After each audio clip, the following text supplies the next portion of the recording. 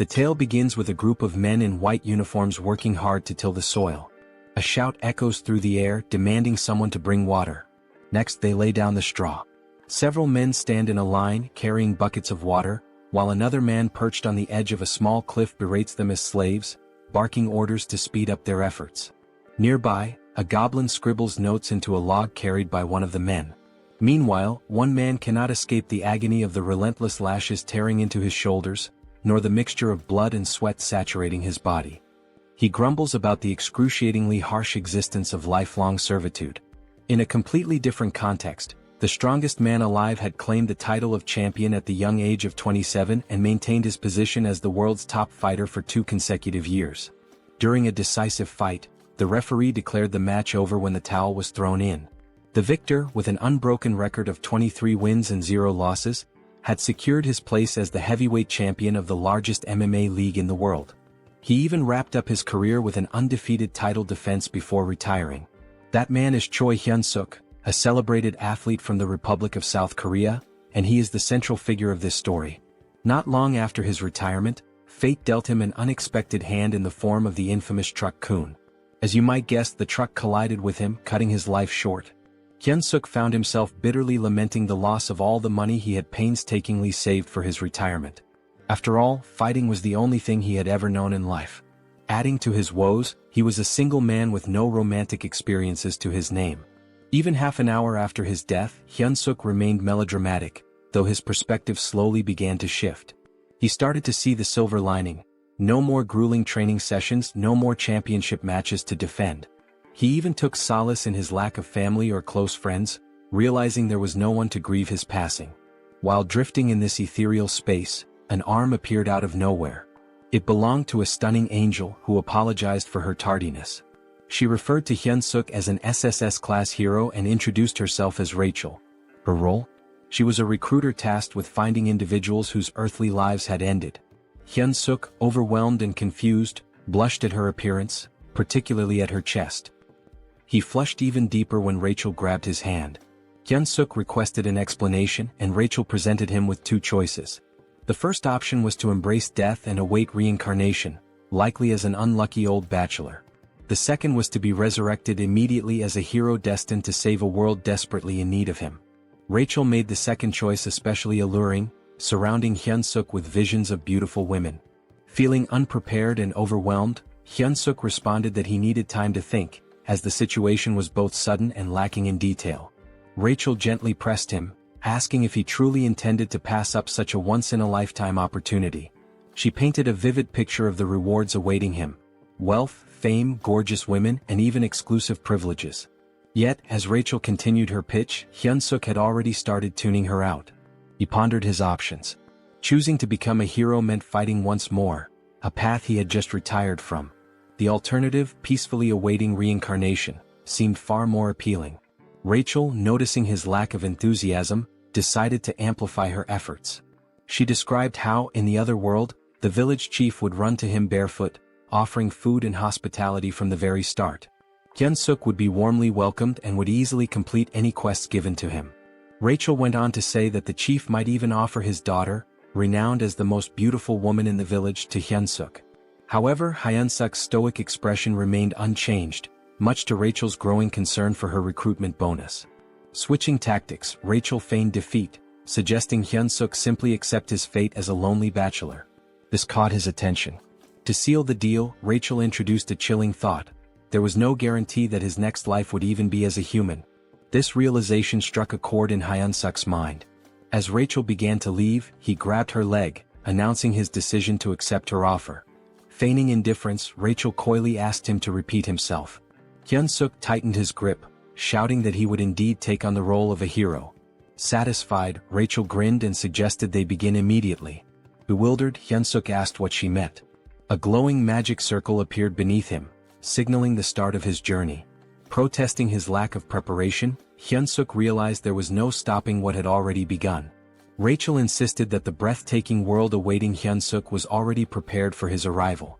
She wished him an incredible adventure, though she couldn't help but complain about how difficult he made things, even though he ultimately agreed to go.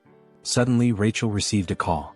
She picked up and reported that the prospective hero, Noam 137,421 Hyunseok, had just completed his transmigration. Meanwhile, Hyunseok drifted into unconsciousness, only to awaken to someone telling him to open his eyes. He wondered if this could be the village chief Rachel had mentioned, the one with the most beautiful daughter. The story seemed to be unfolding as expected, until an unexpected punch landed in his stomach, jolting him awake. Irritated, Hyunseok lashed out, asking if the person had a death wish, but he stopped mid-sentence. The figure before him didn't look human, it was wearing a wild boar skull adorned with horns. This strange creature was fuming, accusing Hyunseok of slacking off in the slave dormitory. Hyunseok, thoroughly confused, hesitated. Could this bizarre creature possibly be the village chief Rachel mentioned? The thought seemed absurd, it looked more like a monster he was supposed to fight. Timidly he introduced himself as a hero. The creature looked puzzled and approached him, mocking the idea of heroes being idiots nowadays. Hyunseok began to suspect something had gone terribly wrong but convinced himself that Rachel wouldn't deceive him. Was this monster his first quest? Trying to remain calm, he decided to take action in true Korean fashion. But before he could think further, the creature asked what he had just said. Without hesitation, Hyunseok kicked the creature, yelling for it to die. He briefly celebrated his successful kick, until the creature grabbed his foot. The creature smirked, asking if Hyunseok truly thought himself a hero. With a tired tone, it grumbled about how exhausting these self-proclaimed heroes were and wondered where they kept coming from. Hyunseok found himself immobilized as the creature clenched its fist and taunted him, saying he'd feel better after a good nap.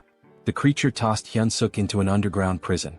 As Hyunseok adjusted to his dim surroundings, a loud banging sound echoed through the area. Someone outside the door screamed to open it, demanding another round with the cow-headed monster.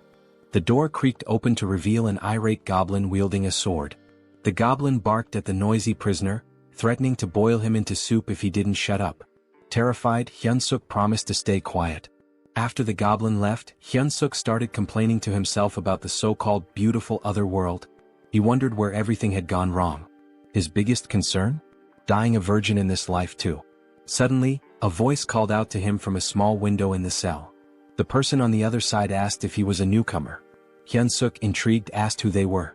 The man introduced himself as a senior hero, about to embark on his own journey. He explained that they were currently trapped in the Demon King's army fortress, where humans were enslaved. Peeking through the window, Hyunseok was shocked to see a fellow Korean. He respectfully addressed the man as his sunbae and asked how they ended up in this dire situation. The man, amused by Hyunseok's politeness, teased him before yelling loudly to the other prisoners, asking if the self-proclaimed heroes were still alive. Voices erupted from every direction, claiming to be heroes. The room was packed with unfortunate souls who had met similarly grim fates in this world. Hyunseok, baffled, asked what was happening. The sunbae casually explained that there were at least 100 heroes who had fallen into the Demon King's fortress. He pointed out that the red cow-headed creature Hyunseok had encountered earlier was Reed Run, the head of the fortress. The goblin who had just threatened Hyunseok was Jark, a notoriously cruel prison guard. The man then revealed the truth behind their predicament. It was all because of Rachel, the so-called angel. Hyunseok's face twisted in confusion as the man cursed Rachel, referring to her as a wicked demon. The sunbae muttered bitterly, lamenting how things could have been different if not for her mistake. Hyunseok, growing hysterical, demanded clarification. Were they not supposed to start their journey in this nightmarish place? The man confirmed his suspicions. He explained that other heroes who had been captured in different locations told him about proper starting points. Heroes typically began their journeys in peaceful cities or rural villages, even without powers. Hyunseok's realization hit hard. The reason he was in this hellish situation was none other than the so-called angel Rachel. He remembered the angel's face clearly. A few days later, we find ourselves observing the 2nd Slave Squad of the 3rd Battalion within the Demon King's army. Humans were forced to work under harsh conditions, with goblins supervising them closely. The humans were even made to chant, "Let's crush the humans, let's devour the humans." Hyunseok's body shook with exhaustion as he carried an enormous log, a goblin perched lazily on top.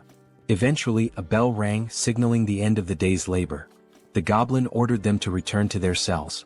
Back in his prison cell, Hyunseok reflected on how the prison conditions almost seemed better in comparison. He recalled the angel's promise about special privileges for heroes. He decided to try a popular command often used in these scenarios: status window. To his surprise, it worked and his status appeared before him. As he examined his stats, he learned some basic information about his strength and abilities. Hyunseok muttered something about what he had discovered, catching the attention of the man in the neighboring cell.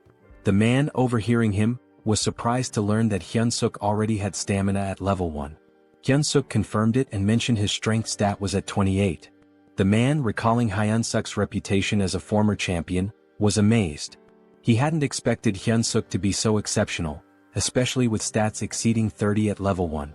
Hyunseok, however, dismissed the praise, pointing out that he was still just a slave.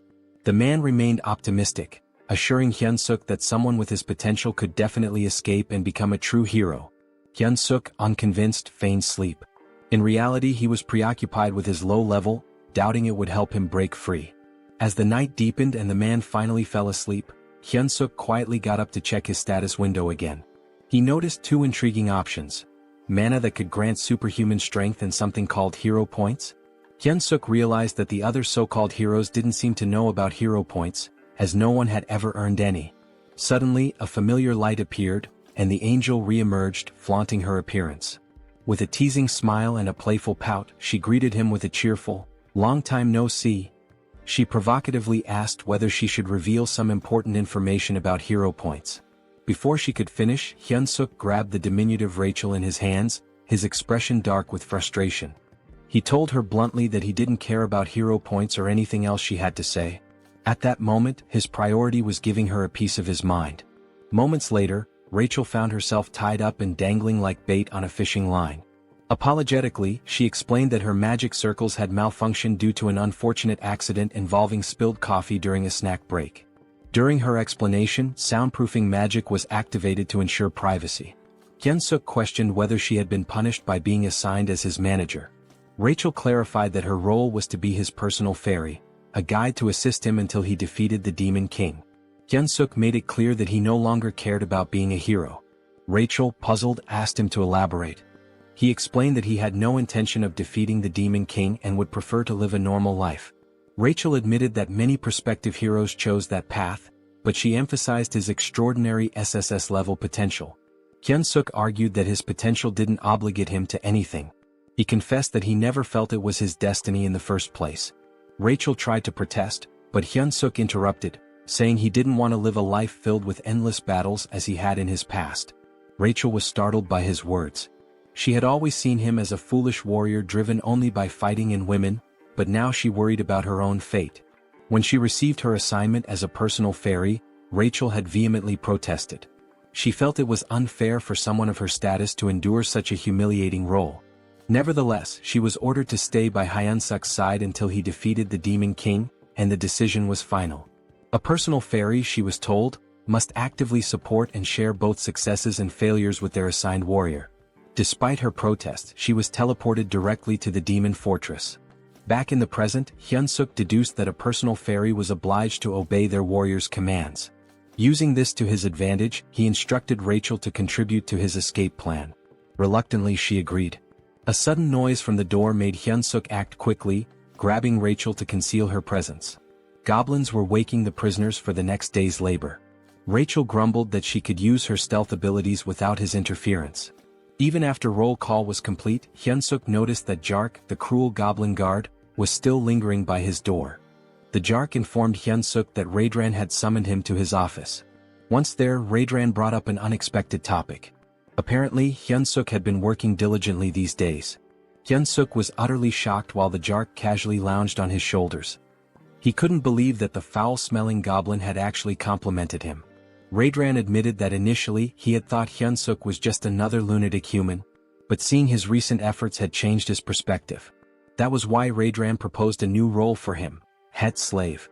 Hyunseok was baffled and had no idea what Raedran was implying. Raedran elaborated, explaining that the workload had significantly slowed down recently, and someone needed to step up to manage the humans. Rachel anxiously hoped Hyunseok would refuse the offer outright. She whispered furiously, pestering him to decline, even yelling that a hero should never submit to officers in the Demon King's army. Both Raedran and the Jark heard the commotion and asked what the noise was. Hyunseok quickly shouted that he'd handle everything and ensure the humans worked harder. To distract them, he exaggeratedly bowed, slamming his head on the desk with a loud thud. Raedran was delighted. He confessed that, contrary to his first impression, he was beginning to like Hyunseok. He even promised to write him a special recommendation letter to join the Demon King's army, if he continued to perform well. Hyunseok was dismissed but felt despair deep down, watching his escape plans crumble. A few days later, the humans were chanting while working. Hyunseok strutted around, smugly scolding one worker for being too slow. He mocked, "Even my grandma could run faster than that." With such an attitude, he looked perfectly suited for the Demon King's army. The system window popped up, revealing that his hidden skill, charisma, had increased. Due to his leadership experience, Hyunseok exclaimed that being the head slave was the best. The other men exchanged worried glances, convinced he had lost his sanity. They whispered about him behind his back. Rachel, however, reprimanded him, warning that this behavior could land them in serious trouble. Hyunseok dismissed her concerns, telling her to trust his plan. He added arrogantly, "A sparrow like you can't understand the strategies of a phoenix like me?" When a man collapsed to his knees, Hyunseok scolded him harshly. The system window notified him that Reed-Run's favorability towards him had increased. Hyunseok saluted dramatically and thanked Reed-Run, declaring his loyalty. Rachel exploded in frustration, reminding Hyunseok of his desire for adventure and escape. Hyunseok scratched his head, explaining sheepishly that he was simply following the system's guidance. He reasoned that obeying the system was part of being a hero. Rachel argued furiously, insisting that boosting the Demon King's army officials' favorability was absurd and completely unlike any hero quest she had ever seen. Hyunseok stood firm, claiming it was the truth, even offering to read the quest description aloud. He read, "You who have found yourself trapped in the Demon King's fortress due to an idiot's mistake?" Rachel cut him off, arguing that the language was far too informal for a system message, which should always use neutral, precise wording. Hyunseok shrugged, insisting that perhaps an SSS-level hero system worked differently. The previous night, Rachel had made a scene, accusing Hyunseok of accepting the head slave position too willingly. Hyunseok retorted that she was the crazy one, not him. Out of nowhere, a system message had appeared, addressed to Hyunseok. It stated, "You who have found yourself trapped in the Demon King's fortress due to an idiot's mistake might feel as frustrated as someone discovering an empty toilet paper roll. However, this is an opportunity. To become a true hero, you must gain the favor of the Demon King's officer, Reed-Run, and earn 100 hero points." Hyunseok had been stunned at the time but realized this was his only viable option. Now back at work, Hyunseok led the slaves in singing the Demon King's Third Army Corps song. Rachel was puzzled, realizing only high-ranking figures could alter quest objectives. She wondered why they would do such a thing for Hyunseok. Suddenly, Jark approached Hyunseok again, instructing him to follow him to Reed-Run's office. Reed-Run praised Hyunseok for the significant increase in productivity among the slaves. Hyunseok, feigning humility, attributed the improvement to Reed-Run's wise decisions. Rachel scoffed, muttering that such shallow flattery wouldn't work. But to her shock, Reed-Run seemed genuinely pleased, visibly flinching with satisfaction. The system window reappeared, announcing that Hyunseok had achieved his favorability goal and successfully completed the hero quest. He earned 100 hero points, unlocking the beginner heroes store with his first points. Both Hyunseok and Rachel were astonished that the plan worked so effectively. With the favorability quest complete and everything progressing smoothly, Hyunseok decided it was time to move on to the next phase of his strategy. He approached Reed-Run, asking permission to begin training the slaves. Reed-Run raised an eyebrow and questioned the request. Hyunseok painted an idealistic picture, a group of slaves working in perfect harmony, trained to the point of discipline mastery, each performing the labor of three without slacking. He emphasized that with such efficiency, the fortress could be fully constructed within a week. Reed-Run, however, argued that humans were physically too weak to endure training while continuing their tasks. Unfazed, Hyunseok added that if this plan succeeded, even the commander would heap praises on Reed-Run. This was enough to convince Reed-Run, who approved the training without much further thought. Back in his cell, Rachel was dramatically despairing over the situation. She lamented that her hero had completely lost his mind, not only submitting to the Demon King's army but now training slaves on their behalf. She felt utterly hopeless and dejected. Hyunseok, irritated by her theatrics, snapped at her for being so noisy. He assured her he had a plan. Skeptical, Rachel asked if he was trying to make a fool of her again. Hyunseok, quick-witted as always, retorted by asking if she thought he was her He then revealed his true intentions, using the slaves to stage a rebellion. Hyunseok explained that the fortress housed around 3,000 human slaves, while the Demon King's army station there had only about 500 soldiers. Furthermore, a base for the Human Alliance was located nearby. In the chaos of an uprising, they could request reinforcements from the Human Alliance. Hearing this, Rachel's despair transformed into admiration, her eyes sparkling as she admitted he wasn't as foolish as she had thought. Hyunseok then decided to check the rewards from the quest. Rachel, still skeptical, asked if he truly received hero points or if the whole quest was fabricated. Hyunseok reassured her, explaining that everything he had been saying was true. He even shared that the hero's store had been unlocked and decided to take a look. Hoping for something useful, Hyunseok approached the store with high expectations. This, he thought, could be his lifeline and the key to gaining a real hero skill. When the status window revealed the store's offerings, Hyunseok was shocked. The skills included Hold Your Breath, F rank, which improved breath control, and Shit-Holding, a skill to endure bowel pressure longer. Hyunseok sarcastically mused that shit-holding should have been an SSS rank skill, especially useful in public emergencies. The other skills available were mundane, cooking, cleaning, and laundry. Confused and furious, Hyunseok questioned how these were hero-appropriate skills. Rachel, laughing at his frustration, explained that the store was still at level 1. She assured him that collecting more points and leveling it up would eventually unlock better options. Still fuming, Hyunseok lashed out, telling Rachel to shut up and calling her a swindling fairy. The next day, the slaves saluted the Demon King as Hyunseok commanded them to sing the Third Army Corps song. At his signal they began. We, the great Demon King army, defeat humans, eat humans. Forget all the suffering when you catch them. Nothing under the sky compares to the Demon King's affection. Reed Run observed the performance, feeling pleased with his decision to allow Hyunseok to train the slaves. Suddenly, the door to his quarters burst open as Jark entered with urgent news. The human army was advancing toward the fortress. The 8th Division, the largest unit in the area, had already fallen into a trap and retreated. If the 8th Division had been defeated, Jark warned, it was only a matter of time before the humans reached the fortress. Despite the dire situation, Reed Run remained calm. He acknowledged Jark's suggestion to evacuate but insisted they wait a moment. He declared that since ancient times, wars were won or lost based on supply lines. The first rule of war, he stated, was never to lose a competent supply officer. With that, he instructed Jark to leave while he took care of Hyunseok before following. Meanwhile, Hyunseok scolded the slaves, asking if they were prepared to follow his orders. Hearing a commotion, he sighed, suspecting that combat training might once again be interrupted by Reed Run's constant surveillance. Checking the status window, Hyunseok noted that while his abilities had improved slightly, it wasn't enough to launch a rebellion. He muttered aloud, hoping for an unexpected event that could help him increase his power quickly. Before he could finish his thoughts, Reed Run landed abruptly beside him. Reed Run tapped Hyunseok's shoulder and called out to him, catching him off guard. Hyunseok turned, surprised by the sudden presence of Reed Run, who seemed to be in a hurry.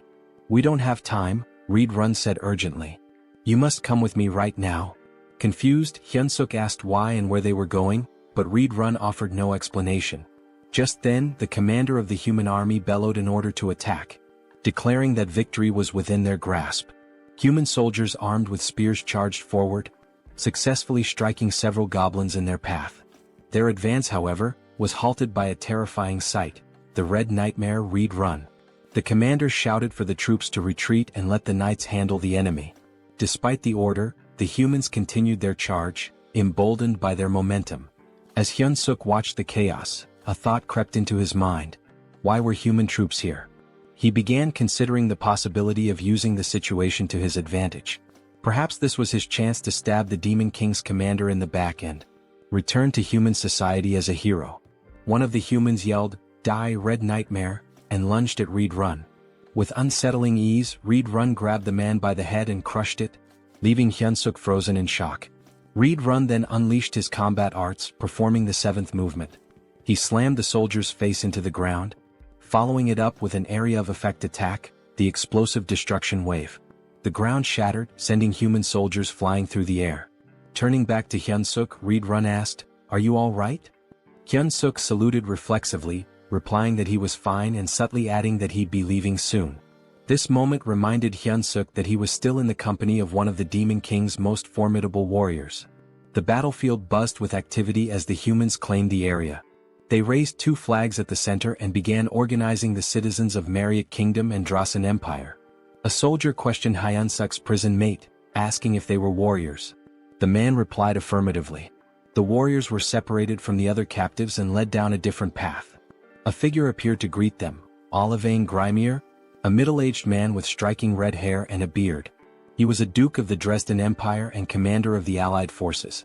A soldier approached Olivane, reporting that the evacuation had been completed. Olivane praised the soldier for his efforts. The soldier also mentioned that those claiming to be warriors had been drafted.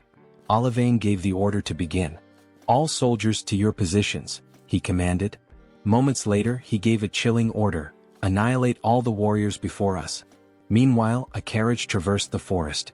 Inside, Hyunseok sat in sullen silence, bidding farewell to his dreams of adventure and his imagined second life. Across from him, Reed Run sat stoically. Hyunseok couldn't help but think about how Reed Run had effortlessly dispatched everyone chasing them. Their pursuers were no longer a concern. Rachel, attempting to cheer Hyunseok up, remarked that moments of crisis often present opportunities. She suggested they head to the headquarters and properly assess the Demon King army situation. Hyunseok, unimpressed, told her to shut up. Breaking the silence, Reed Run admitted, "I must have fallen asleep for a moment." He looked at Hyunseok and asked, "Did you say something?"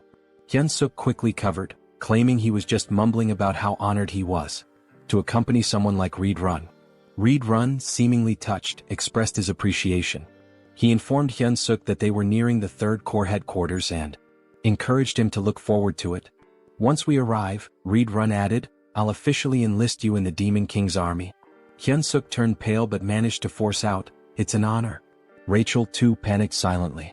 At the headquarters, a guard announced Reed Run's return, prompting the gates to open.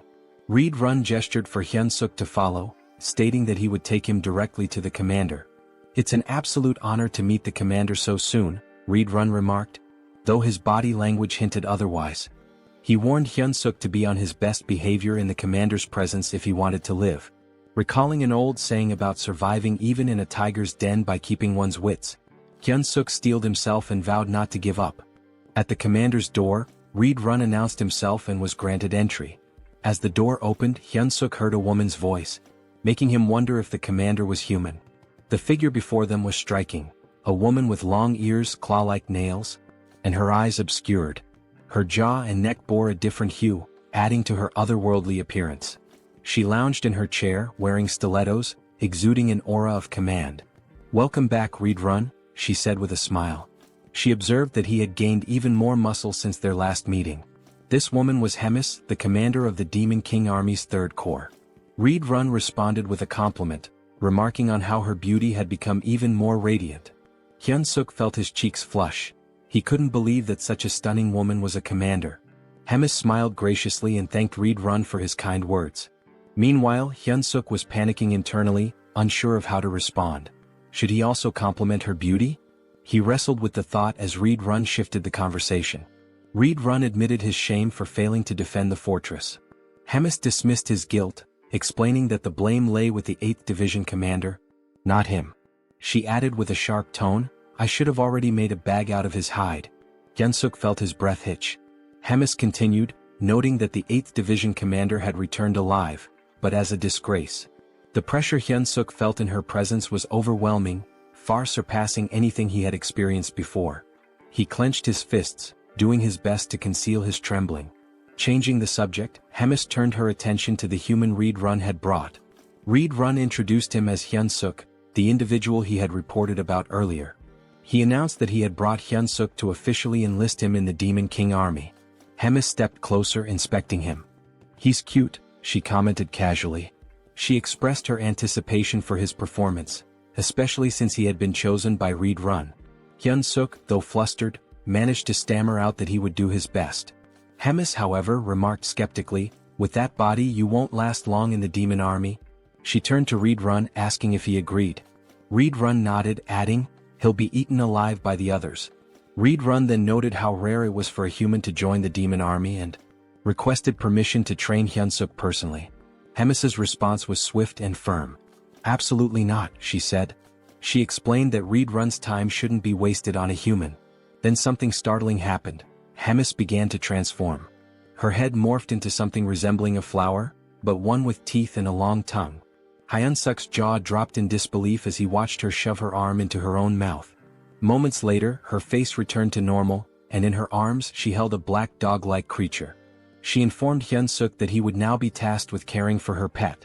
The creature, though small, looked ferocious. "This is Bobo," Hemis introduced him warmly. "Isn't he adorable?" Hyunseok on the inside wondered what kind of pets this could possibly be. He couldn't help but think that it looked like it had come straight from the depths of hell. Also in his own language the name Bobo meant stupid, which added an ironic twist to the situation. Reed Run observed the creature and remarked, "I can sense immense power in it even as a baby." Hemis beamed at the acknowledgement, clearly pleased.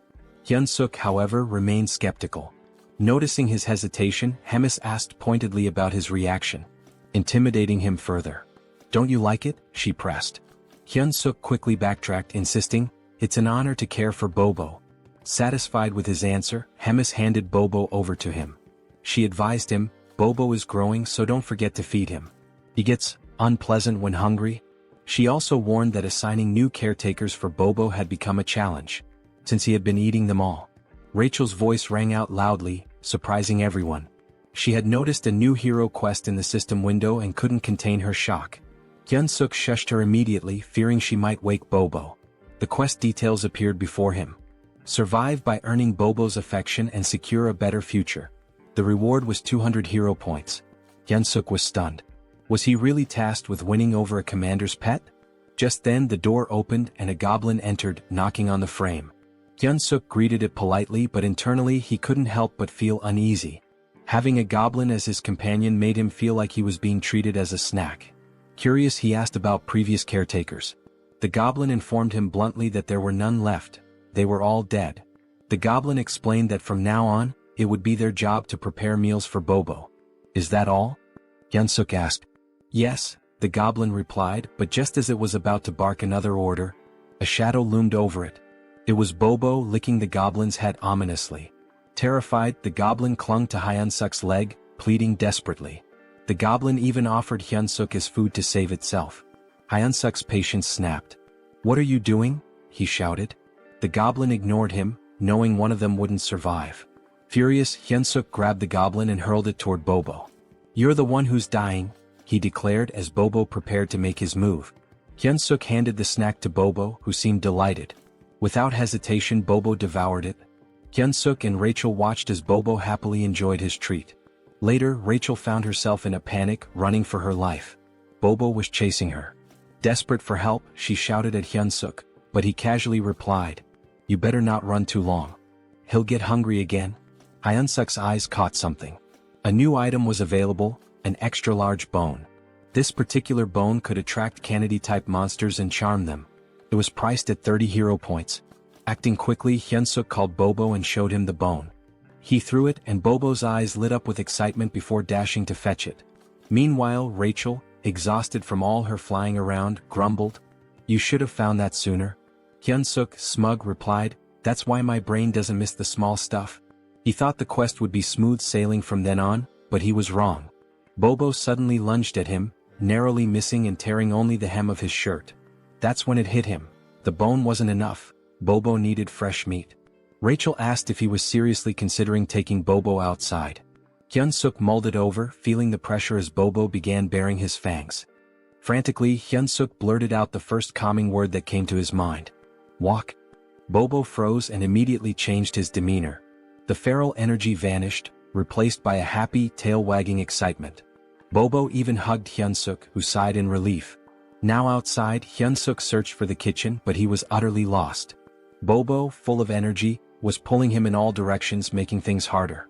Rachel, scanning the area, admitted she couldn't smell any food. She spotted a goblin and suggested asking it for directions. Hyunseok approached the goblin, who looked puzzled to see a human. As Bobo reverted to his wild nature, the goblin froze in terror. Hyunseok tried to reassure the goblin, explaining it was just Bobo's walk time. The goblin, still horrified, asked why a human was walking Bobo. Bobo licked the goblin's face and Hyunseok firmly told him, "You can't eat him." Hyunseok asked where the kitchen was and the goblin, trembling, pointed to the left before sprinting away. Rachel and Hyunseok stared after him, stunned, before bursting into laughter. The goblin's terror was so over the top, it made them question if he really belonged in the demon army. Once the laughter died down, Hyunseok refocused. He was ready to search for meat in the kitchen. Rachel, however, questioned his long-term plans, asking if he intended to care for a dog forever. Hyunseok scoffed, replying that, of course not, he still had dreams to chase. But when he turned back, Bobo was gone. Panic hit him instantly. He turned pale and shouted, "Where the hell is that dog?" Hyunseok felt despair creeping in. Bobo was a walking disaster, and even looking away for a moment was a mistake.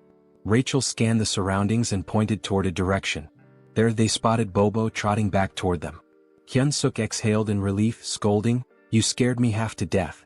Bobo returned happily, but blood dripped from his mouth, and his stomach was visibly full. Suddenly they heard shouting, "Commander Regis is dead." A vow for revenge echoed through the air. Hyunseok froze in horror. Rachel pointed accusingly at Bobo, whispering, "He's the culprit." Goblin soldiers emerged, and Hyunseok and Rachel began running for their lives. Rachel, gasping, asked if they were about to die. Hyunseok snapped, "Shut up and run." They reached a dead end, cornered by goblins shouting accusations. One goblin vowed to tear off Hyunseok's arms like chicken wings. Another lamented that the commander was already digested, wondering how he would have tasted. Yet another suggested ripping both Hyunseok and Bobo apart, dividing the spoils. Hyunseok forced himself to stay calm and shouted back, "How dare you?" Outnumbered, he needed a plan. Thinking quickly, he lifted Bobo and asked the goblins if they knew who the brave one was. Confused, the goblins stared at Bobo, who they had assumed was just a wild beast. When Hyunseok heard their words, his fury rose and he reprimanded the goblins. He declared that this adorable yet lethal creature was none other than Bobo. The goblins hesitated, recalling that Bobo was rumored to be Commander Hemis's pet, but they dismissed it. They assumed it was just another deceitful trick from a human. Still, some goblins began to worry that Hyunseok might actually be telling the truth. Hyunseok questioned how they could fail to recognize Bobo, calling it a disgrace. The goblins stared at him, baffled by his confidence. Hyunseok, maintaining his composure, commanded Bobo to unleash his beast mode. Without hesitation, Bobo obeyed, transforming into a ferocious predator, saliva dripping as if anticipating a meal. Hyunseok addressed the goblins again, reaffirming, "This is Bobo."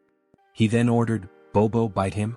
Bobo let out a deafening roar and pounced on the nearest goblin. Blood splattered as Bobo's teeth tore into his target.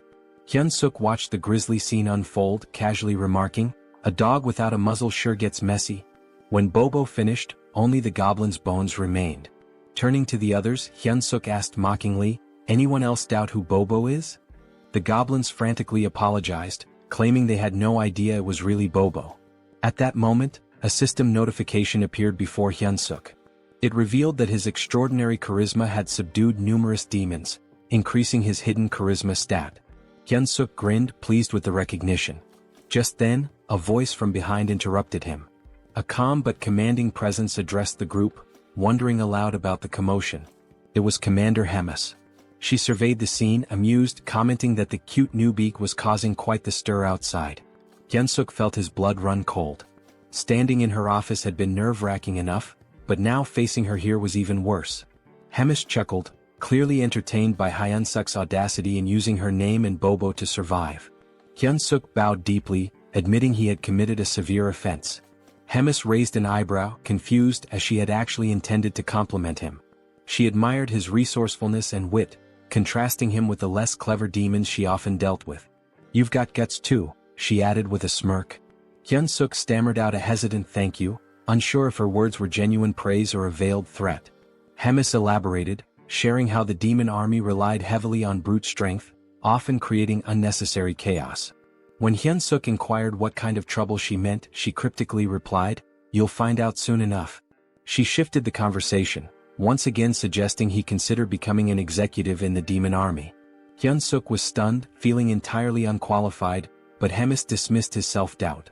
"You can't keep using my name and Bobo forever," she declared. She explained that the army had a decisive duel system where one could claim their opponent's rank. She gave him 1 month to prepare for a battle. If he won, she would extend her protection for another month. If he continued to succeed, he might even rise to the rank of battalion commander and prove useful. Hyunseok hesitantly asked what would happen if he lost. "You'll regret surviving the battle," she replied coldly, implying that failure would lead to a fate worse than death. Left with no other option, Hyunseok accepted. Hemis even chose his opponent on the spot. Rachel, standing nearby, sighed dramatically, predicting she would be saying goodbye to him in a month. Hyunseok glared at her, reminding her that she was the one who had claimed he had SSS rank potential. Rachel shrugged, explaining that potential only indicated possibility, not certainty. "You're a fairy," Hyunseok snapped, "but you can't even be supportive." As he fumed, Hyunseok noticed something unsettling. The doors ahead were streaked with blood. He wondered aloud if it was truly the kitchen. Cautiously he pushed the doors open. Inside, a towering red-skinned ogre-like figure greeted him. "You must be the human our commander mentioned," the monster said, introducing himself as Kulkin, the demon army's chef. Kulkin asked what business Hyunseok had in the kitchen. Hyunseok remained outside the threshold, explaining he was just there to get a snack for Bobo. Kulkin's eyes narrowed as he realized that Bobo's caretaker had changed yet again. However, he refused Hyunseok's request outright, leaving him dumbfounded. Kulkin explained there was no reason for him to help a human. The only order from Commander Hemis was to spare Hyunseok's life. Desperate, Hyunseok asked if there was any way to negotiate, emphasizing that the food was for Bobo. After some thought, Kulkin proposed a solution. If Hyunseok truly wanted meat, he would have to hunt it himself like the goblins did. Hyunseok paled as he glanced at the goblins, who were busy chopping up what looked disturbingly like other goblins. He realized with a sinking feeling that Kulkin's idea of hunting was far more gruesome than he had anticipated. The next thing we knew, Hyunseok found himself standing before a colossal, ferocious wild boar. He had been informed that this creature would be his dinner tonight, if he managed to kill it. As he stood there, Hyunseok couldn't help but reflect on how he had ended up in such a precarious situation. This same boar had already claimed Morgan's life. Although they called it a hunt, the boar seemed to do nothing but charge relentlessly at its opponents. The cooks had sworn to avenge Morgan. Hyunseok, observing the chaos, quipped that it was unclear who would ultimately be having dinner. Rachel, ever the pragmatist, asked what their next move should be and even suggested they run. Hyunseok shook his head, pointing out that escaping from such a massive crowd wasn't an option. Still, he couldn't deny how perilous his position was. Resolving to act, Hyunseok began to move, but Kulkin's voice stopped him. Instinctively, Hyunseok responded, volunteering to go next. But to his surprise, Kulkin informed him that there was no need. The hunt was over. Hyunseok was taken aback. All this time he thought they were mindlessly charging at the boar. How had they brought it down so efficiently? A goblin reported to Kulkin, tallying 12 dead and numerous injured. In Hyunseok's mind, the cost was far too great. Kulkin, however, seemed unfazed, calling the results amazing and declaring a short break before they resumed hunting their next prey. Hyunseok noticed how little Kulkin cared about the casualties. As the cooks busied themselves, Hyunseok confided to Rachel that escaping was no longer an option.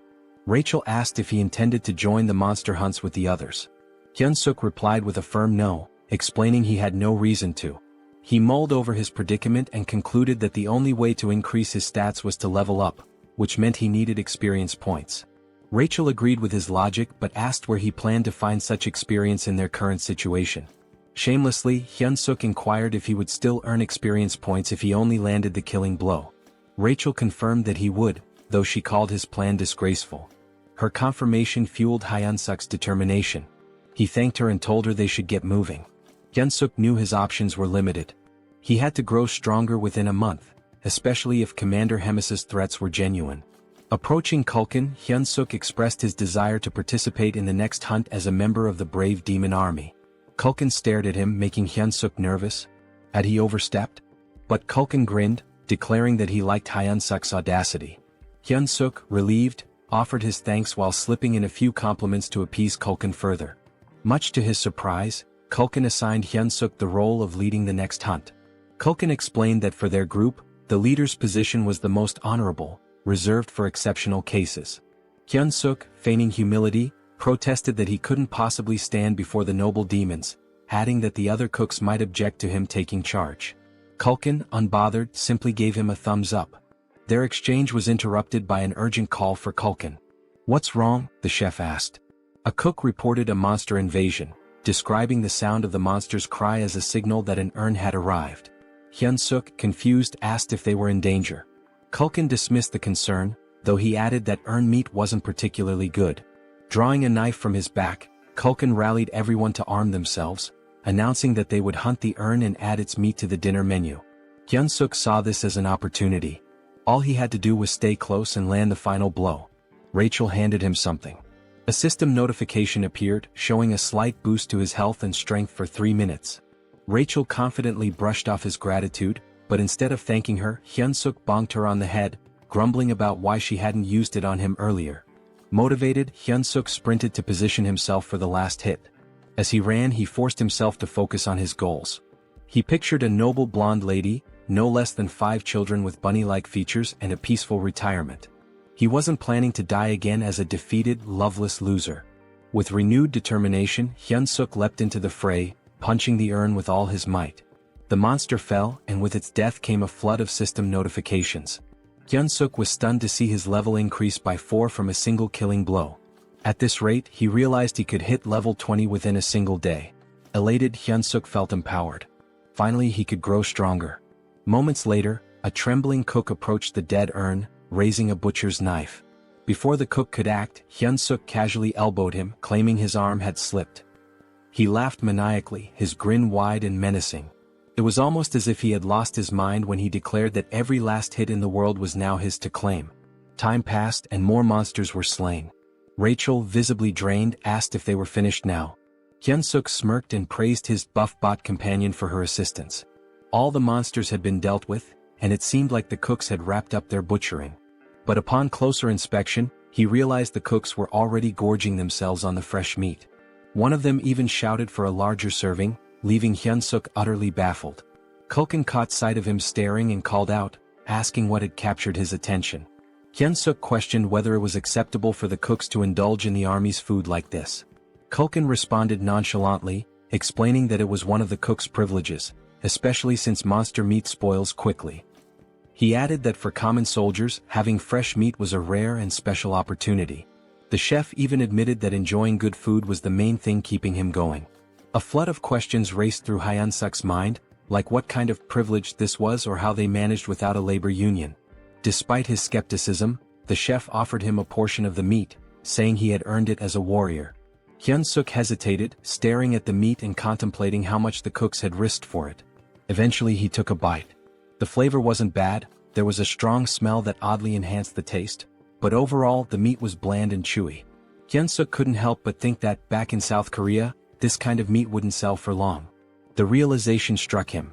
These cooks were risking their lives for mediocre meat. His thoughts shifted to an idea. What if he created a dish better than this? It dawned on him that he could win their loyalty through their stomachs, earning their favor and becoming the kitchen's god. He opened the Hero Shop interface, much to Rachel's surprise. After spending points on a skill and an item, he revealed his purchases. A cooking skill ranked F, costing 50 points, and a seasoning loaded with MSG for 20 points. Rachel looked at him in disbelief, scolding him for wasting points on salt. Hyunseok dismissed her criticism, explaining that she was underestimating its potential. He demonstrated, sprinkling the seasoning over the meat. The transformation was immediate. The aroma became rich and the meat turned juicy and inviting. Hyunseok felt triumphant, imagining himself as the god of this new culinary world. He presented the enhanced meat to Culkin, who initially declined, saying he was already full. But Hyunseok insisted, claiming he had poured his soul into the dish and could die happy if Culkin tasted it. Reluctantly, Culkin took a bite. The flavor transported him to his childhood. He remembered his mother asking if he wanted meat for dinner, a memory so vivid it brought tears to his eyes.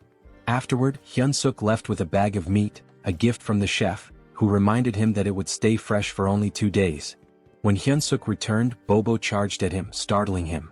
Quickly, he handed over the meat, calming Bobo instantly. Hyunseok encouraged Bobo to eat to his heart's content, pulling out every piece of meat from the bag. Bobo devoured it happily, and Hyunseok even promised to bring more tomorrow, earning a boost in Bobo's affinity. This also completed their hero quest, awarding them 200 hero points, exactly as Hyunseok had planned. Rachel noticed his success and pointed out an item on his screen that could enhance his stats. When she asked why he hadn't used it, Hyunseok explained that he avoided it because he didn't know how it worked, blaming at certain idiots who had skipped the tutorial. Rachel, unfazed, reassured him that it wasn't too late. She began explaining how bonus points worked. Strength increases power. Stamina boosts endurance and resilience. Agility improves reflexes and speed. Mana corresponds to magic. When Hyunseok asked about charisma, Rachel explained it was a hidden stat that couldn't be leveled up with bonus points, only through proper training. She advised him to balance the stats equally, but Hyunseok disagreed, believing it would be more effective to focus solely on strength. Rachel was taken aback by his train of thought. She explained that while focusing on strength might work at the beginning, mana becomes crucial as things progress. It's clear that a body enhanced by mana far surpasses one built purely on muscle training. Hyunseok adjusted his points and asked Rachel if the distribution was acceptable. Rachel examined it and admitted it wasn't bad. She then instructed him to visit the shop and purchase a fundamental skill for mana control. Curious, Hyunseok asked what mana control entailed. Rachel explained that it was essentially a skill to help him manage and manipulate his mana efficiently. She estimated the cost at around 100 hero points. Hyunseok began searching for it in the shop, only to find nothing. Rachel was shocked as it was supposed to be a common item. Disappointed, Hyunseok muttered how he'd thought she'd finally be of use. Frustrated, he even accused her of being completely useless. Rachel defended herself, insisting it should have been there. 3 weeks later, Hyunseok reached level 100, but the process had taken longer than he expected. Rachel remarked that the experience points required increased significantly as he leveled up. Hyunseok pondered whether any other heroes were working as tirelessly as he was. Rachel informed him that he had already become a sinecure. Hyunseok found that hard to believe. He berated Rachel, reminding her of the countless times he had nearly died that day. Rachel explained that most people take about 6 months to reach level 100. She added with some sadness that she wanted to get along with him, but Hyunseok retorted that she had brought it upon herself. At that moment, the door opened and a goblin entered, informing Hyunseok that the commander wanted to see him. When Hyunseok arrived at Hemis's office, she greeted him warmly. She remarked that he looked healthier than before and had clearly grown stronger. She noticed that his mana had doubled. Hyunseok explained that he had been working hard to provide the best quality meat for Bobo every day. Hemis, however, commented on how rapidly his strength was increasing. She asked if it had something to do with the hero leveling system. Hyunseok froze, realizing that Hemis knew he was a hero. He wondered how long she had known. Hemis assured him that she had figured it out the first time they met. He asked her how she knew. She explained that she had a connection to someone who was deeply interested in heroes. Hemis then asked why he thought she had summoned him. Hyunseok tried to guess, mentioning his recent battles. She reminded him of their promise and asked if he remembered it. When Hyunseok affirmed that he did, she scolded him for his behavior. Suddenly, Hemis transformed into a monstrous flower-eating creature. She expressed her frustration with how quickly he was leveling and warned him to work harder if he wanted to survive. For her, it was all about entertainment. Hyunseok recalled how crowds are most thrilled not by flashy performances or easy victories but by dramatic, unexpected twists. He realized she had set him up against an opponent he could never hope to beat. Rachel, panicked, yelled, asking what his plan was. Hyunseok told her to stay calm and let him think. He reasoned that his best course of action was to gather as much information as possible about the opponent before the battle. Hyunseok intended to study their strength carefully. Rachel pointed out that they only had the opponent's name, questioning how he planned to identify them. Hyunseok revealed his plan to buy an item from the hero shop called the Combat Power Meter. The device, costing 50 hero points, would measure an individual's strength, stamina, agility, and mana. Hyunseok intended to use it to gauge his opponent's power level and then train against someone with a similar level. Rachel sighed, teasing him for only being clever in critical moments. Hyunseok fired back, saying it was better than always being useless. They tested the combat power meter on Rachel first. Her combat power was 375. She admitted she couldn't tell if that was high or low, so she suggested measuring Hyunseok's. Hyunseok handed her the device, waiting for the results. However, Rachel appeared confused. Hyunseok asked if she had seen anything. Rachel hesitated, then claimed the device must be broken, as she couldn't comprehend why his stats were higher than hers. Hyunseok's strength was revealed to be 1,560. He smugly asked Rachel if she was sure she wasn't the weaker one between the two of them. Rachel, feeling dejected, admitted she had a strength level of 10,000 just a month ago. Hyunseok asked if the combat power meter had worked properly despite her doubts. They checked Bobo's combat strength, and the damn dog had an insane 47,422 strength. Rachel felt utterly humiliated knowing that both she and Hyunseok were weaker than a dog. Hyunseok found the situation amusing, joking that maybe Bobo's breed had received a buff. Stepping outside, he decided to survey the strength levels of other orcs. He noticed that goblins, who looked the weakest, had considerably lower stats compared to the other orcs, most of whom had numbers comparable to his own. Suddenly, someone announced Captain Bulkman's arrival, prompting everyone to salute. As the captain passed by, Hyunseok used the combat power meter and discovered Bulkman's strength was an impressive 14,300. Hyunseok observed that individuals with combat strength over 10,000 typically held commander-level positions. He confirmed with Rachel whether his opponent was truly a platoon leader. Rachel affirmed this, adding that the opponent's name was Kirkin. Rumor had it that Kirkin was an orc with the intelligence of a pig. Hyunseok reasoned that a platoon leader should only have around 3,000 strength, meaning he might have a shot if he leveled up some more. Determined, he searched for Kirkin. When he found him, the combat power meter showed Kirkin's strength at 6,671. Rachel bluntly stated that the situation essentially meant Hyunseok was being sent to die. At that moment, Hyunseok received a hero quest. The system window displayed a notification, stating that his odds of defeating Kirkin were almost zero. However, because persevering through impossible situations was his defining trait, he was being given a chance. He needed to raise his combat strength to 3,000 within a week. The reward? 300 hero points. Hyunseok sarcastically commented on how perfectly timed the quest was, jokingly wondering if the system was spying on him. Despite the grim odds, he accepted the challenge, realizing it was a do-or-die situation. He resolved to outwit both his observer and Hemis to survive. The next morning in the kitchen, Hyunseok made his presence known. Kulkin greeted him and took note of the goggles Hyunseok was wearing, finding them intriguing. He asked where Hyunseok had gotten them. Hyunseok casually replied that he'd seen others wearing them and decided to get a pair himself. Kulkin speculated that it must be a trend among the younger generation before quickly changing the topic. He instructed Hyunseok to get ready for the hunt. Curious, Hyunseok used the combat power meter on Kulkin and discovered his strength was an overwhelming 35,230. This perplexed Hyunseok as it far exceeded the typical strength of a captain. Looking around, he realized that even the other cooks had high combat strengths due to their constant battles with demonic beasts. This gave Hyunseok an idea. If he could spar against someone with a similar strength level to Kirkin, he could prepare himself better for the upcoming fight. Hyunseok requested permission from Kulkin to spar with one of the cooks, explaining that it would help him improve and contribute more effectively. Kulkin initially dismissed the idea, stating that Hyunseok was already strong enough for a human and didn't need to rush things. However, Hyunseok subtly threatened Kulkin, saying he'd eat the high-quality meat for himself if he wasn't allowed to spar. Reluctantly, Kulkin relented and asked Hyunseok to choose his sparring partner.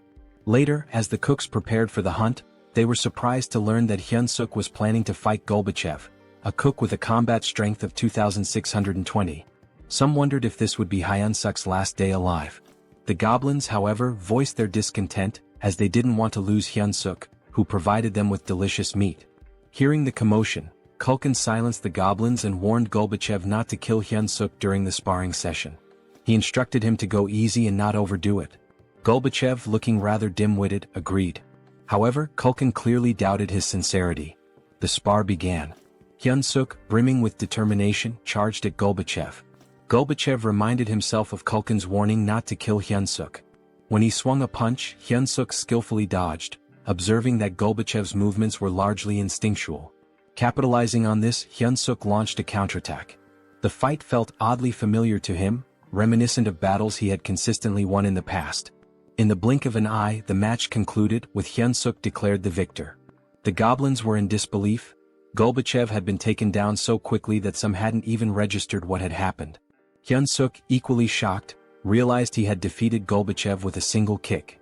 This unexpected victory sparked a newfound confidence in him, making him believe he might have a shot against Kirkin after all. At the northern edge of the Black Fortress, near the Great Forest, Hyunseok replayed the spar in his mind.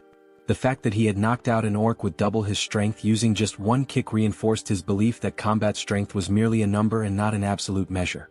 He concluded that with a bit more improvement he could secure an easy win in his upcoming fight. Just then, a goblin approached Kulkin to report a large number of Talas appearing up ahead.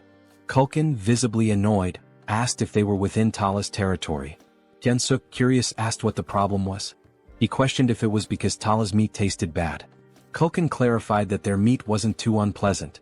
In fact, their bone marrow was considered a great delicacy. However, Talas lived in groups and had remarkably strong maternal instincts. If anyone harmed their young, it would lead to serious trouble. Hyunseok assumed the hunt would stop there, but Culkin, craving their flavorful meat, decided to proceed. He commanded everyone to attack, declaring that Tala's meat would be their snack for the day. He ordered them not to let any Talas escape and to slaughter them on the spot. The creatures resembled spiders with skull-like structures on their bodies.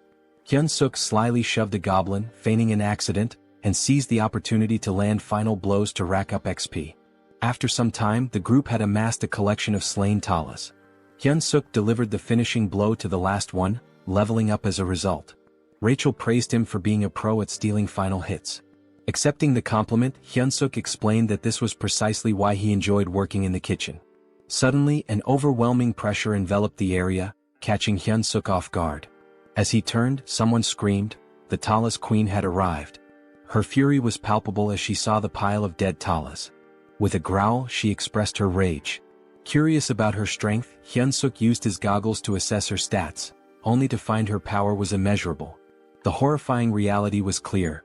They had just mercilessly killed her children. Hyunseok spun around to ask the chef what to do, only to find him fleeing. The chef shouted for everyone to survive and meet again later. Hyunseok thought bitterly about the chef's irresponsibility when a loud noise drew his attention. Someone barked orders for everyone to scatter. Weak goblins were being torn apart as the enraged Talas queen screamed, her cry so deafening that Hyunseok had to cover his ears to endure it. Rachel alerted him to look behind, and when he turned, he saw hundreds of Talas charging toward him, led by the queen herself. Naturally, Hyunseok bolted as fast as he could, with goblins in the distance screaming for help. He knew that if he paused for even a moment he'd be dead. Eventually he stumbled upon a cave and hesitated, wondering if it was safe. Rachel reassured him it was empty, claiming she had scouted it earlier. Though Hyunseok didn't fully trust her, he figured the cave was safer than the forest, where he was vulnerable on all sides. The cave was surprisingly deep. He asked Rachel if it was a natural formation, but she didn't know. She did note how spacious it was, large enough for even the Talas queen to enter. An idea began to form in Hyunseok's mind as he spotted a gooey substance on the wall. Rachel dismissed the possibility of it being a Talas hideout, citing the chef's claim that no Talas groups were nearby. However, the sticky residue unsettled Hyunseok. Were these spider webs? Then he saw them eggs. Realizing the cave was a Talas nest, he knew it wasn't a safe place after all. Just as he decided to leave, glowing green eyes emerged from the shadows. A fully grown Talas charged at him. Hyunseok sprinted as fast as he could, with Rachel frantically asking if they were heading in the right direction. Hyunseok admitted he had no idea. This was his first time in the cave too. Suddenly he stepped on something, lost his footing and slipped. Panicked, he grabbed the first object he could find and hurled it at the Talas. The creature caught the object in midair, an egg. To Hyunseok's surprise, the Talas stopped attacking, seemingly distracted by the egg. He turned to Rachel for an explanation. Rachel theorized that the Talas might have found the egg appealing due to its round, smooth and moist texture, noting that it resembled a Talas egg. Inspired, Hyunseok grabbed another egg and taunted the Talas, declaring he wouldn't take any more of its nonsense. The Talas panicked, confirming that his strategy was working. Taking a firm stance, Hyunseok hurled the egg. The Talas scrambled to catch it, reacting almost desperately. Rachel observed the Talas's impressive agility and physique, likely enhanced by its monstrous nature. She questioned Hyunseok about his next move. Hyunseok, exasperated, asked what options he had left when there were still over 100 eggs scattered around. Despite the situation, Hyunseok even dared to taunt the Talas when one of the eggs cracked. He mockingly told the Talas that he could probably catch better than it could. Hyunseok ordered Rachel to fetch him another egg, but she informed him that they were down to the last one. Panic set in as Hyunseok turned pale, realizing he had seriously messed up. The Talas let out a furious growl and lunged at them. Hyunseok quickly ordered Rachel to cast a buff spell. The Talas queen was seething with rage, but Hyunseok noticed that she was already drained from chasing after the eggs. He steadied himself and focused, knowing he could seize victory. As the Talas queen charged at him, Hyunseok prepared his ultimate attack, Paradise Reincarnation shot. Instead of retreating, he confronted the monster head-on, delivering a powerful strike that defeated the Talas. Several system notifications popped up, confirming that Hyunseok had leveled up. Rachel rushed over to check on him, asking if he was alright. Hyunseok admitted he wasn't, joking that he felt like he was dying right then and there. He suggested they find a safer spot. To his surprise, Rachel revealed that she could also use healing magic. Hyunseok praised her, remarking that investing in mana points had really paid off. Rachel, however, modestly explained that her magic wasn't very potent and could mostly just stop bleeding. Hyunseok allocated his newly earned stat points and decided to head back.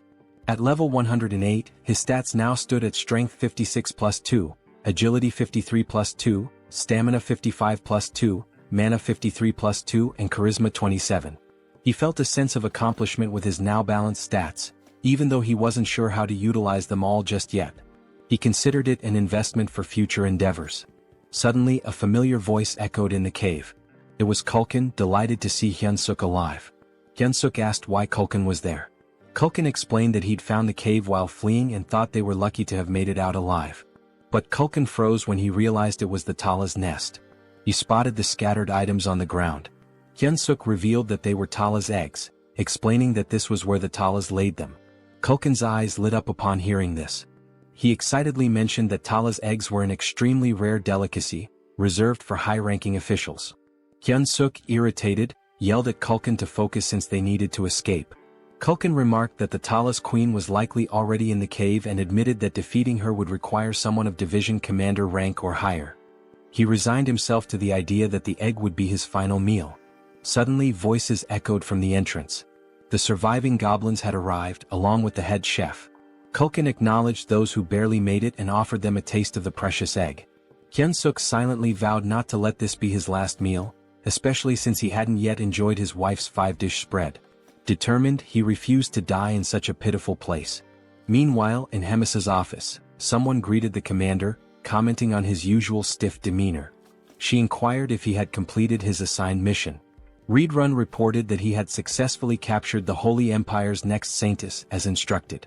Impressed, Hemis praised Readrun for infiltrating a fanatical cult in just 3 weeks. She patted his head, causing him to blush. Their moment was interrupted by a knock at the door. Annoyed, Hemis remarked on the interruption. A goblin informed her of an urgent report regarding the cooks sent to gather ingredients. Hemis dismissed it at first, assuming it was a routine issue, but the goblin clarified that the incident was severe. The Tala's queen had appeared, leaving most of the cooks, including Kulkin, dead or missing. Hemis asked about Hyunseok, to which the goblin reported that he was also missing. Hearing this, Readrun's expression darkened. Back in the cave, the goblins were toasting with Tala's eggs, resigned to their fate. Kulkin bid them farewell, but Hyunseok smacked him on the head, yelling at him to snap out of it. Kulkin gave him a bewildered look as if asking, "What the hell?" Hyunseok replied that Kulkin seemed to be under some wicked spell and claimed he used a secret weapon to wake him. With a triumphant grin, Hyunseok pulled out a new item, the Beast Encyclopedia, Demonic Beast Edition.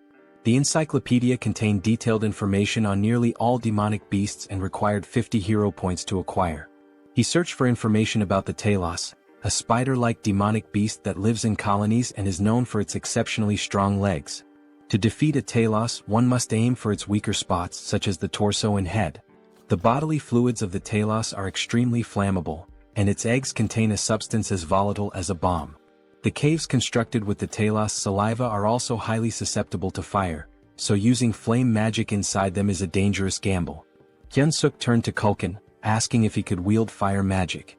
Kulkin admitted he could, but only for simple attacks like shooting flames. With a resigned sigh, Kulkin advised Hyunseok to abandon his efforts, warning that the Talos carapace was too tough for his flames to penetrate. Hyunseok dismissed his concerns, stating that he had no intention of burning the Talos directly. Gathering the group, he unveiled his plan. He emphasized that they needed to survive so they could continue enjoying delicacies like the Talos eggs. The goblins, however, thought his plan was futile. Hyunseok cleverly tempted them by promising an unlimited feast of premium demonic beast meat as a celebration if they made it out alive. Their eyes sparkled with renewed determination, and Kulkin, drooling at the thought, eagerly asked about the plan. Pleased with their motivation, Hyunseok explained the details, stressing that no matter what, they must not stop running until they reached the exit. With the plan set, they moved out. Soon they encountered a swarm of Talos. Hyunsuk signaled Culkin to prepare his flames. At the right moment, Culkin unleashed fire, causing part of the cave to erupt in an explosion. Rachel observed the chaos and asked Hyunsuk what he had done. He explained that by allowing the fire to spread, the remaining eggs deeper in the cave would act as a distraction. This would keep the Talos occupied long enough for them to escape. Hyunsuk instructed the goblins to stay focused on surviving and to throw an egg as a diversion if needed. With only one egg left in his possession, they had to locate the exit before using it. As they pressed on, Rachel spotted light ahead. Hyunsuk guided the group toward it, urging them to keep running. Relief washed over them as they reached the light, but it was short-lived. Standing in their path was the Talos Queen. Hyunsuk's expression darkened as the massive creature blocked their way. Culkin, equally dismayed, whispered that the Queen had returned, believing their doom was imminent. But Hyunsuk refused to give up. He noticed the Queen wasn't attacking them outright. Sensing an opportunity, he addressed her directly.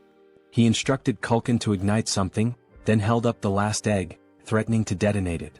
If this explodes, Hyunsuk warned, we all die, your offspring included. The Queen hesitated, her gaze fixed on the egg. Hyunsuk intensified his demand, urging her to step aside. The Queen screeched loudly, causing tension to rise. Rachel anxiously asked what they should do next. Hyunsuk, out of ideas, lit the egg and hurled it toward the cave wall. The egg detonated, igniting a fire that spread rapidly. The ground trembled as the cave began to collapse. The goblins, terrified, scrambled to escape. Hyunsuk shouted for everyone to prioritize getting out alive. But as he fled, he suddenly froze, distracted by a system notification. He had leveled up. Rachel, exasperated, yelled at him to move before he was buried in the rubble. Glancing back, Hyunsuk saw the Talos Queen being crushed beneath the falling debris. More notifications flooded his vision. He had leveled up repeatedly. The realization hit him. All the Talos killed in the collapse had counted as his experience points. This was, without a doubt, speed EXP farming at its finest. Hyunsuk stood there, dumbfounded, before deciding to focus on escaping. He called out to Rachel for a buff, which she promptly provided. Emerging from the chaos, they faced one final challenge. The Queen Talos was still in their way. Culkin, desperate to create a diversion, pulled out an egg and shouted, "This is for you, Queen." He offered the Queen an egg in exchange for a way out. Hyunsuk recognized it as an opportunity. Determined to survive, he sprinted with all his might. The Queen spat a green fluid resembling spider silk, and Hyunsuk began to wonder if this was truly the end for him. Suddenly, red hands grabbed hold of a large trunk. A familiar voice asked if he was all right. Hyunsuk realized he was being dragged. To his astonishment, it was Reed Run. Reed Run was visibly pleased to find Hyunsuk alive, just as he had anticipated. He confidently declared he would handle the situation. Reed Run wielded the massive trunk and struck the Talos Queen with a devastating blow. The Queen emitted a deafening screech as Reed Run assumed a combat stance.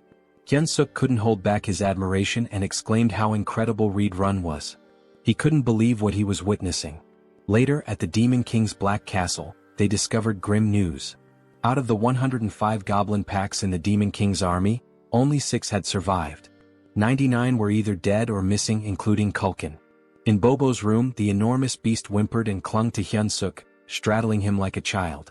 Hyunsuk consoled the emotional Bobo, teasingly saying he had returned from the dead just to see him. Rachel commented on how fortunate they were to have survived, crediting the cow-headed figure. Meanwhile, Bobo kept licking Hyunsuk's face affectionately. Hyunsuk replied to Rachel, saying they should cherish their moments of peace, as the looming finals could very well get them killed. Rachel asked for clarification. Hyunsuk explained that finals were approaching fast. Rachel observed that Hyunsuk had matured significantly, and she wasn't wrong. Thanks to the collapsed cave, Hyunsuk had gained a staggering 75 levels in one fell swoop. His current level stood at 200, but Rachel remarked that it still felt inadequate. Hyunsuk shared her sentiment, especially when faced with an opponent boasting over 6,000 battle power. Rachel tested him with a question. Would attaining 6,000 battle power make him as strong as an orc? Hyunsuk replied that it wasn't solely about power level. Rachel confirmed his answer, explaining that such strength also relies on magic. She urged him to master magic if he hoped to confront such adversaries. Hyunsuk admitted it wasn't as simple as it sounded. Rachel reminded him of a moment when he had inadvertently used magic in the past. Hyunsuk, puzzled, was unaware of having done so. Rachel confessed that it was far too basic to be called magic. Hyunseok finally understood. The surge of power he had felt back then was indeed magic. Their conversation was abruptly interrupted when the door swung open. Both were caught off guard as Reed Run entered. Hyunseok asked why someone like Reed Run would visit such a modest room. Reed Run informed him that he was there to summon him to meet the great commander at Hemis's office. When Hemis saw Reed Run, she inquired about his unusual presence. Reed Run explained that he had a personal matter to discuss. He requested permission to teach Hyunseok the art of battle. Hyunseok was shocked. Hemis asked for the reasoning behind this. Reed Run explained that Ork Harkin, a platoon leader, had been exhibiting extraordinary potential and seemed suited for the position of deputy battalion commander. If things continued this way, Hyunseok was certain to lose. Reed Run expressed his belief in Hyunseok's immense potential and his desire to witness what Hyunseok could achieve in the future. Hyunseok was dumbfounded, certain the commander would reject the proposal. To his surprise, Hemis approved. Reed Run expressed his gratitude and Hemis dismissed them, stating she had work to attend to. Before they left, she noted how much stronger Hyunseok had grown since their last meeting. While she admired his rapid development, it also irritated her as it posed a threat to Kirkin. She resolved to grant Kirkin something to even the odds. Reed Run led Hyunseok to his personal training ground, a vast space that amazed Hyunseok. He reflected on how much respect Hemis had for Reed Run. Reed Run, observing in silence, noticed Hyunseok's body was brimming with mana, yet he couldn't utilize any of it. He realized Hyunseok's rapid growth left little time for mastering the basics.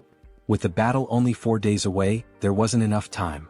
Reed Run concluded there was only one solution. He clenched his fist and declared that pain was an integral part of growth.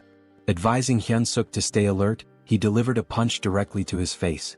While crashing onto the ground, Hyunseok couldn't help but question if this guy was completely out of his mind. Here he was supposedly training him, yet he was beating him to a pulp. Hyunseok shouted at Reed Run to focus. Otherwise he'd die if he didn't learn to block with mana. Determined, Hyunseok tried to shield himself from Reed Run's incoming kick by raising his forearm. He quickly leapt backward to create some distance.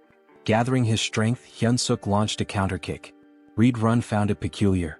Although Hyunseok's physical strength was nothing remarkable, his reaction speed and perceptiveness rivaled those of a seasoned knight. Reed Run recognized that Hyunseok's fighting spirit was extraordinary.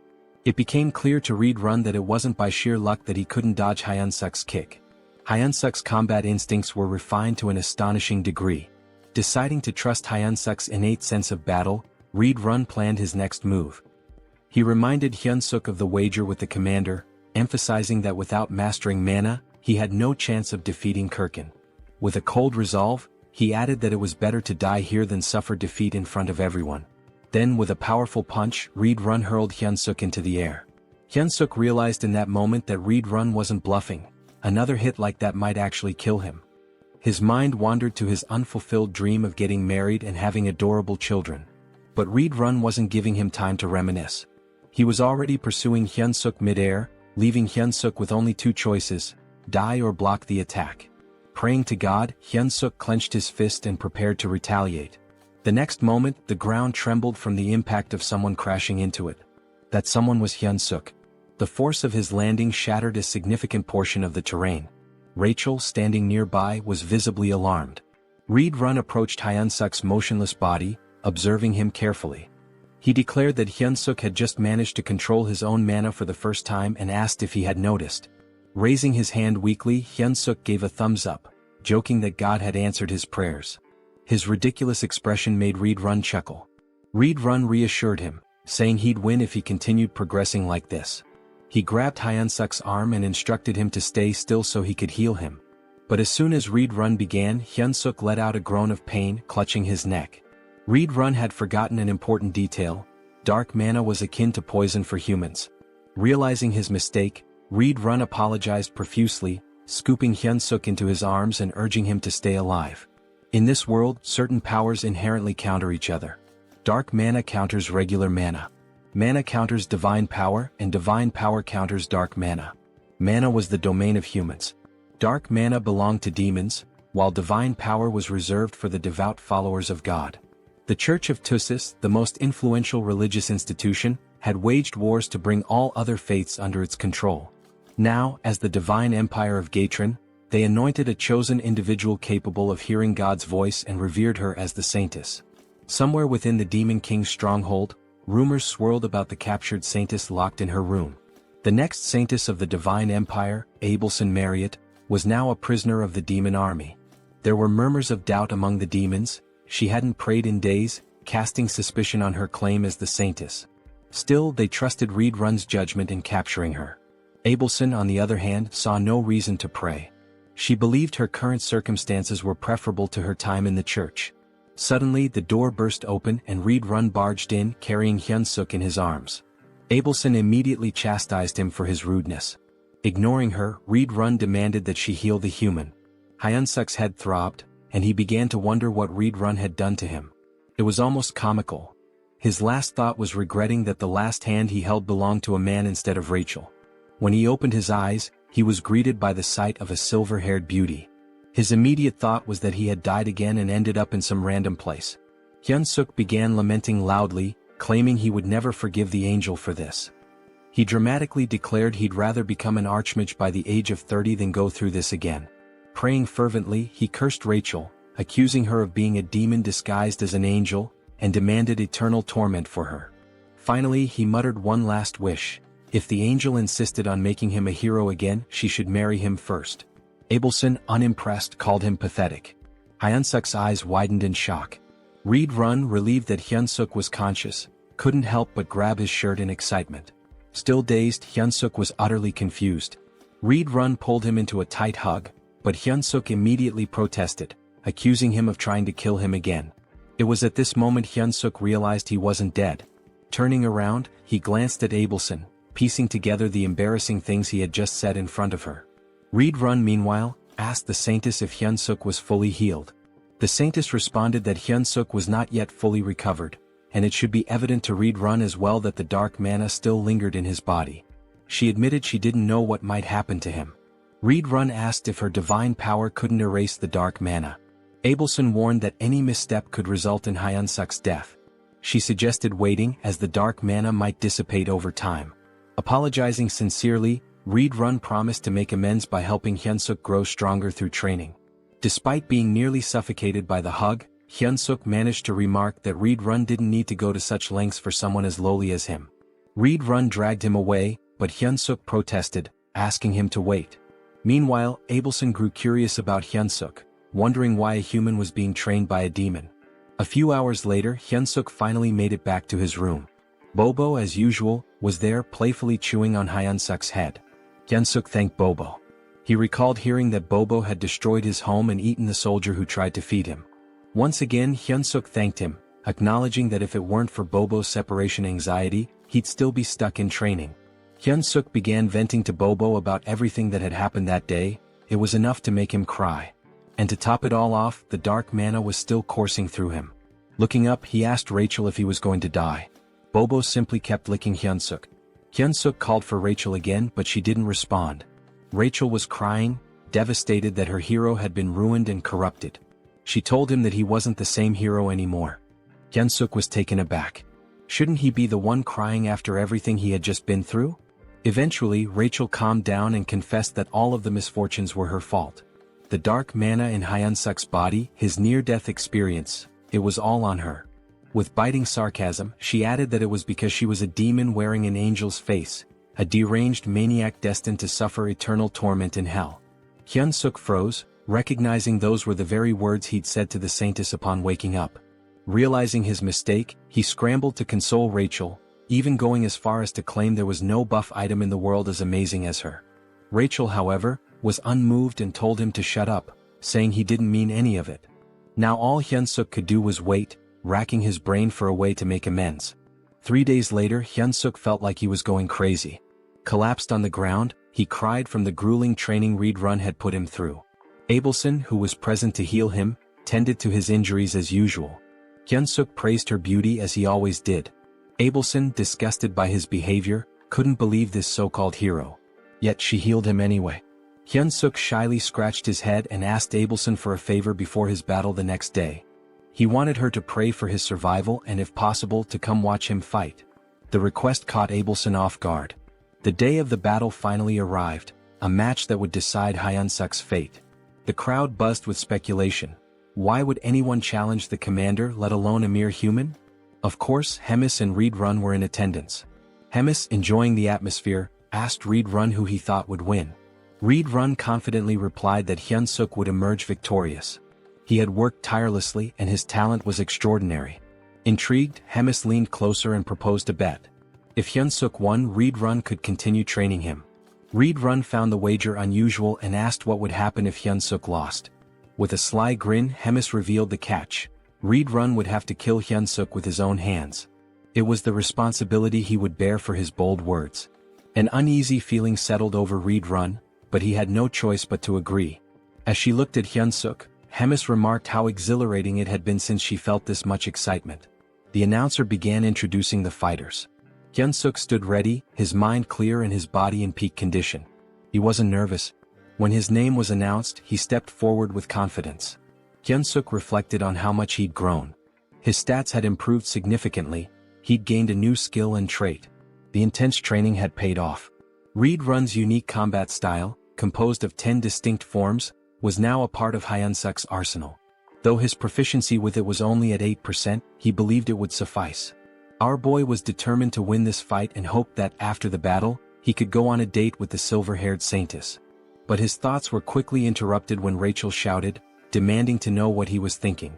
On the other side, his opponent was introduced. This beast, named Korkin, was here to punish Hyunseok for his arrogance. Both Hyunseok and Rachel immediately noticed that something was different about Korkin. He didn't look the same as when they had seen him before. Reed Run was also caught off guard as soon as Korkin appeared. Hemis wasted no time in reminding Reed Run that there was no backing out of their bet now. Korkin let out a roar so loud it sent shockwaves through the area. His combat level now stood at 10,573, which Hyunseok confirmed with his goggles. Hyunseok couldn't believe it. Korkin had surpassed 10,000 in just a few days. Rachel too was in disbelief. She suspected that Korkin must have done something underhanded to increase his strength so rapidly. However, Hyunseok clenched his fist and muttered to himself, of course, nothing was going to be easy. As soon as the fight began, Hyunseok charged toward Korkin. Korkin, already anticipating the move, raised his weapon in preparation. Hyunseok knew that if that massive club landed even once, he was done for. Korkin swung his weapon, but Hyunseok managed to avoid it. The swing was large and easy to predict. Hyunseok knew that he just had to stay calm, dodge, and wait for the right opening. Hyunseok landed a solid blow, and the announcer remarked that it must have hurt even Korkin. Hyunseok readied himself for another strike, landing it once more. The impact was tremendous, but Korkin didn't even flinch.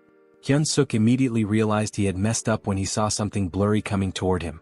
The object hit the side of his body with a powerful force. He quickly created distance between them, only to notice that his left arm had been broken by that single blow. Korkin, however, seemed unfazed by the damage he had taken earlier. Hyunseok observed that Korkin appeared normal, and his movements were still predictable. In his mind, Hyunseok reminded himself that he had endured worse before. He steeled himself, telling himself not to be afraid and remembering the lessons he had learned. Combat arts involved using mana with martial arts, allowing someone to smash the ground or break a rock with a single punch. Reed Run had explained this to him. He added that combat arts weren't just about raw strength. The crucial point was that combat arts are techniques meant to kill your opponent. Back during their training, Hyunseok had been told he couldn't beat Korkin with his current abilities. The reason? He lacked the intent to kill. Without a clear intention to kill, his attacks were meaningless. As the present moment unfolded, Hyunseok recalled Reed Run's words. Korkin was about to strike again, but this time, instead of dodging, Hyunseok surged forward as if he was about to counter. This time his attack was fueled by killing intent. Hyunseok's punch landed and he shouted, "Fucking die." Unlike his previous attacks, this one pierced Korkin's muscular body. This was the first form of Reed Run's combat style, instant obliteration. And as the name suggested, the arena was obliterated in the process.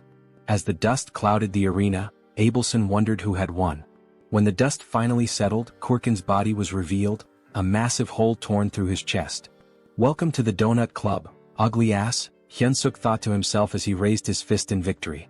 It was official, the weak human Choi Hyunseok had won. Despite his victory, Hyunseok's body trembled, and he realized that if he used Reed Run's technique again, it might just kill him. Meanwhile, Rachel was celebrating. She told Hyunseok that he had pierced straight through Kurkin's heart. Hyunseok could hardly believe they had won. But then a dark red aura surrounded Kurkin's body. Something wasn't right. The announcer too couldn't believe his eyes, exclaiming that it was a miracle. But Hyunseok knew this wasn't a miracle. He watched as a red object began to emerge from Kurkin's body. Twisting in pain as something strange happens to his body, it's clear that the blow wasn't fatal enough. Kurkin remains standing, almost miraculously, despite a massive hole where his heart should be. Kurkin has now literally become a walking meat donut and will be known as Mr. Donut. Choi, surprised that Kurkin can still fight even with his heart torn apart, realizes it must be the commander's doing as he stares at Mr. Donut's gaping hole.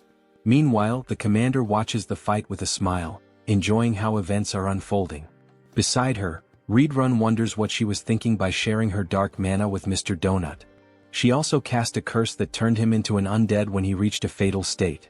The commander, impressed by Choi's quick learning and talents, smiles, though her expression carries a hint of frustration for having expected more from him. Back on the battlefield, Choi wonders if Donut is still alive as he looks at the heartless monster still standing. Rachel clarifies that he isn't, it's actually a curse causing this effect. However, she notes that the curse won't last long. Suddenly, Donut charges at the hero, preparing a strike with a murderous gaze. Choi laughs, joking that this move is already well known and easy to dodge. Famous last words. In the blink of an eye, he is struck. Donut's fist is already at his neck, and apparently the blow wasn't as avoidable as Choi had thought. Mr. Donut, holding the hero's neck in one hand, strikes multiple times with the other, only stopping when Choi, in a desperate response, grabs the monster's arm with both his arms and legs, causing a surge of energy. This prompts Donut to throw him away, sending Choi crashing into a wall.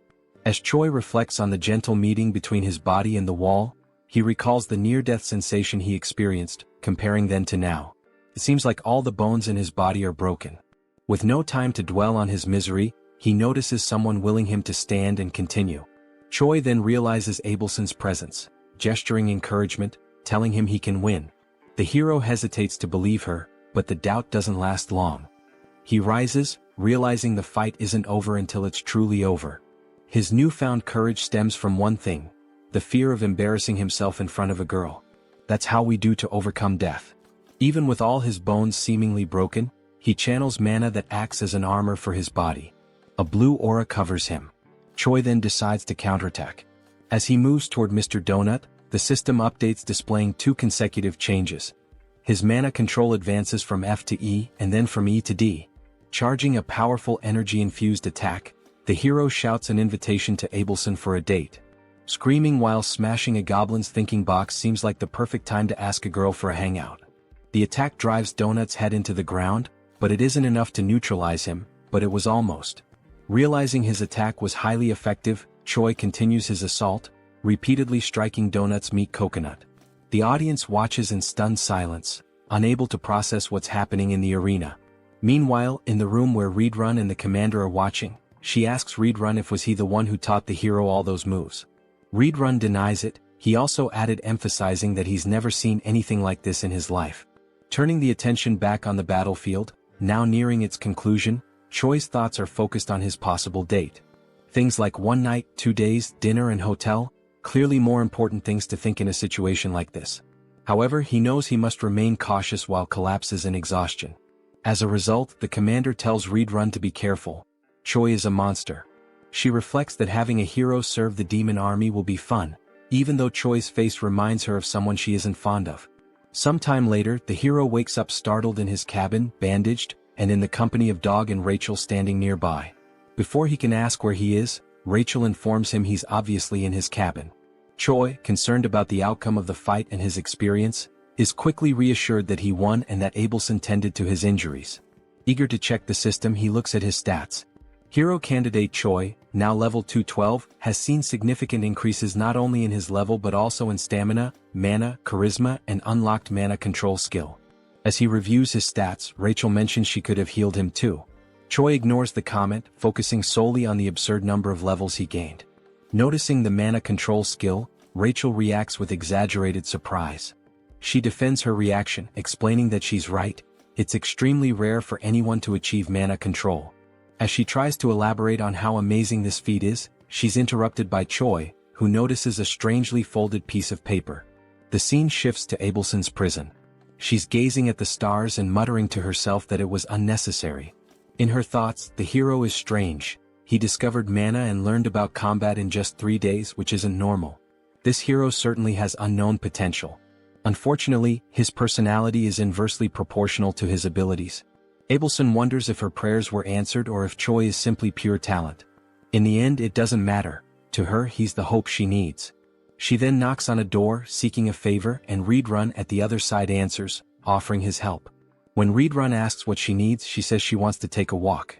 Back in Choi's room, as he reads the letter, he's surprised to find it's a positive response to his date request with Abelson. She now wants to see him at the courtyard. The hero will finally have the time of his life. Moments later, the time for the meeting finally arrives. Choi, anxious, still doesn't know how to act in this situation. He wonders if he should ask for her number, but there aren't even cell phones in this world. Rachel advises him to forget about this situation and return to his room, complaining that he always ignores her words. But she can't finish her sentence as she's suddenly grabbed fiercely by Choi, who plans to throw her aside. However, just as he prepares to do so, Abelson appears in front of him, accompanied by 2 others. Choi, clearly caught off guard, announces Abelson's arrival, questioning who the other 2 are. Abelson replies that they are her escorts. After all, she couldn't wander alone in her current condition. Choi, with sadness, quickly remembers that she's confined as a hostage of the Demon King's army. Breaking the tension, Abelson expresses her desire to start with a walk. Choi agrees, and as they walk, he thinks about how stressful it is to be under the watchful eyes of Abelson's escorts. They're eliminating any chance of intimacy between the 2, leaving him unsure of how to start a conversation. Abelson, on the other hand, knows exactly what to say. Without hesitation, she fires her question. "Are you a hero, Mr. Choi Hyunseok?" The hero, surprised, doesn't understand how she knows or suspects this detail about him. Abelson explains that only heroes and demons have black hair in this world. Shaken by this revelation, Choi is also asked if he has any questions of his own. She encourages him to feel free to ask. Nervous but grateful, Choi timidly starts his first question. But before he can say anything coherent, they are interrupted by Reedrun. Choi is startled as he watches Reedrun approach in a hurry, frustration evident in his eyes. Reedrun delivers the message that the commander wishes to see him, exclaiming that the hero must follow. Choi panics. His meeting with Abelson ends before it even begins. Abelson also shows frustration with the situation, but it's clear their reasons differ. Observing everything, Abelson begins to wonder if Choi is truly someone trustworthy. The scene shifts to Hemi's chamber, where she explains she's been observing Choi's battle. She comments on his ability to consistently escape death with tenacity and then asks if he remembers what was offered to him. Choi cautiously confirms that he remembers she promised to protect him if he participated in a battle with an opponent of her choosing. She asks him to recall more details of the agreement. The hero recounts that he would become an executive under the commander. Hemis admits that this last part wasn't entirely intentional. She didn't think Choi would last long in his adventures. However, as events unfolded, the commander's perspective changed. Turning to Reedrun, Hemis reminds him that she mentioned Choi was a talent, a good candidate for a leadership role in the Demon King's army. She concludes that Choi is too talented to remain a mere platoon leader. Referencing significant losses among the Cook's company, the commander highlights the shortage of meat supplies, fearing they might have to resort to cannibalism. Choi, confused, understands the statement but not why he needs to hear it. Hemis then declares that he will lead the Cook's squad. Choi is now free to take any initiative needed to restore order to the kitchen. Hemis ends by asking if he will be able to accomplish this task. Hesitant, Choi responds that he will do his best. The scene changes again. Now alone with Rachel, Choi is sarcastically asked how it feels to be a Demon King squad leader despite being a hero on paper. Choi, matching her tone, declares he's so happy he could die. As he heads to his new workplace, the hero tells Rachel he notices her lingering bitterness. Rachel just grunts. Adopting a new attitude, Choi arrives at his destination and begins his duties by confronting a suspicious creature in the kitchen. The creature, one of the servants, mocks him by referring to Choi as a slave. Determined to assert his new position, Choi shouts at the servant as he approaches him. The servant looks confused and suddenly Choi strikes him with a blow to the chin, knocking him out while declaring himself the new commander. Choi then shouts for everyone to gather in the kitchen. Surveying the crowd, The hero notes the strongest one has a power level of 3,500. Still, the group is too small, prompting him to wonder where the others are. Initially numbering 300, now there are only 20. Choi realizes the gravity of the situation, knowing the difficulty of his task and the consequences of failure. Addressing his squad, he asks who knows him. Gradually, some start naming him, the barbecue master, while another dares to call him a delicious human. In a flash, that individual is kicked, becoming a wall decoration. Choi then solemnly reinforces that he is the commander. Next, he orders everyone to address him as the rightful commander of the cook squad. Choi asks why the number of cooks has dwindled. One responds that the others went hunting without permission and were killed by demon beasts. Understanding the situation, Choi asks who the best cook currently is. Someone names Galtram, who is immediately promoted to vice commander without objections. With everyone dismissed, the hero wonders how he'll gather 200 people for the squad. However, he quickly comes up with an idea. The next day, the fairy, the dog, and the hero set out to recruit cooks with a plan in mind. Searching high and low, Choi reflects on how some are easily replaceable while others are irreplaceable. Then he finds someone. With a kick as his greeting, Choi invites the individual to become a chef. The individual, irritated by the treatment, attempts a counterattack but is swiftly knocked down again by the hero, who begins persuading him with arguments. Informing him that he'll be the first of the day, Choi promises him a high-ranking position if he accepts. As a senior, he won't be bothered by many, on the contrary, he'll do the bothering. The future senior begins to waver, especially after learning that his first mission will be to recruit 5 juniors. Thus, it becomes clear what Plan A is, a pyramid scheme. Meanwhile, somewhere else, someone is feasting on a large and succulent steak. His name is Doris, and he is a commander of the 3rd Battalion in the Demon King's army. As he eats, he mentions that the place is more peaceful than usual and that this elegant meal is proof of that peace. Suddenly, a goblin bursts through the door to alert Doris that they have a problem. Doris, wiping his mouth calmly, asks what it is and whether the goblin could be more elegant next time. The goblin, still catching his breath, reports that most of the battalion members have left. Doris questions whether they abandoned their posts since they have no other duty but to serve him. Terrified, the goblin clarifies that this is not the case. They have been summoned to join the army's cooking division. Still chewing on his steak, Doris mentions that the new head of the kitchen is a human whom Commander Hemis loves. He then advises them to be more careful next time. The goblin shouts, saying that this is not a situation he should let slide so easily. He adds that they have already taken 200 of his soldiers to serve as cooks. This leaves Doris stunned, as he cannot believe that his entire battalion abandoned him so quickly. Now outside, the soldiers summoned by Choi Hyunseok are gathering. Rachel tells Choi that more than 200 people have already assembled. Choi, resting his hand on his chin, smugly declares that this is thanks to his intelligence. He then adds that they have enough culinary soldiers and that he will finish recruiting soon, but a sudden noise catches his attention, prompting him to look. The noise was caused by the goblin, who was perched on Doris's shoulder, pointing at the soldiers who had left the battalion. Choi's first thought is that this is not a good omen. Adjusting his glasses, he comments that he has no idea what's going on or who these people are, but they seem to be angry about something. After putting on his glasses, the device itself issues a warning, stating that it cannot measure power levels exceeding 50,000. This surprises Choi. The glasses also warn that if used beyond their designated limit, they might malfunction. Choi mutters that he should end this quickly and run away before getting into more trouble. Doris shouts, asking whether Choi Hyunseok, the human who takes care of Bobo, is present. As Choi turns to flee without leaving a trace, Bobo suddenly appears and barks affectionately at Doris, leaving Choi with no escape. Choi halts his retreat, gathers his courage and introduces himself to the commander, asking what brings him there. Doris introduces himself as the commander of the separated 3rd Battalion. Then, slightly irritated, Doris demands to know who the hell Choi thinks he is to question what a commander is doing there. He points at the former battalion members and asks Choi whether he truly believes there is no reason for him to be there. This catches Choi off guard and makes him nervous, as even he had not realized that those scoundrels had brought along all their fellow unit members. Doris then invites Choi to have a conversation in his office. With no other options, Choi agrees. He has a sinking feeling that things have been going too smoothly to be true. Now in Doris's office, the commander asks whether this was really not intentional. Choi insists that he would never do such a thing. He explains that he simply selected the bravest soldiers, and it just so happened that they were all from the 3rd Battalion. Doris is surprised and thinks that the army's commander must favor this human. Deciding it is best to end the matter peacefully, he lets it go. After that, Doris changes his expression to a more amicable one and states that since things have unfolded this way, there is nothing more to be done.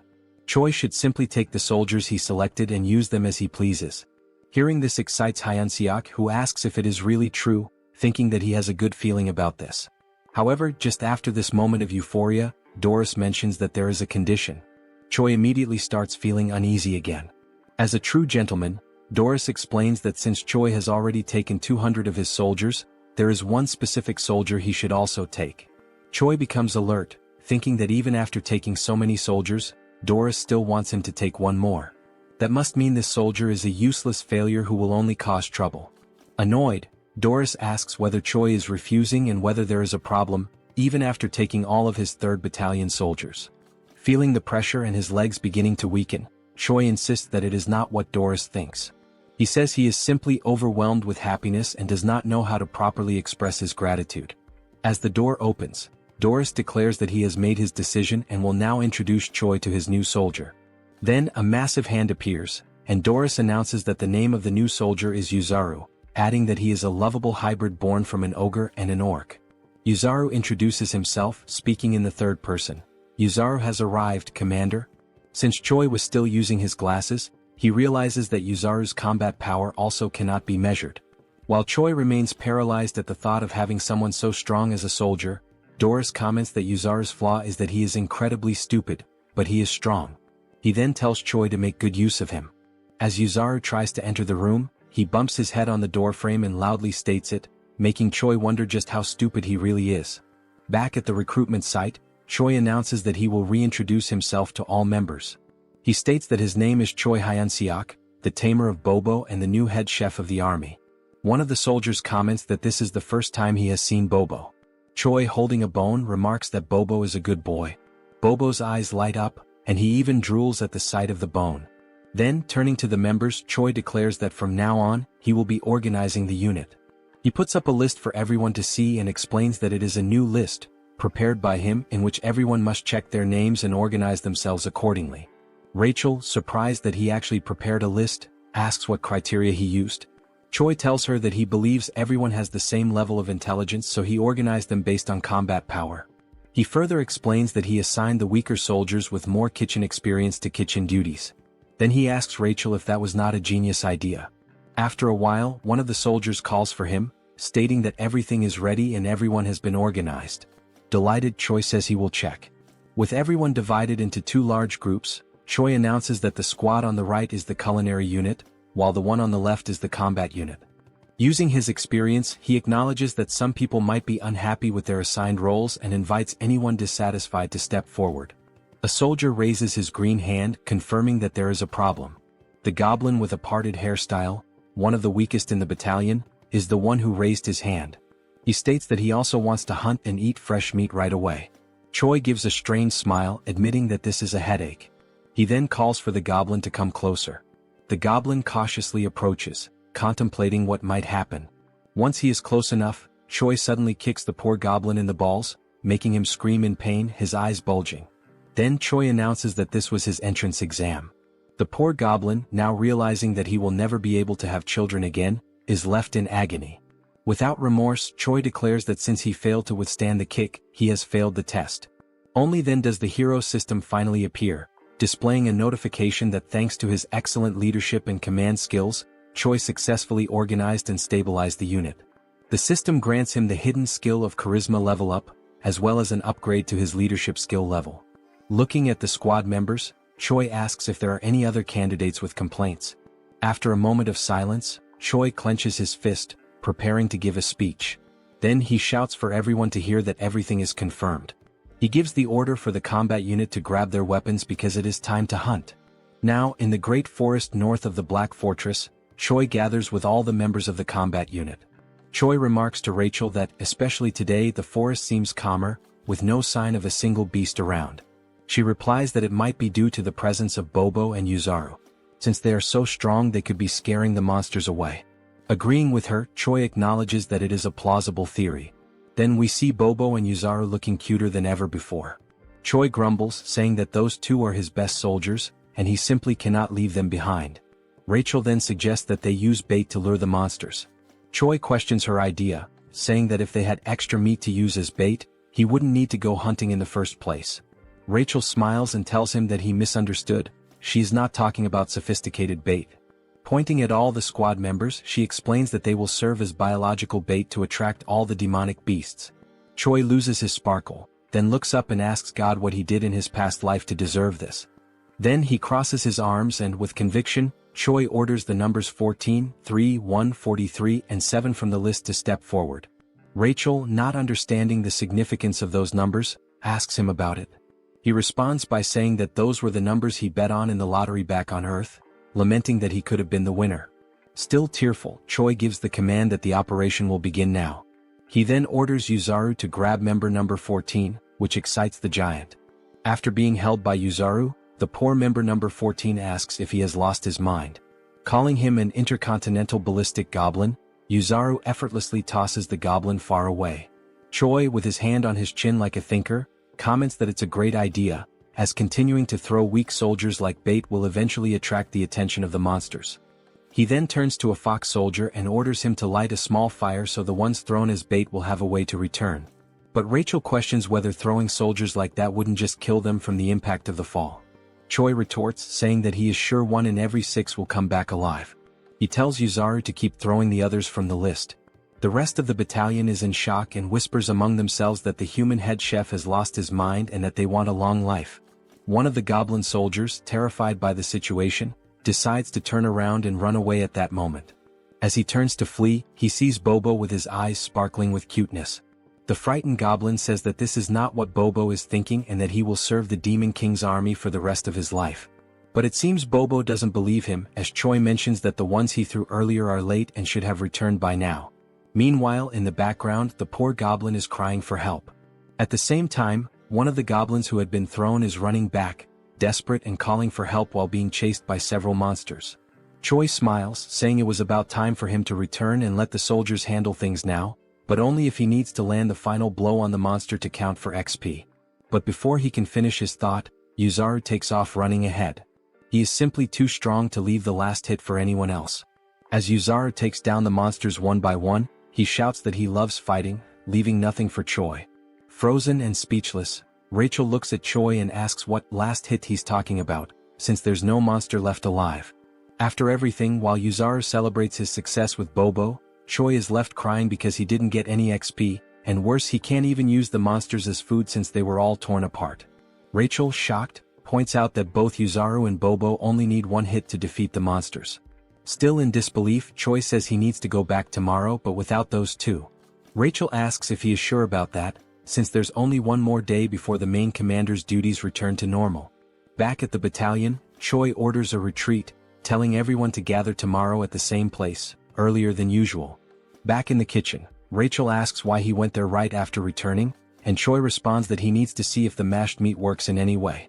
Kicking the door open, Choi yells asking where the lazy ones are, ordering them to gather. One of the kitchen soldiers runs towards him and asks if something happened. Choi asks if he tried the meat from today's hunt. This soldier is Galum, the vice chef. Galum confirms that he did, but the results were not as good as expected. Choi is uncertain and says that the craftsman isn't very demanding and asks if Galum understands. Galum, in tears, says that he does. Mockingly, Choi asks if, despite all of his experience as a vice chef, Galum still doesn't know how to make minced meat. Galum responds that the main role of the kitchen army is to bring the ingredients, and he is not a personal chef for the commanders. He explains that the commanders care about taste, while the others just want to eat and don't care about flavor. Choi tells him that the members are also struggling and orders Galum to be quicker. Galum quickly runs off, telling the others to gather to light the firewood. Reflecting on what Galum had just said, Choi realizes that everyone with a rank below that of commander survives on tasteless meals, so he has a good idea and smiles as things may be easier than he thought. After a while, he decides to pay a visit to an old acquaintance.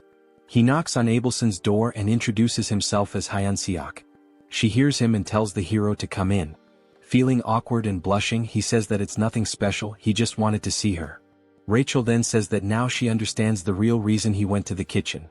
It was to see this woman. He then pulls out the beautiful and delicious dish and asks if she has already had dinner. Choi continues speaking, saying that he only won the duel because of her support and that the meal is a symbol of his gratitude. Abelson thanks him and mentions that she will only want a little bit.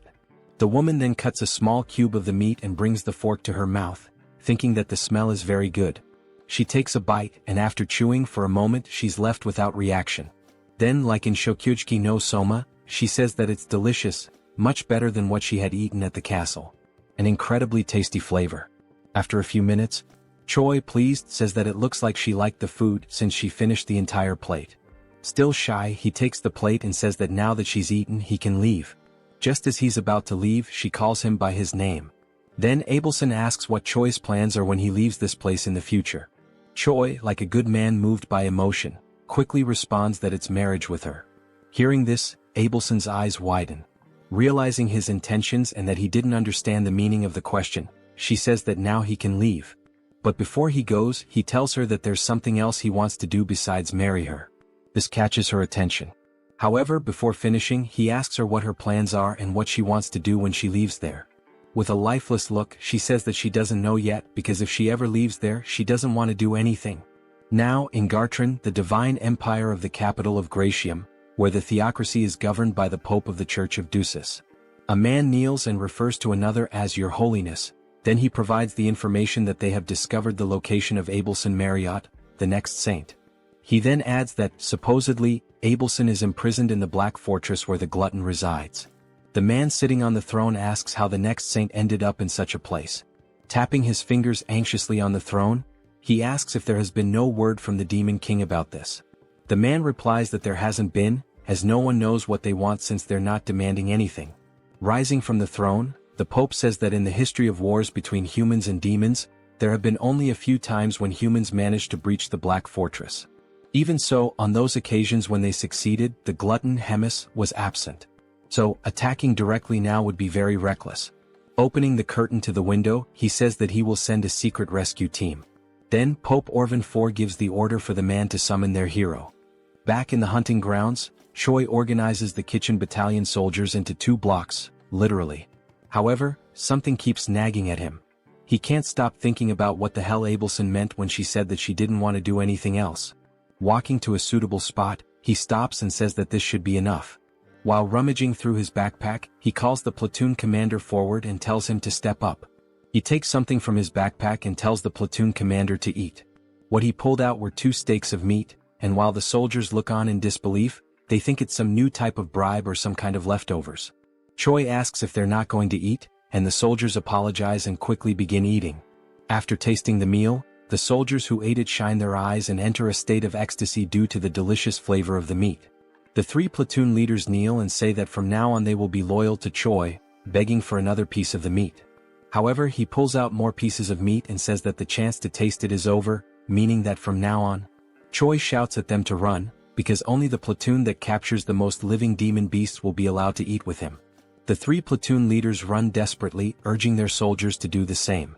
Seeing this, Choi says that the plan was a success since they're all slaves to their appetite. The plan to bring the monsters alive was precisely so he could land the last hit and level up. Looking at the system screen and seeing his level, status and charisma increasing, Choi says that while he was cutting the monsters, he quickly leveled up 10 times. One of the platoon leaders then asks who the winner was among the 3. Choi turns to them and announces that the winner was the Wolfken platoon and that the Wolfken platoon will have an amazing meal with him. The members of the other platoons ask what they will receive, and Choi answers with boredom that they will have the leftovers. Choi also shouts at them, giving the order to gather all the slaughtered meat and take it to the kitchen. Meanwhile, beyond the Black Forest, we see several lifeless bodies of soldiers and a man in a black cloak holding a sword. Back at the headquarters, someone stands in front of a door and says that they've finally arrived.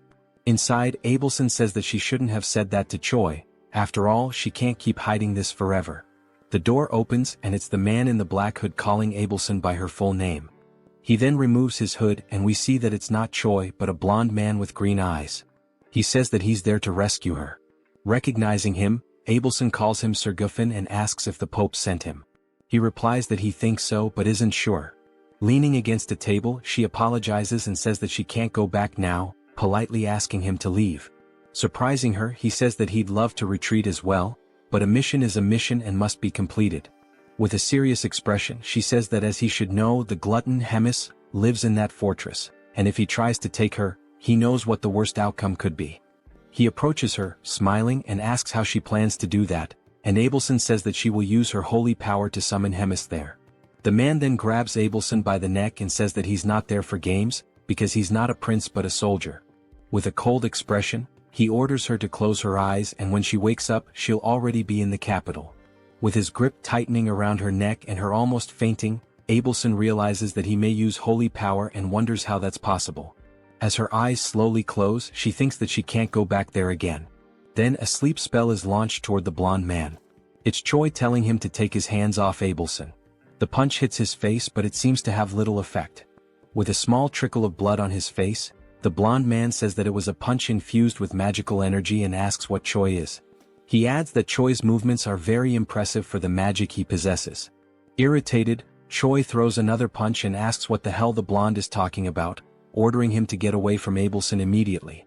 The man retaliated with a kick and said it wasn't part of the mission, but it's always good to have something useful, so Choi would go with him as well. The kick was so strong to Choi's stomach that he couldn't stay on his feet. While Choi and Abelson were on the ground, the blonde man said that trivial worms always irritated him. Watching all of this from afar, Rachel saw that the man had defeated the other man with a single blow, so she was unsure whether she should call Bobo for help. Then Rachel felt a frightening presence approaching the area. Inside the room, the man looked at a teleportation scroll and said that there was nothing he could do, but to bring another person with him, he needed to alter a few terms. Then someone arrived behind this man. The person asked the blonde if something wasn't going well. Was Hemis? Smiling, she asked if the man needed help. The man quickly turned around and was shocked to see Hemis in front of him. He wondered how this was possible since he had blocked the saint's powers. Hemis asked if the man could start calling her gourmet from now on. The blonde, trembling with fear, thought that he couldn't feel any magical energy coming from Hemis, and maybe this was due to the difference in their levels. Placing the contract in his mouth, the man thought that maybe the story about Hemis, the glutton devouring thousands of soldiers in a single day, could be true. Hemis emanated her power with a pink aura and said that now she would see how skilled her blonde guest was. The pressure from her magical energy was so immense that the blonde man became paralyzed. He could only think about not panicking because only then could he dodge her attacks, and when the opportunity arose, he would take the saint quickly. Then the blonde man felt a strange dizziness and realized it was due to the punch he had received from Choi, and the dizziness effect came late. While he was distracted, Hemis launched an attack that apparently struck and ripped off the blonde man's arm. The glutton said she liked him and asked if he could entertain her a little more. The blonde man thought that, with the state of his body, it was better for him to leave on his own. Then the blonde man declared the mission a failure, activated the teleportation power, a golden explosion occurred, and he disappeared from there. Hemis was surprised that the man fled even after she had asked him for a favor. Then, with a devilish expression, she said that it was fine because the truly fun things were about to begin now. Then a brief description of Hemis is shown. The glutton is an ancient monster and an ageless witch. All of these were insults to Hemis, the commander of the Third Corps of the Demon King's army. Through the endless flow of time, countless demons were born and appeared. However, the Demon King and Hemis, these two remained unshaken like enormous mountains. Yet, the infinite passage of time has numbed many things, and this is too cruel for any sentient being to bear. A few days later, Choi is training and is struck in the same spot with an attack. Lying on the ground and crying, he was training with Readrun, who tells Choi that his attacks and how he uses magic are still too direct. Readrun says that he doesn't need to be so rigid about it and can be more flexible. Still crying, Choi says he will keep that in mind next time. In an ironic tone, Readrun says that there's one more thing to mention. No matter how strong Choi feels or considers himself to be, there will always be someone stronger. Helping Choi up, Readrun tells him not to forget that a fair victory is a privilege only for the truly strong. Then Reed turns to Choi Hyunseok and says that's all for today, telling him that he did a good job. Readrun turns and leaves the area while Choi, feeling awkward, watches him walk away. The hero, nearly depressed, sits on the ground and concerned Rachel asks if he's alright. He responds that no, he's almost dying and asks her to heal him. Rachel begins the healing and Choi says that at least he can breathe now. This makes the fairy ask if she is now just a healing potion for him. While he's being healed, Choi has several thoughts in his mind. He remembers Abelson telling him to get stronger because only his belief in his own strength would protect him. Then he tells Rachel that Abelson said he needed to be stronger. Rachel gets angry because he's already talking about that woman again, and because of her, he almost lost his life.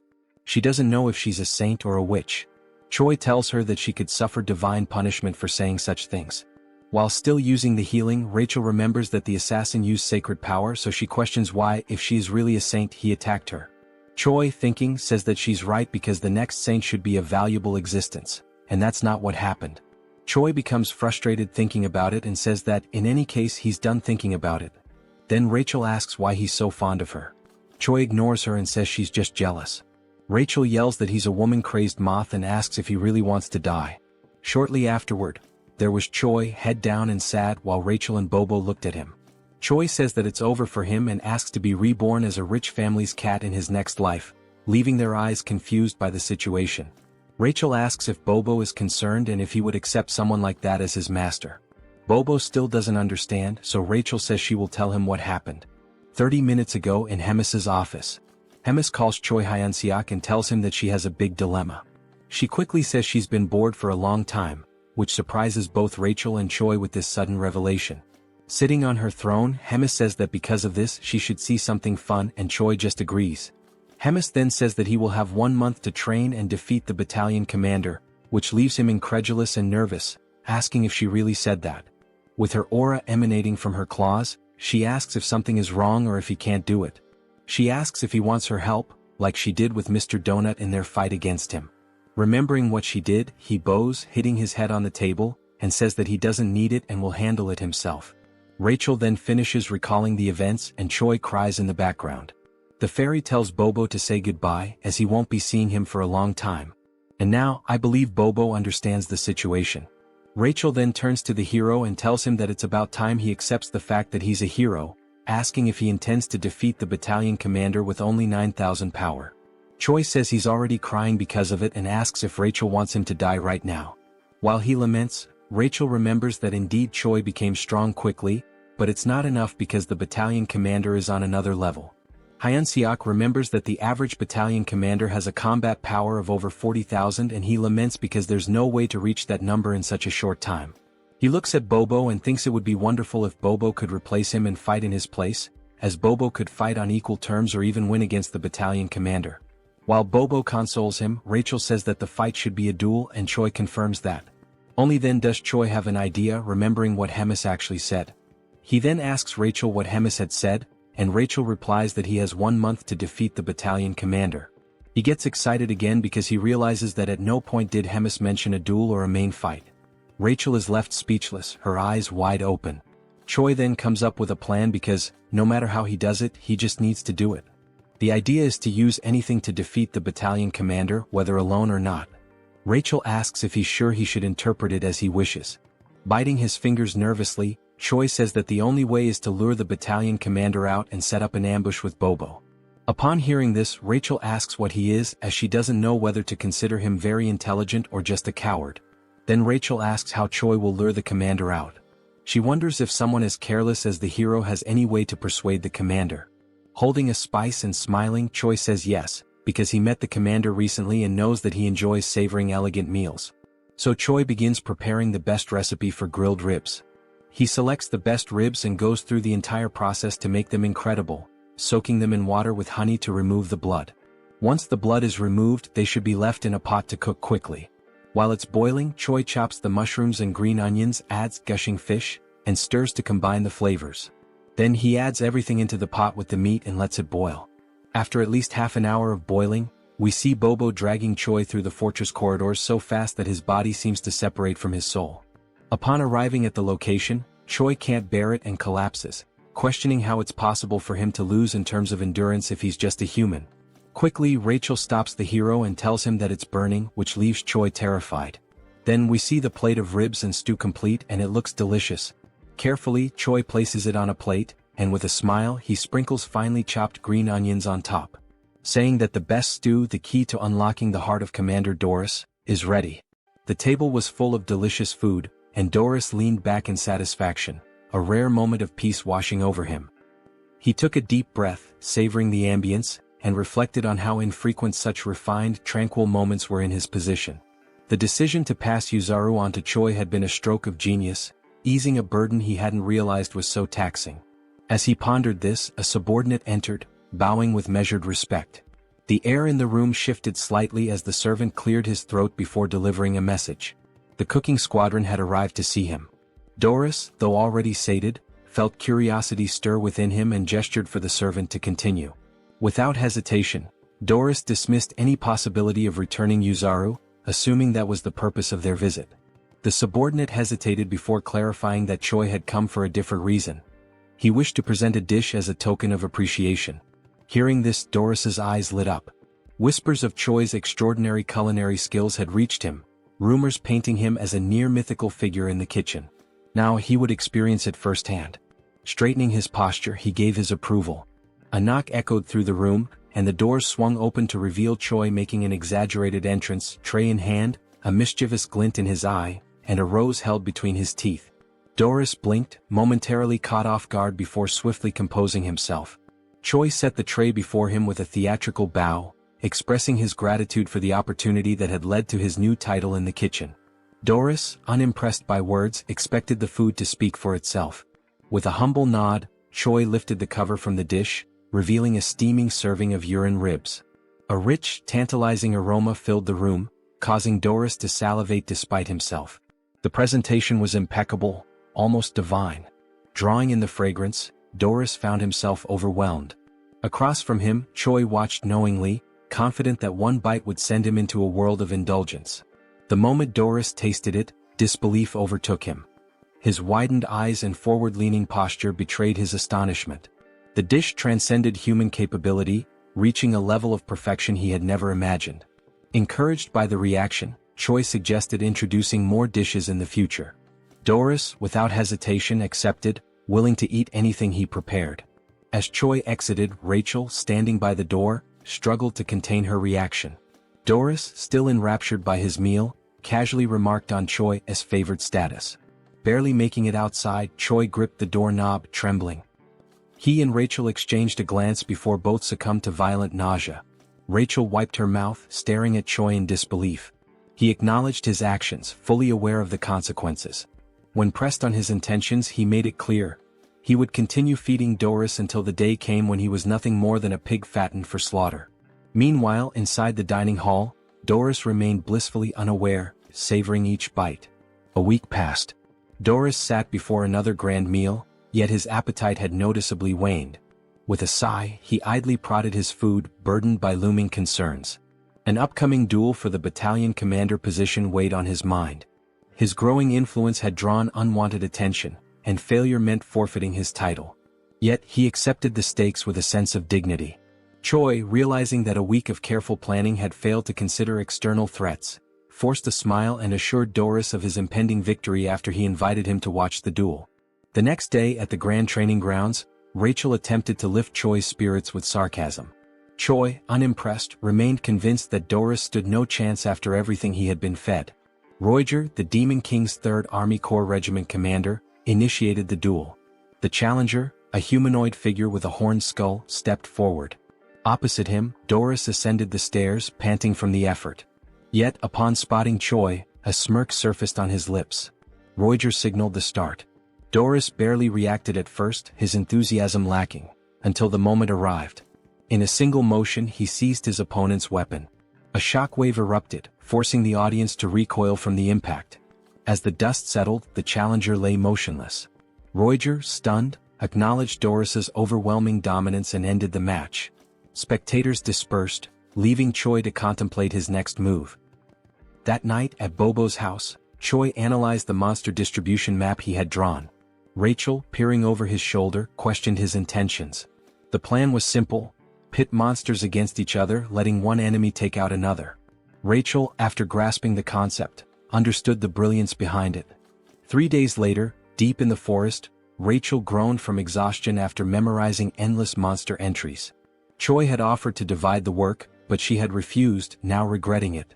The dense foliage around them rustled as unseen creatures moved through the underbrush. Tension lingered in the air, each shadow carrying a hidden threat. The night was alive with distant roars and the snapping of twigs beneath massive feet. When asked about their first target, Choi pointed ahead. Rachel immediately identified it as a surfib, a massive forest worm. Despite its size, she dismissed it as useless for their plan due to its passive nature. Puffing her chest with pride over her deduction, she sought approval. Choi, unimpressed, remarked that even a fool could be useful. A soldier approached and inquired about their next hunting location. Choi told him to wait before asking Rachel about dragon-like monsters with steel-like scales. She replied that several types fit that description and that she would need to see it directly to identify it. This meant they had no choice but to face the creature head-on. Choi then announced to the cooking squadron that they would be sweeping the area clean. There was no need for captures. Everyone was free to kill to their heart's content. He even gave them permission to eat their prey immediately. The soldiers were ecstatic. They felt that their commander had finally come to his senses, celebrating the opportunity to eat their fill. They cut down monsters relentlessly, harvesting their meat until the supply piled up.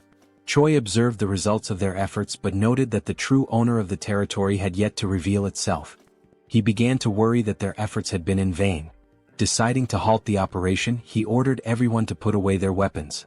The platoon commander ensured that his orders were followed. However, just as they began to settle, an unexpected sound caught Choi's attention. He immediately sensed that something had arrived. Birds scattered into the sky as a monstrous presence made itself known. A dragon's eye glared down at them from above. The creature, Nidrak, was a beast of immeasurable combat power. The soldiers panicked at the sight of the dragon and scattered in fear. In response, Nidrak set the area ablaze. Choi, however, was pleased. With a monster of this caliber, he now had a weapon strong enough to defeat Doris. At Hemis's office, she spoke to Reed Run about her growing concerns. 3 weeks had passed without any news from Choi. She speculated that Reed Run might have been training him for something extraordinary. He dismissed the notion, stating that their training was nothing out of the ordinary. Hemis then asked for his assessment of Choi's chances against the battalion commander. Without hesitation, Reed Run replied that there was no chance of victory. However, he did note that Choi had been getting close to Doris recently. This information caught Hemis off guard. She recalled how Choi had once claimed he would defeat the battalion commander, yet he seemed to be growing closer to him instead. This contradiction left her curious about his true intentions. At Doris's office, he continued eating, enjoying the grilled meat prepared by Choi. He thanked him for the meal. Choi, letting out a sigh, caught Doris's attention. Sensing something was wrong, Doris questioned him about it. Choi, putting on a pitiful act, claimed that there was a serious problem within the squadron. He hinted that this could be the last time he would be able to treat Doris to a meal. Alarmed by this statement, Doris pressed him for details. Choi then explained that the corps commander had requested a special type of monster meat, but the creature was far too powerful to handle. Choi continued his deception, reinforcing the illusion that their squadron was struggling to subdue a formidable monster. He named the creature Marbling, a name unfamiliar to Doris, who had only heard rumors of numerous injuries among the cooks. Choi reassured him of the monster's existence, emphasizing the danger it posed and the futility of sending more ordinary soldiers. Instead, he suggested that someone of Doris's strength could handle it effortlessly, promising that such a feat would not go unnoticed by the corps commander. The thought of recognition from Hemis stirred something in Doris. He imagined her regarding him fondly, her words lifting him from the status of a mere glutton to something more. The fantasy left him flustered.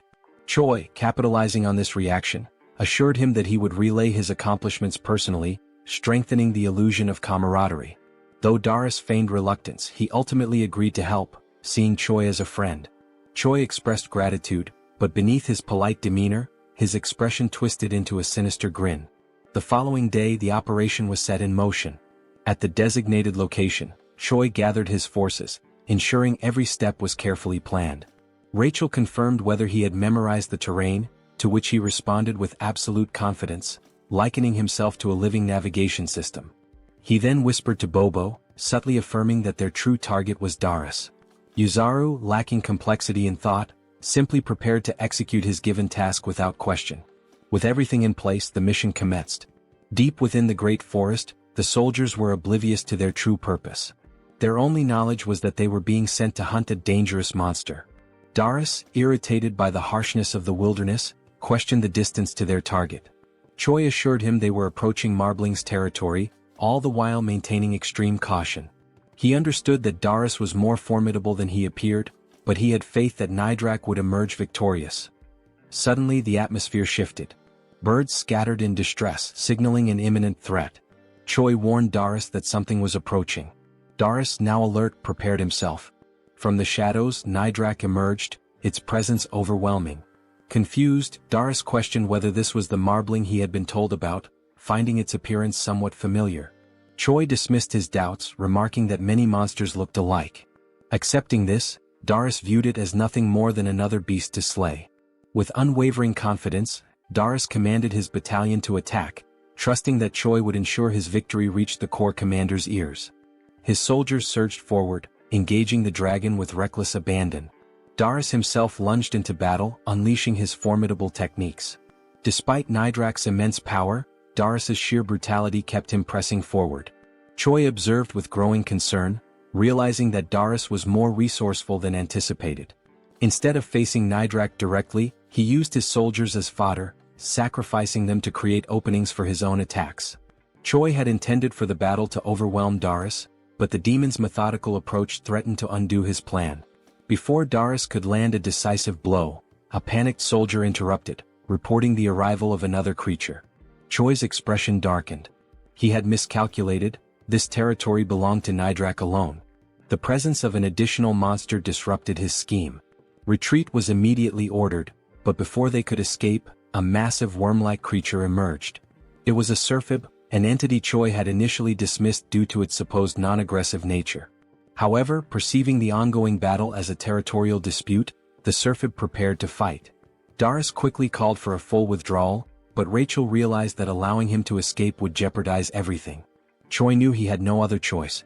With a swift, decisive motion, he launched an attack. Using the read-run combat style's first form, he struck Darius, ensuring he had no time to process what had happened.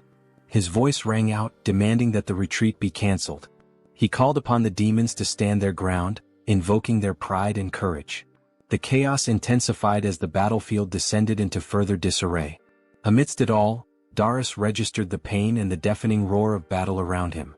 Darius felt a surge of rage as he questioned whether he was being betrayed by a mere primitive human. Consumed by anger, he called out Choi's name, determined to risk everything to confront him.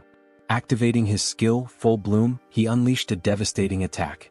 Choi, unaware of what was happening, found himself with no escape. Rachel urged him to run, but before he could react, he was struck by what felt like a bolt of lightning. The force nearly killed him, leaving him in shock and confusion about the nature of the attack.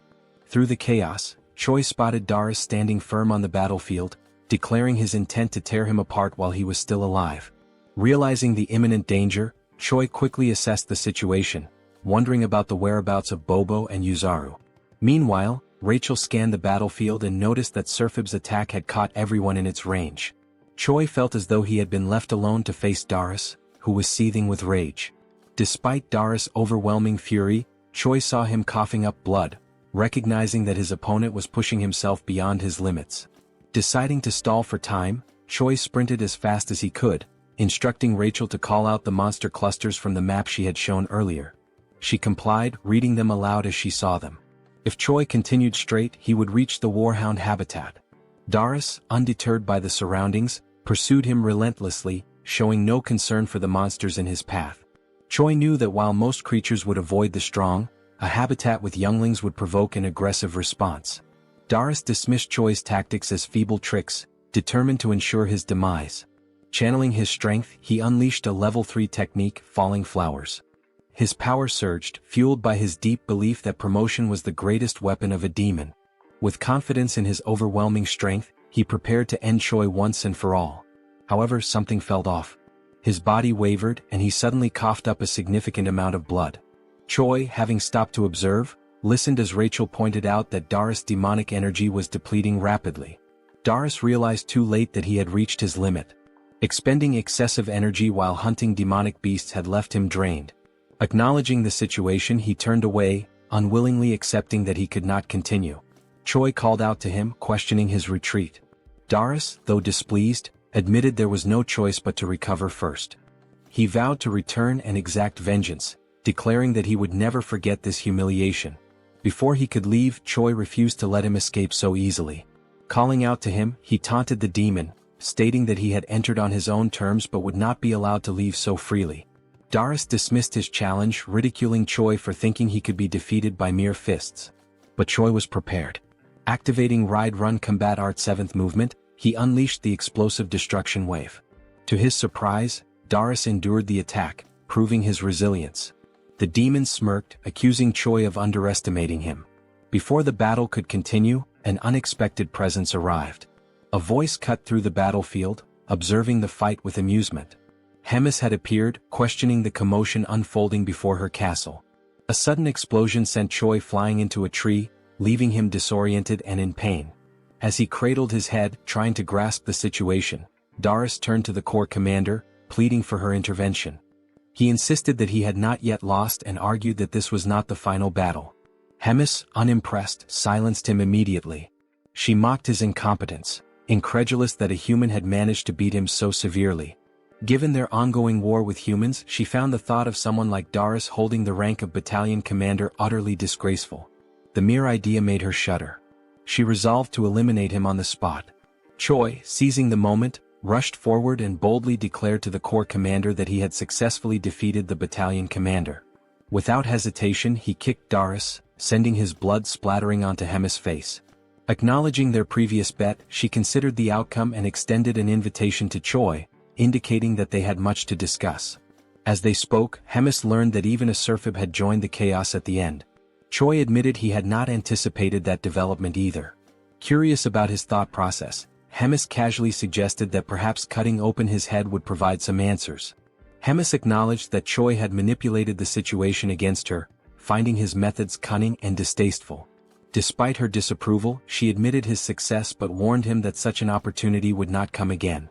If he ever resorted to deceit or caused trouble in the future, the consequences would be severe. At Bobo's house, Choi lay sprawled on the floor, drained from the recent events but relieved to have survived. Still recovering, he inquired about Doris' polymorph and the concept of promotion. Rachel speculated that it might be a martial art exclusive to demons and suggested consulting the cow-headed one for answers. As Bobo barked, Choi acknowledged the hardships the creature endured amidst the chaos, recognizing that the Corps commander had resolved the situation swiftly. Reflecting on the battle, Choi admitted feeling a shred of pity for Doris, believing he was not entirely a bad opponent.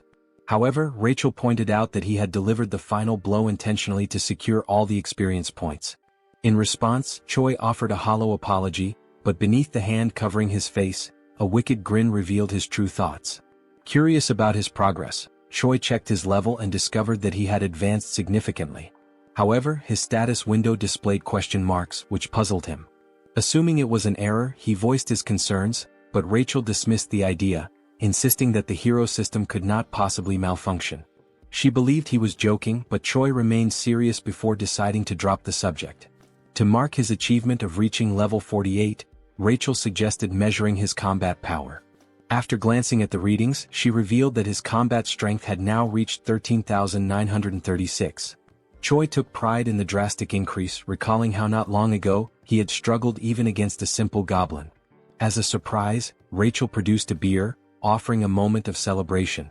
They drank, cheered, and basked in the victory. Yet, amidst the light-hearted moment, despite the calm, I could sense the impending danger and chaos. Sometime later, Choi returns to his inevitable routine, divided between sleeping, preparing, hunting, eating, cooking, training, and resting. He lives this loop of tasks daily and endlessly, regardless of how strong he becomes. While preparing for a training session, wrapping bandages around his hands, Choi wonders if he should find Abelson after training to clear up remaining doubts. Riadrun arrives, surprised that Choi showed up early for training, and they greet each other. Riadrun smiles while speaking with a tone of pride about Choi having defeated Doris and congratulates him. Choi thanks him shyly. Choi then takes advantage of the topic and decides to question Riadrun about something particular that happened during the fight against Doris. When asked if he knows anything about the technique called promote, Riadrun reflects with his hand on his chin, remembering it to be an informal style of ancient combat. The word informal makes Choi curious. Riadrun then explains that there are two forms of combat: formal, which involves movement, and informal, which is detached from formal structures. He also explains that, compared to formal combat, informal combat has significantly fewer variations. Since formal combat itself is already rare, informal is passed on more secretly. Choi then deduces that the difference is in summary something like attack damage versus skill damage. Riadrun continues, saying that despite everything, promote is a style that has been passed down for quite a long time. Any demon who uses demonic chi can learn it. However, it is an extremely dangerous ability that few dare to use. It has many side effects. Choi then asks if there is a possibility for him to learn how to use promote, since he possesses some demonic chi.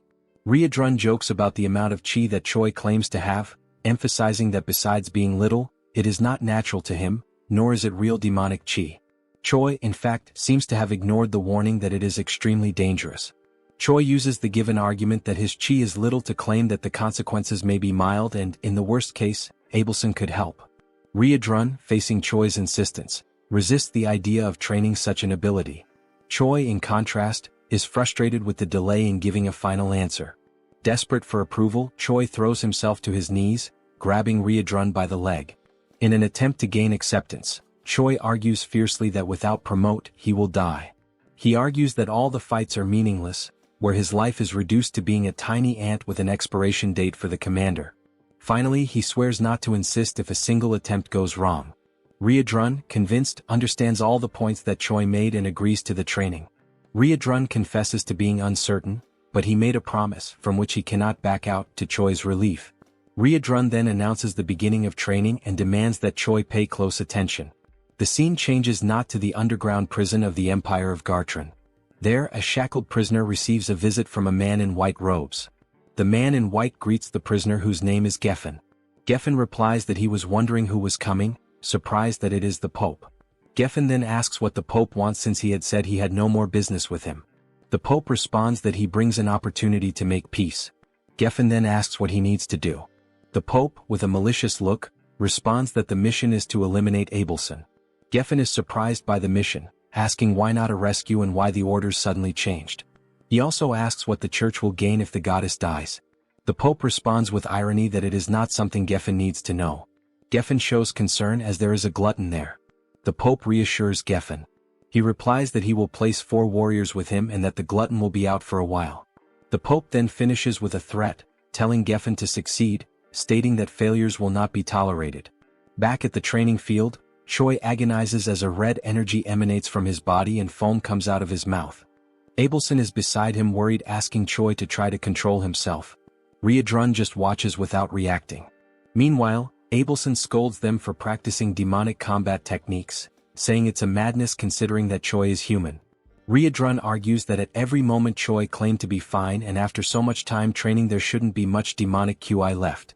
Abelson, enraged, disregards Riadrun's words and retorts, asking if they are healers. There's no way they could determine that Choi was fine since they're not specialists in that. Abelson explains that she had controlled and sealed Choi's demonic QI, but during the training it was undone as they thought they could handle it. Riadrun then asks what's going to happen to Choi, and Abelson replies that she won't be able to hold the situation as it is. She says it's too late to try to seal the demonic QI. Instead of sealing it, she decides to try to make Choi's body adapt to the energy flow. Abelson tries to compress the demonic QI and suppress it with divine energy to spread it out so that it stops being concentrated, and that way Choi's body can endure it. Riadrun is surprised by the idea and questions if it's really possible. Abelson shows that she's not completely sure because she's never done anything like it before, nor has she ever heard of another deity doing it.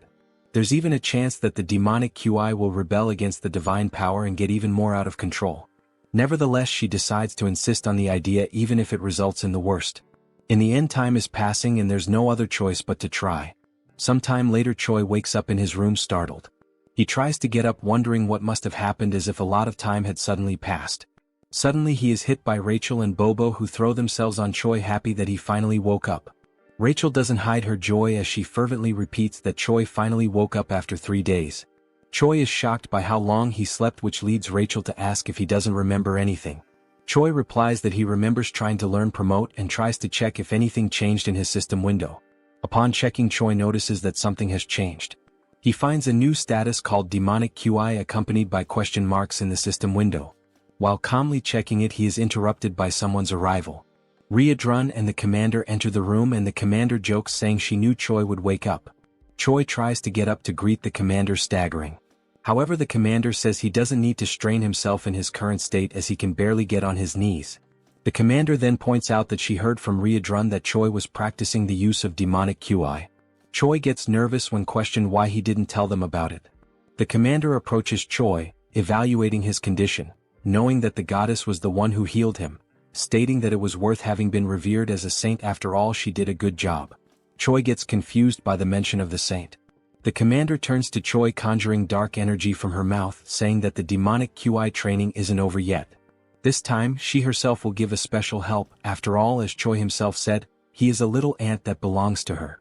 The commander strikes Choi on the neck with her magic like a snake, biting him and instantly putting him into shock. Riadrun tries to ask what's happening. The commander responds that it's nothing to worry about Choi, he will just need to rest a bit more.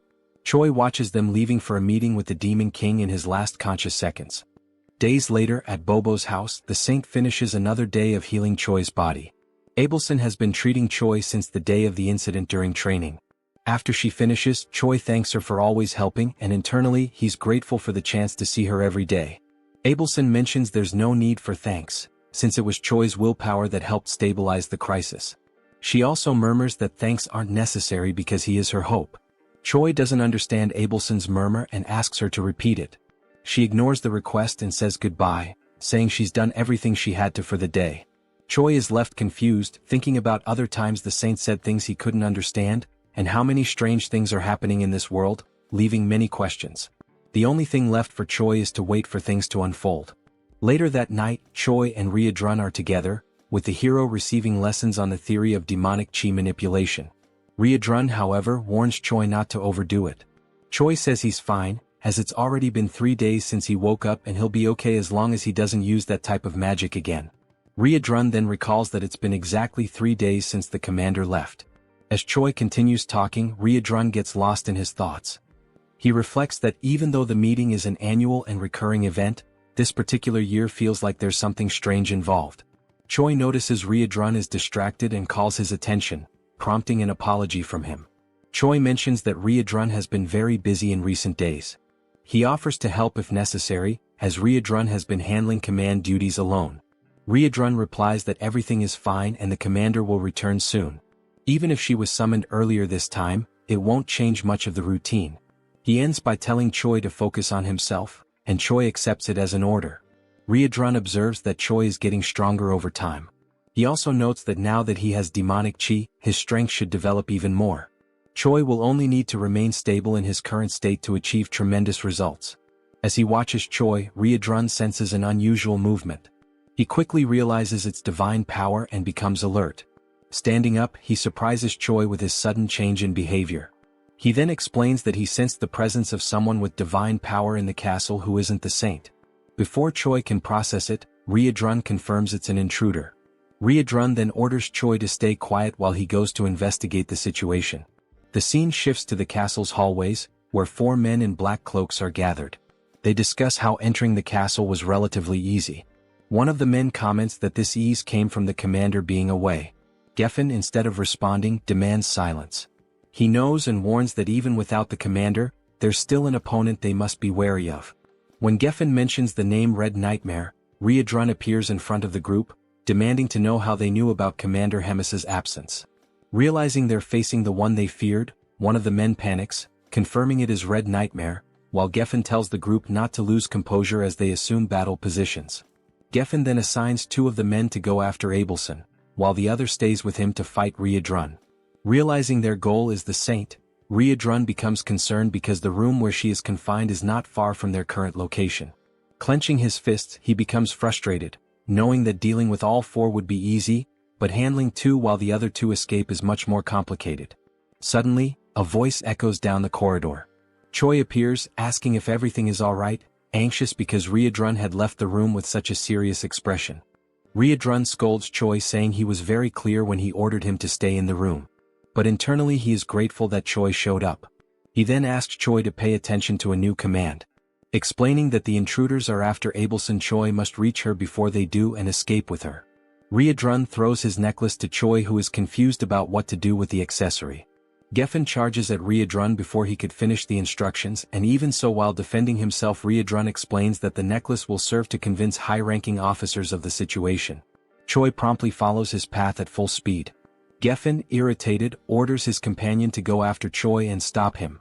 Meanwhile, Riedrun finally decides to attack, making it clear that Abelson will not leave the castle without the commander's permission by anyone's hands.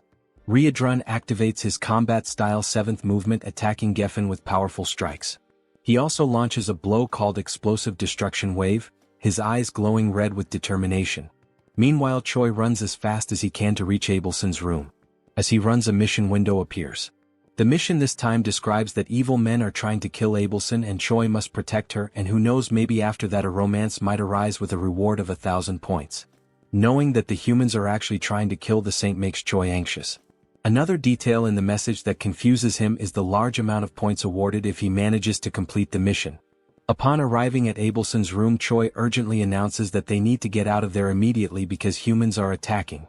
Abelson is caught by surprise and does not understand what is happening, so Choi explains that it is an attack from the same people who attacked previously. Meanwhile, in the nearby corridors, Riedrun's troops delay the intruders' advance.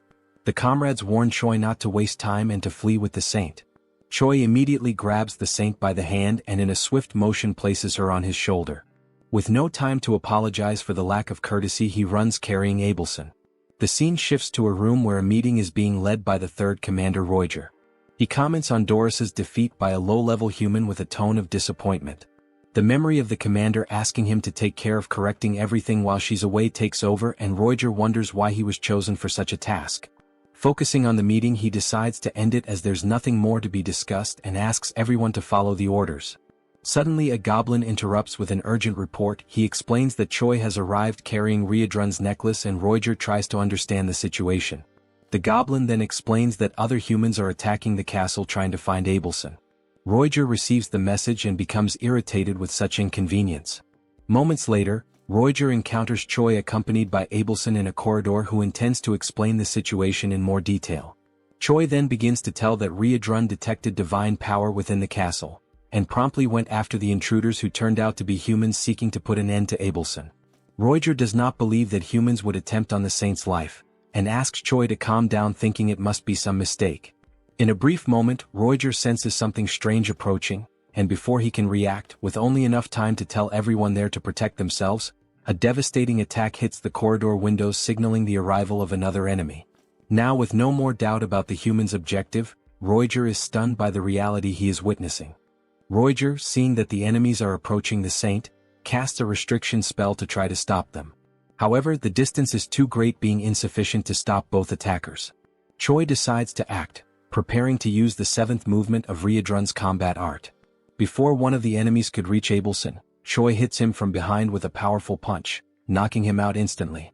Choi shouts as he attacks, declaring that he will protect Abelson. Meanwhile, in Riedrun's battle, one of the invaders has already been defeated, while Geffen mocks the loss of his companion after having used him as a shield. Riedrun already expected Geffen to be a strong opponent, but even so, the level of Geffen's strength is surprising, equating to that of a commander. Besides strength, divine power and demonic IQ are natural enemies. Such points are essential to classify warriors like Geffen as heroes of humanity. Geffen laughs while belittling Riedrun, considering his struggle against the 2 invaders as proof that he is just another ordinary demon. Riedrun keeps his composure, questioning how someone with no chance of victory can be so arrogant.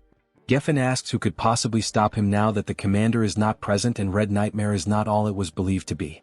Confident in his strategy, Geffen only needs to keep Riedrun occupied while his comrades deal with the weaker henchmen. Riedrun takes on a more serious stance as the enemy has demonstrated deep knowledge of the castle's defense strategies. Determined to end the clash, Riedrun declares he no longer has time for talk and will finish this quickly. Geffen smiles and asks how Riedrun plans to end the fight quickly, considering their powers are incompatible. Riedrun responds that pure brute force can overcome any incompatibility. Meanwhile, in Choi's fight, after knocking out one of the invaders, Choi hears the other one say he didn't know there was another hero in the Demon King's army. The man laments that he didn't expect 3 corrupted humans to be on the Demon King's side.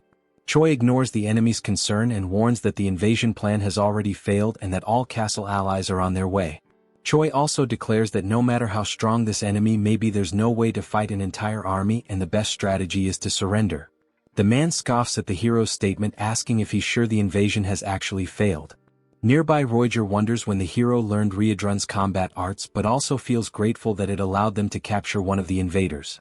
The captured invader mutters something inaudible which soon reveals itself to be an incantation, a spell to use his own body as a sacrifice and quickly spread flames. He used sacred magic to burn himself completely, creating fire as a last resort, forming a wall of fire, a blaze that creates a kind of flaming arena. These flames are capable of killing a person with just a single touch. The man, now more confident, raises his sword while stating that not even the highest-ranking demons will be able to easily pass through the wall of fire, giving the hero the only option, which is to hand over Abelson. Choi is caught in distress, desperate, not understanding why the humans are interested in killing the saint. Choi desperately wants to know why they want to attack someone who is on their side. The man does not acknowledge Choi's statement, and when he tries to explain the obvious, Abelson decides to speak for herself. The divided empire abandoned God a long time ago. Choi is caught off guard by the information, and Abelson continues explaining that the only thing the empire needs is a puppet that obeys commands. For that it doesn't matter whether it is the real saint or not. Tired of the conversation, the man strikes his sword to the ground. He declares that he no longer wants to hear drama and will give the hero a 10-second head start. Choi finds himself under pressure, with no safe strategy to withstand a direct fight for long. The only thing that comes to mind is exactly the riskiest possible option. While the man begins his 10-second countdown, Choi starts activating Promote.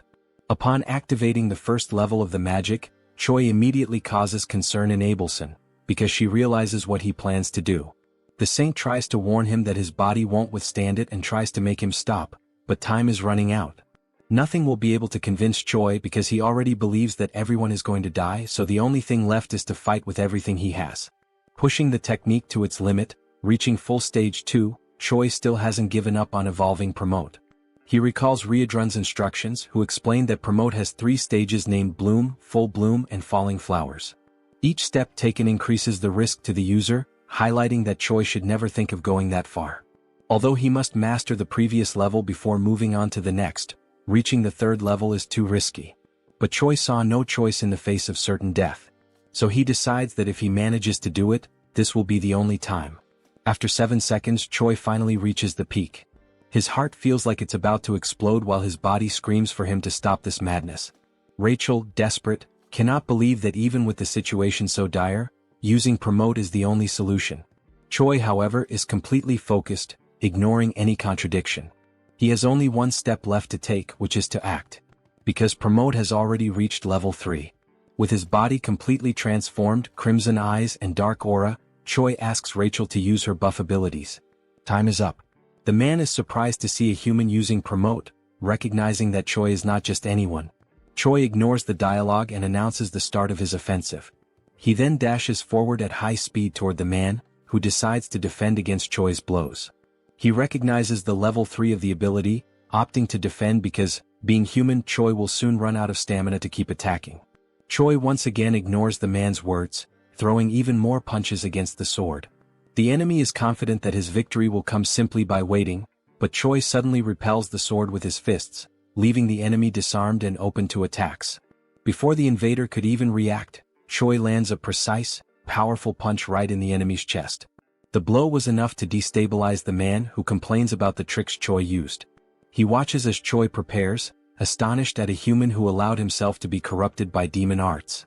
Choi knows he's reaching the limit of what his body can endure from the technique, but he cannot fall, because he is the only barrier between the assassin and Abelson.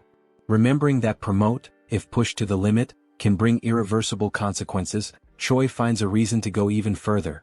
There's a beautiful woman crying in front of him, and that is unacceptable.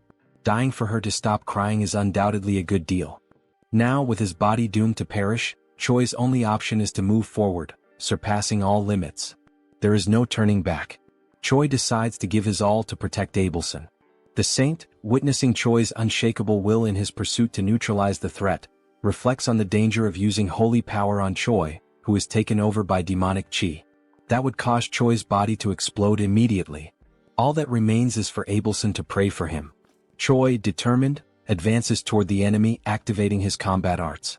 The man realizes that Choi is stacking attack types and laughs, considering it self-mutilation. Choi ignores the enemy's provocation and charges a jump, attacking with his instant obliteration strike. The enemy keeps intimidating, saying Choi will regret it when facing death. As he delivers his blow, the enemy counters with his sword, declaring it was a very weak attack, but Choi continues charging a much more powerful strike.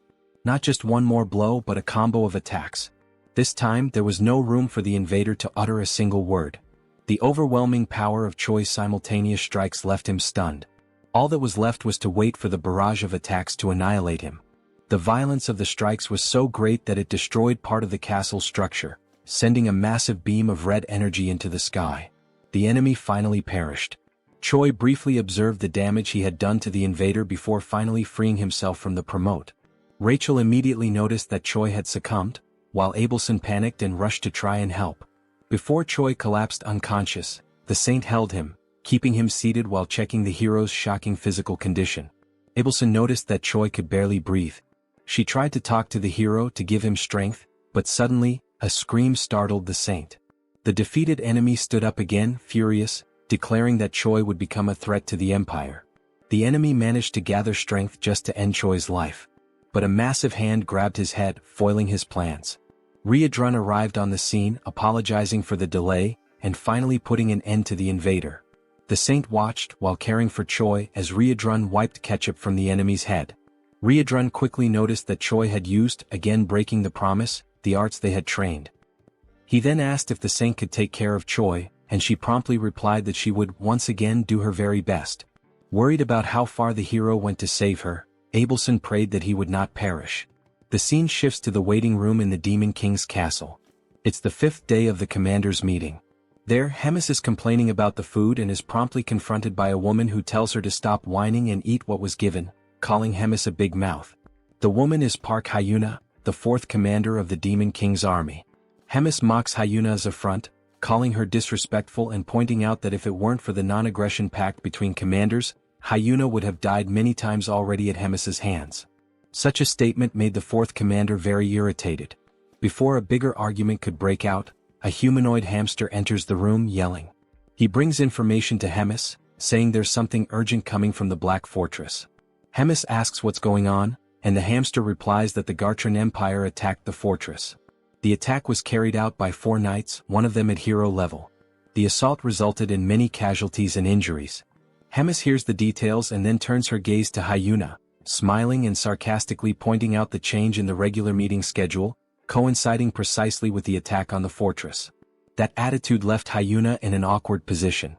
While finally enjoying the food, Hemis mentions the given coincidence, thinking about the Demon King.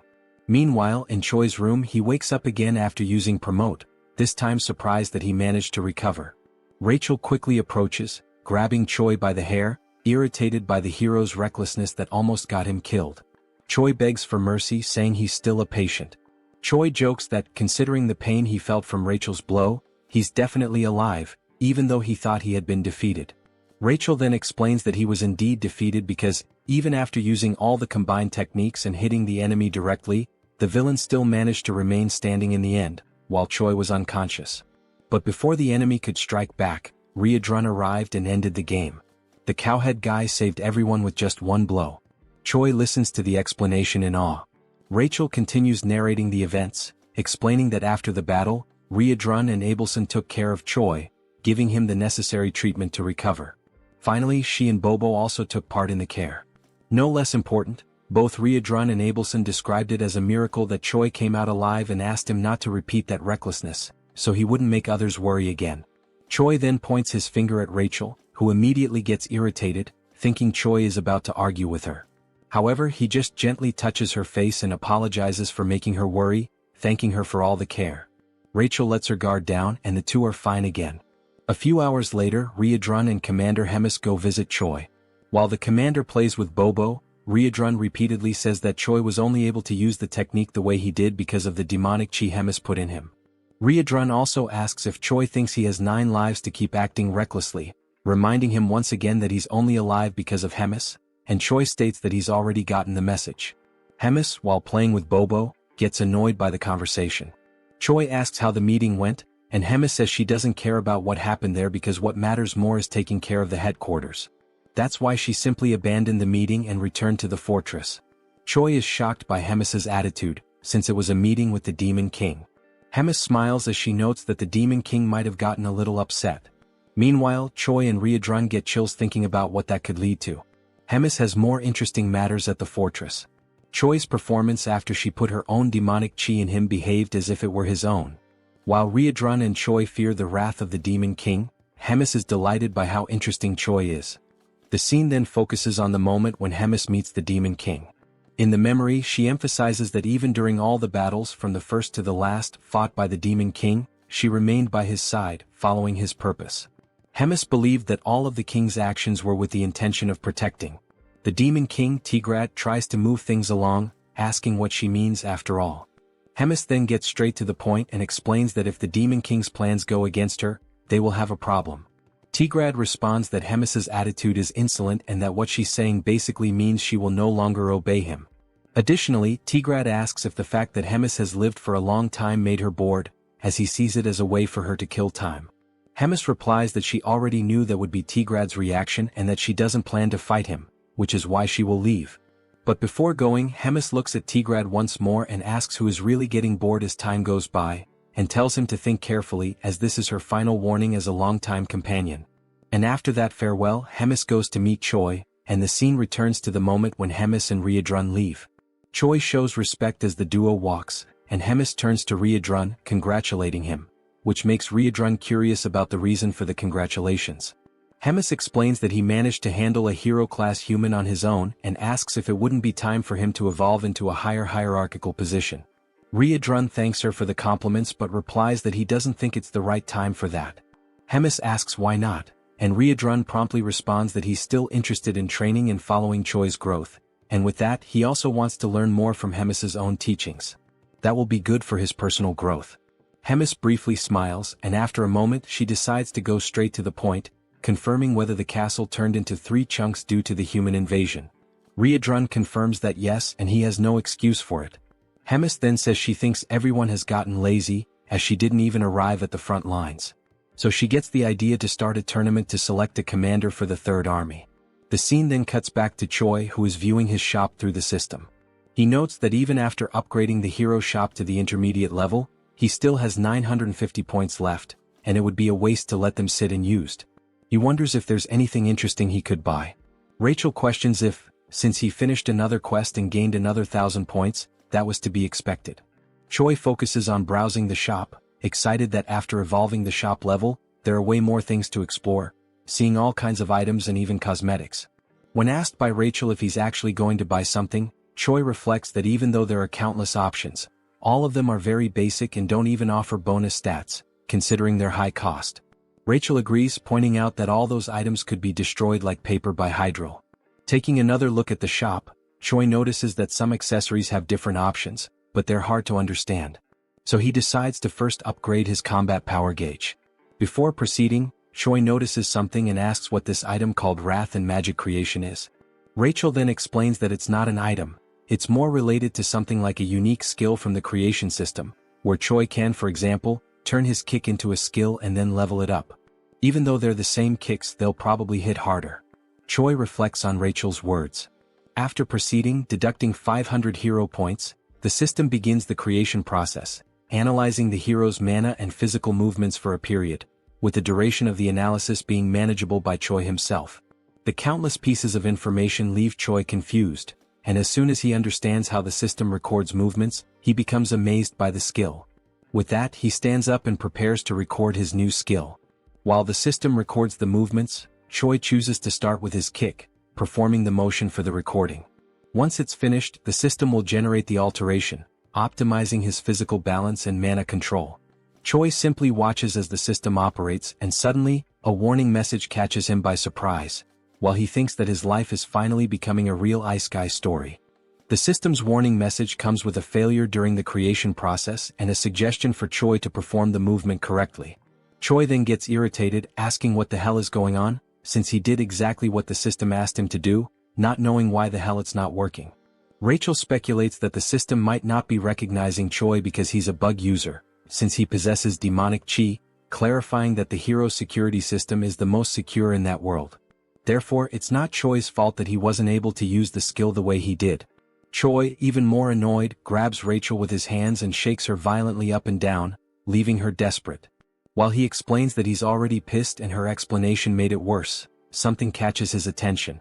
A new hero quest has appeared, and even before reading it, Choi gets even more irritated by a new mission, having spent a bunch of points for nothing, demanding that the system return his points. In the mission, it informs that it's too early for him to despair over the points spent, stating that he can always earn more points and now it's time to forget the past and move on. The mission is precisely to create a new skill using his strength. Sometime later at Riedrun's training field, Choi begs his master once again on his knees to help him. Riedrun confirms Choi's request, saying that he needs help to develop his personalized wrath, and Choi confirms it. Riedrun takes a moment to analyze, then responds to Choi saying he'll help him. Choi, with teary eyes, is left speechless by the answer, and Riedrun adds that he was already planning on giving Choi some training anyway. Riedrun turns and informs that the training has just begun, and Choi promptly follows him. Moments later, the two are sitting in a moment of concentration, marking the beginning of that training. The session continues with more strikes and some physical exercises, which may be the ones that leave Choi quite exhausted. At the end, Riedrun and the saint observe Choi resting in his room again, with some bandages and his feet positioned in a bizarre way. Marking day 1, Choi smiles, grateful for having completed the day, and after getting up to pull himself together, he checks the system window informing that he completed a mission. Choi's combat power increases, and he then reflects on having managed to create his personalized wrath. It's a modified version of Riedrun's martial arts style, and the name Choi gives to this new style will be Nobilis. On the day of the tournament, the host greets everyone, introducing himself as Jark, explaining that this time's event will be to select 1 company commander and 13 battalion commanders. The host also states that the number of expected tournament participants exceeds 1,000. Focusing on the image of Remus and Hyuna, who are together in a room, the host explains that the tournament will consist of 3 matches in total and that all of them will follow a battle style different from the usual in previous tournaments. All participants will have 1 hour to prepare for the beginning of the first match, and during that we already see some participants gathered, including one with a goat head and a weird smile. Right after that, we see Choi smiling as the host explains that a knife has been accidentally dropped, making a metaphor with the name of the first match, which is the Killer Run and will take place on the Outlaw of the Highway. The scene shifts to Choi, who is warming up as the 4th commander arrives and approaches him. She states that she has been observing him for some time, asking if he is human in a rhetorical tone. Choi is surprised by the presence of the woman, who is a stranger to him until now. The hero is dumbfounded by her beauty. She then begins to describe him, answering her own question by saying that the fact he has black hair and a combat power gauge suggests he is probably just an ordinary hero at first glance. Choi tries to confirm this, but the 4th commander continues her analysis, surprised that he possesses demonic chi and speculating that he might be some kind of spy. Before the conversation could progress, Riedrun arrives at the scene, asking for permission and demanding that the woman step back, until he realizes she is the 4th commander. Riedrun then states that he has a request from Hemis to deliver to the commander of the cooking squad, and Hyuna is surprised that this guy is receiving an order directly from Hemis. Riedrun confirms it, and Hyuna then decides to step aside, complying with Riedrun's request. As she looks back, she reflects on how Riedrun is standing beside Choi not as prey, but as a commander. She then becomes excited, saying that what is to come might yield more results than she expected. Riedrun then speaks with Choi, explaining that sometimes she behaves inappropriately, but she is a squad commander, clarifying that she is also a hero just like Choi. He warns that she came to observe the tournament under the Demon King's orders, but Hemis used the word surveil, so it's best for Choi to keep his distance from her. Choi quickly senses that there is something strange about the relationship between the 2 commanders. He then tells Riedrun that he understands and asks what Hemis's request was for him. Riedrun explains that Hemis said he should reach at least rank 8 in the tournament, and that if this doesn't happen he would be sent to the 2nd Material Research Squad. He also mentioned something about cost protection, which shocks Choi, who fears his fate. 2 hours later, the start of the tournament is announced, and the host explains the rules. The first race is simply a race. The goal for the participants is to reach the final destination, and there are no other rules beyond that. He adds that for today, if a competitor accidentally kills another competitor, there will be no penalties. The goat then turns to Choi, asking if he heard that correctly. In a threatening tone, he says that if he accidentally kills Choi, he'll be forgiven, so Choi shouldn't even come near him. Choi, unfazed by the threat, simply confirms that he got the message. The host then gives the command for everyone to begin, and the competitors promptly start the race, with Choi leading a small group, but still far behind the front runners. One of the competitors who can fly mocks those who cannot, and soon launches a magical attack directly at the group Choi is in, prompting Choi to ask Rachel for a shield to protect him. While running under Rachel's protection, Choi asks her to update him on the condition of the front line of runners. She then tells him that if he keeps the same pace, he'll barely be in the 100th position. Suddenly, the goat appears beside Choi, surprised that he's still alive even after the aerial attacks, and he charges an energy sphere to launch directly at the hero. Upon receiving the attack, Rachel's shield works perfectly, and Choi thanks her for it. The goat, dissatisfied, charges a stronger energy and then throws it at our hero. However, before the attack can land, the energy begins to split into countless fragments and falls like rain, hitting several other competitors. Choi doesn't understand why the attack got weaker, questioning whether it was smart to divide it into waves. The answer comes when the goat starts acting as if it was Choi who launched the attack with the intent to hit multiple other runners, leaving Choi furious at the false accusation, since now all the competitors want his head, driven by fury and resentment against our hero. The goat then picks up the pace and mocks Choi, who is falling behind. While running to escape the crowd and seeing the goat just ahead, Choi curses him, saying that as soon as he catches him, he will kill him. He then asks Rachel how many are still ahead, and Rachel informs him that he has passed 76 and there are still 24 left in front. As soon as Rachel gives the information, Choi is hit from behind by an attack strong enough to break Rachel's barrier. While feeling the attack and about to fall, a memory comes to Choi's mind about his training with Ryudrun, where he was confused about what to do regarding having multiple combined styles, where each of them was made exclusively for demons incompatible with humans. Both the Promote and Ryudrun's combat skills needed to be used as a base to create a new skill completely compatible with Choi, and thus Noblesse was born. As soon as he activates the skill back focused on the race, the system informs him that his magic power evolved from rank D to C, and also that the level of demonic chi evolved from rank E to C. The Noblesse skill then appears in the system, explaining that it was created through the merging of the two forces, thus creating a unique combat style that emanates a purple aura of magical and demonic power, with a proficiency of 0.06%. After fully charging while defending himself from the attacks of other runners, Choi then starts a fast sprint, warning everyone to get out of his way, and in moments, the only thing the runners can see is a flash of purple light passing everyone at an absurd speed. He quickly overtakes several competitors, but then the information appears that 95 runners have already reached the destination, leaving only 5 spots available for qualification. Determined, Choi accelerates even more, fast enough for Rachel to barely hold on to keep up. Suddenly, the goat looks back, noticing Choi's approach, surprised that he is already so close. As he approaches, Choi enjoys the situation, grateful for finding the goat right at the end of the race. He then activates Rachel's third combat form, charging an attack, getting even closer to the goat, and as soon as he reaches him, he hits him from behind, saying for the goat to accidentally die. The goat then flies at an absurd speed toward the wall, completely destroying the structure. Meanwhile, observing both amidst the confusion, the host explains that the 99th and 100th positions were filled by Choi and Whole Goat. Choi then sits, relieved for having qualified, while the goat is unconscious behind him. Choi gives thanks and the goat quickly gets up, enraged, cursing Choi and threatening him with death. But before anything could happen, the host intervenes, saying that the race is over. He then explains that the 100 people who passed the first round will have the second stage in 3 days, and everyone else is dismissed. Meanwhile, that night, in a forest near the Dark Fortress, Hemis and Park Hyuna are in a forest location, and the fourth commander asks Hemis if she is really going to release a certain thing inside the tournament. Without answering, Hemis only focuses on what is ahead, greeting Modem, saying how long it has been since they last saw each other. The creature, emanating a red aura, explains that indeed it has been a long time, exactly 97 years, 3 months and 11 days, and asks what can be done for Hemis.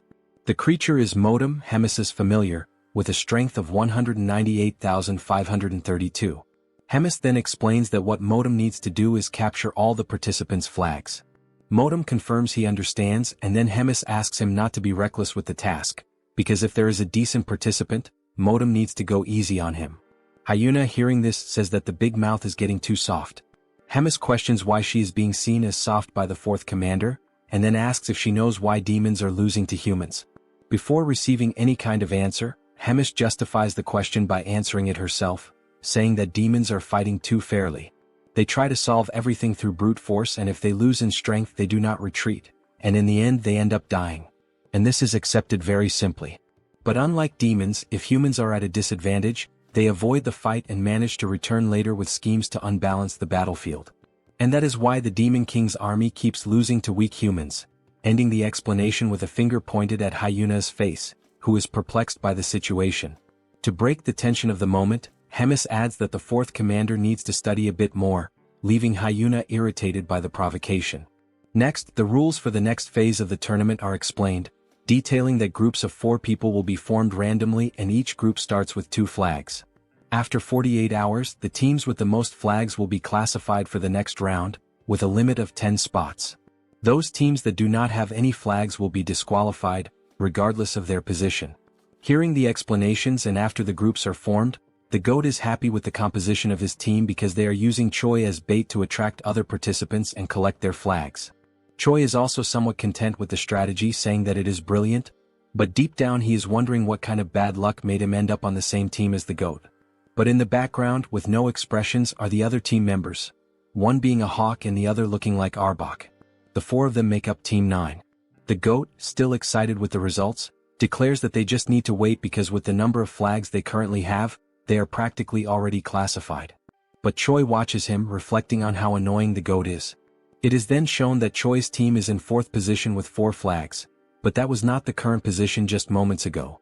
The ranking rose abruptly, and once again the team's position rises to 3rd place without them having done anything. Seeing this, everyone is surprised, wondering what is happening. Suddenly, a steel foot approaches the group, and Choi hears the sound of metal, making him look back and notice the presence of Moten with his extreme strength and intimidating presence. The GOAT notices upon seeing several flags on Moten's back, that he is probably the cause of the mess in the ranking. The GOAT then smiles, wondering if he is a golden goblin, and then recklessly rushes toward the stranger, causing Choi to try to stop him, saying he shouldn't try to fight him. The GOAT continues the charge, calling Choi a coward. Concentrating an attack, the GOAT arrogantly declares that he is going to kill the tin monster and take his flags. With a simple movement, Moten knocks down the GOAT, and in the attack he is thrown against the hawk and against Arbok, losing the flag. While storing the newly collected flags, Moten is being watched by those who sent him. Hyuna questions if that was really necessary. Judging Moten's presence, they're useless since there is no way to win against him with only the skills of Choi's team. Hemis remains silent, just watching while the time for the end of the test runs out, and it is shown that Choi's team is now in position number 25. Later, with only 1 minute left until the end of the test, Choi already has a plan declared and asks everyone to move according to the signal, especially the GOAT head. They have just encountered Moten again, who, after the previous attack, had moved to collect other flags. And as soon as he notices their approach, Moten realizes they are going to try some kind of new primitive attack. Choi then orders the GOAT to attack, and he promptly begins channeling his magical energy, irritated by being commanded by a human. As soon as the energy hits the area where Moten is, he remains standing intact, surrounded by flames and lots of dust. Choi then gives the turn to the hawk, who is already at high altitude and ready. He begins his charge, descending toward Moten at very high speed. Moten notices the hawk's charge and realizes it is a joint attack, also noticing that this is the first team using tricks like this, as he prepares to defend against the attack. As the falcon approaches Moten, he is met with the defense of the tin monster and has his neck restrained, causing the attack to halt, leaving only the strong wind that accompanied him, which brings a certain comfort to Moten, who declares that the wind is refreshing. But he quickly notices that Choi is advancing and states that all members of the team attack in a very simple and slow way, mocking how pathetically weak the demonic chi in Choi is. From afar, Arbok approaches underground while Choi is already practically at Moten's defense. He then orders the centipede to attack and tries to dodge Moten's defense. To finish the attack with extreme determination, Choi then activates his unique skill. Surrounded by the noblesse, he advances toward Moten, and when he is just a few centimeters away from grabbing the flag, Moten stops him and compliments the team's group attack, saying it wasn't bad for an improvised plan. However, that is all they managed to do, which is not enough as Moten has already immobilized Arbok and also Choi. With only 15 seconds left before the end of the test, the 3 team members are already completely immobilized by Moten, and the tin monster then decides to ask Choi what that purple energy he just used was. Choi is not concerned with the question and only focuses on the time left to finish the test. Desperate, he then declares to Moten that he will find out what the energy is the worst way possible. Grabbing the enemy's hand, Choi then activates his new skill, Chi Explosion. The purple energy then moves toward the enemy and in an instant Choi is already out of combat, but the strength of the attack was enough to destabilize Moten. As he falls to the ground and time runs out, with both participants drifting apart, in the final second Moten stabilizes and the match ends. Moten realizes how the ability worked, wondering if it was in fact a self-explosion, although it wasn't strong enough. Choi, hearing this, gets Moten's attention by calling him Tin Can and asks him to look back.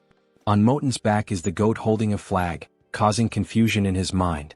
Choi then mocks the situation, questioning if Moten really thought he would blow himself up without a plan, explaining that everything was orchestrated so that at the moment of the explosion, the goat would be ready to capture one of the flags. Choi then ends by saying it was a great displeasure to meet him, and the ranking is presented as Choi declares that he will never see the Tin Can again, flipping the middle finger at his enemy. The system then presents Choi's new ability, Chi Explosion, with a proficiency of 0.11%. Sometime after the end of the tournament's second round, the scene shifts to a quiet but significant conversation between Hemis and Moten. Hemis asks Moten for his thoughts on Choi. Calm and composed, Moten describes Choi as a rare human possessing a hybrid of demonic ki and mana, an unusual and unprecedented combination. He states that he has never witnessed anything quite like it before in all his years. Hemis, unfazed, replies that she was already aware of this unusual trait. She presses further, asking if Moten has anything else to offer. Moten adds that Choi is not only talented but exceptionally quick on his feet. He highlights Choi's sharp, instinctive decision-making, admitting that the young human surpasses many demons Moten has known, even those considered elite. Hearing this, Hemis quietly reflects on the implications. She begins to consider that the direction of the demon army may need to evolve. She muses that, should she choose to pursue her own path, the future could unfold in unexpected, and possibly thrilling ways. The narrative then transitions to the divine empire of Gartrum, where the atmosphere is somber. The Pope mourns the loss of Geffen, a hero-level figure who perished during a mission, a warrior of great promise taken out in a vile and humiliating manner. The mood in the room is tense, laced with both grief and strategy. In the same chamber, a man seated nearby asks what will be done about Abelson. The Pope pauses in silence before coldly announcing that, despite her popularity, Abelson is merely the princess of a small, insignificant kingdom. With finality, he declares her removal as a candidate for sainthood and orders that she be publicly branded a heretic, an ally of the Demon King's forces. Next, the Pope shifts his focus. He asks if Hemis is causing trouble again. The man replies that she has begun restructuring the military command, planning to select new officers through a skill-based tournament. The Pope, ever calculating, inquires if there's any way to sabotage these plans. The man, now revealed to be Elrond, explains that he attempted to contact the Demon King for assistance, but was met with clear resistance. It seems that interfering with Hemis's efforts could risk provoking the Demon King himself. The Pope suggests sending a hero to disrupt the structure directly, proposing Kinley as a potential candidate. Elrond hesitates, reminding him that Huna, now branded a traitor, is currently stationed at the Black Fortress. With her presence, it would be nearly impossible for Kinley to face both powerful women at once. The Pope, ever perceptive, deduces that Huna's position at the fortress may suggest the Demon King is not entirely aligned with Hemis. Elrond momentarily considers canceling the sabotage plan, but the Pope raises a hand to interrupt. He asserts that the empires of Gartrum and Drasen have always thrived by embracing conflict. Their power comes from waging holy war against the evil of the demons. He continues, explaining that evil must exist so the light of righteousness can shine brighter. That light, in turn, fuels the faith of the common people, faith that strengthens the empire itself. For this reason, the war must continue regardless of the shifting tides. One of their strategies, the Pope reveals, has been feigning cooperation with the Demon King to subtly control the war's direction. However, if demons continue to evolve at this pace, they may soon grow beyond the Empire's control. He then instructs Elrond to verify whether their embedded spy has reported the next tournament's location. Elrond checks his notes and opens a map, revealing that the next match will take place in Inamazet, a remote, forested region notorious for its dangerous beasts. They both note the area's distance from the Black Fortress, interpreting the choice of location as divine will. The Pope gives his final command: summon the heroes and use this next opportunity to measure their strength. As plans unfold in the Empire, the story cuts back to Choi, now in his quarters. He sits calmly, amused by the chaotic state of his system after merging demonic ki with mana. The intricacy of energy manipulation has grown considerably. Rachel, watching him with a mix of awe and curiosity, quietly reflects that not long ago, Choi had only one ability, a skill he mastered thanks to Hydrun's relentless training. Choi focuses on the fact that Hydrun's combat style variations have now been officially registered in his skill window, with both Noblesse and Magic Explosion recorded as distinct entries. This brings the total number of unique skills in Choi's panel to 5, a significant milestone. Rachel, observing the update, asks if his leadership ranking has increased as well, noting that the new effects added to his abilities are extremely useful. She remarks on how rapidly he's advancing through the executive path within the Demon King's army, clearly impressed. While browsing through his system, Choi wonders aloud if there might be any items available that could further boost his stats. Suddenly, a voice interrupts, bluntly declaring that nothing will help him at his current level and insisting that he needs to wake up from this dream. The voice, cold and sharp, belongs to none other than Hyuna, who appears unexpectedly, startling the hero. Choi reacts instinctively, crawling backward in alarm when he realizes that the surprise visitor is none other than the fourth commander.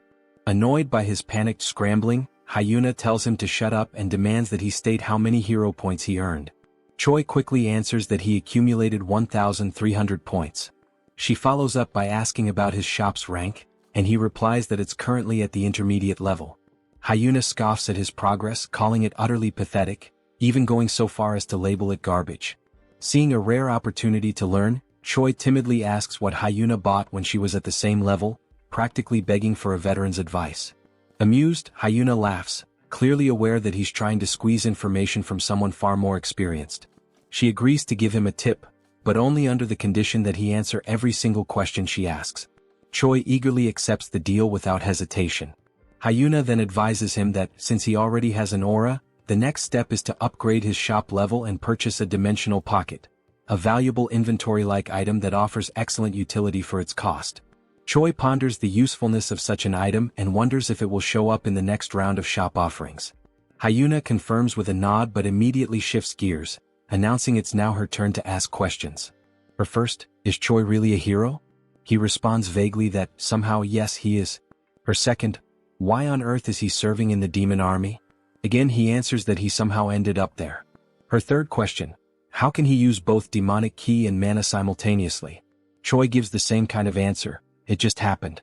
Frustrated by the lack of clarity, Hyuna sarcastically sums up his story.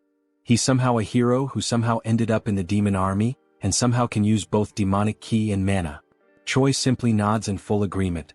Furious at his nonchalant attitude, Hyuna delivers a brutal kick to his face, launching him across the room. Dazed and annoyed, Choi retorts that Hyuna herself is also part of the demon army.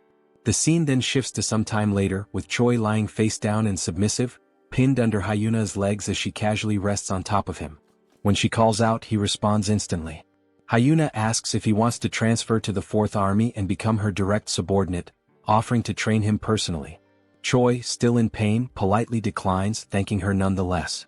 Her mood sours again and she increases the pressure on his back, making him groan. As he struggles, she demands to know why he insists on staying. Choi, gasping through the pain, replies that his main reason is simple. If he tries to leave, Hemis might actually kill him. Hyuna then asks what Choi's next point is, whether he has any goal beyond simply staying alive to avoid being killed by Hemis. Choi, without hesitation, replies that his next grand ambition is to marry a rich blonde noblewoman and become the proud father of 5 children. The absurd honesty and randomness of the statement catches Hyuna completely off guard. She freezes for a moment before abruptly getting off of him, visibly shaken by what she just heard. With a dismissive wave, she mutters that it would be better for them both to forget the entire conversation ever happened. Trying to compose herself, Hyuna then tells Choi that he's free to pursue whatever strange dream he wants and admits, albeit begrudgingly, that he's probably right about one thing. Hemis would never let him walk away so easily. With those words, she turns to leave, tossing over her shoulder that he should take the time to rest while he still can. As her footsteps fade into the distance, Choi lies there in silence, staring up at the ceiling and reflects inwardly. He acknowledges that beyond his fear of Hemis or his ridiculous personal goals, there's another reason he chooses to stay. His growth, as a person, a fighter, and perhaps even as a hero, is inseparably tied to this unpredictable, chaotic life within the Demon King's army. And to his own surprise, that thought doesn't scare him. In fact, it makes him genuinely happy. Sometime later, the day of the third round of the tournament finally arrives. The mood in the air is tense with anticipation. Choi begins his preparations with focused determination, checking over his gear and gathering what little he needs. Before heading out, with a smile, he asks Bobo to guard the house while they're gone and promises confidently that he'll return victorious, carrying the first-place prize. Bobo barks once, tail wagging as if offering his blessing. As Choi and Rachel prepare to leave, Rachel brings up the route to Animosity, asking if they plan to pass through Lee Dongjin before arriving at the arena. Choi confirms with a nod, double-checking the map one last time. With everything set, the two step through the door, the energy between them buzzing with excitement. Their hearts are set on victory, their minds sharp and ready. With unwavering resolve, they march forward, determined to bring home the top prize and carve their names into the next chapter of the tournament's history.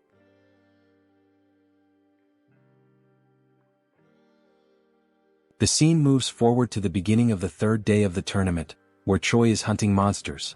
He notices that he is gaining 1 level for each monster he defeats. At this point he has already leveled up 4 times and wonders if it is actually real. The monsters he is defeating are dryads, generally female individual creatures, classified as plant-type demonic beasts. These monsters typically serve to assist in the reproduction of other monsters by exchanging pollen. While holding the body of one of the defeated dryads, Choi questions why he is gaining so much experience. During this moment, a purple sphere floats above him as part of the current training round. On this third day, the challenge is for participants to survive in the demonic beast forest, and the event will continue until 10 out of the 24 participants are eliminated. Each participant has been given a magical item for the day. This item is the same purple sphere that Choi is suspicious of. The sphere is used for military tracking, made by Hemis and composed of demonic energy capable of locating individuals. Its main function is to inform the organizers of the position of everyone in the tournament, essentially acting as a GPS. Rachel approaches the sphere, astonished by the magical skills of the Demon King's army, impressed by their ability to create such complex spells. Choi decides to move on quickly before someone comes and steals the monsters he has defeated. Suddenly, he is struck on the head by an object thrown by someone, causing him to fall to the ground and lose possession of the monsters he was carrying. The attacker expresses joy at finding him and Choi tries to recover from the hit. The attacker is revealed to be the goat, who is now furious and determined to defeat Choi once and for all. Meanwhile, elsewhere, the tournament host seems bored, finding the task of overseeing the event annoying. He questions why he is always assigned to jobs he compares to guarding a doghouse door, while other guards assist in watching the portal to Inamazet. One of the guards tries to motivate the host, saying he shouldn't talk like that because guarding the portal is important.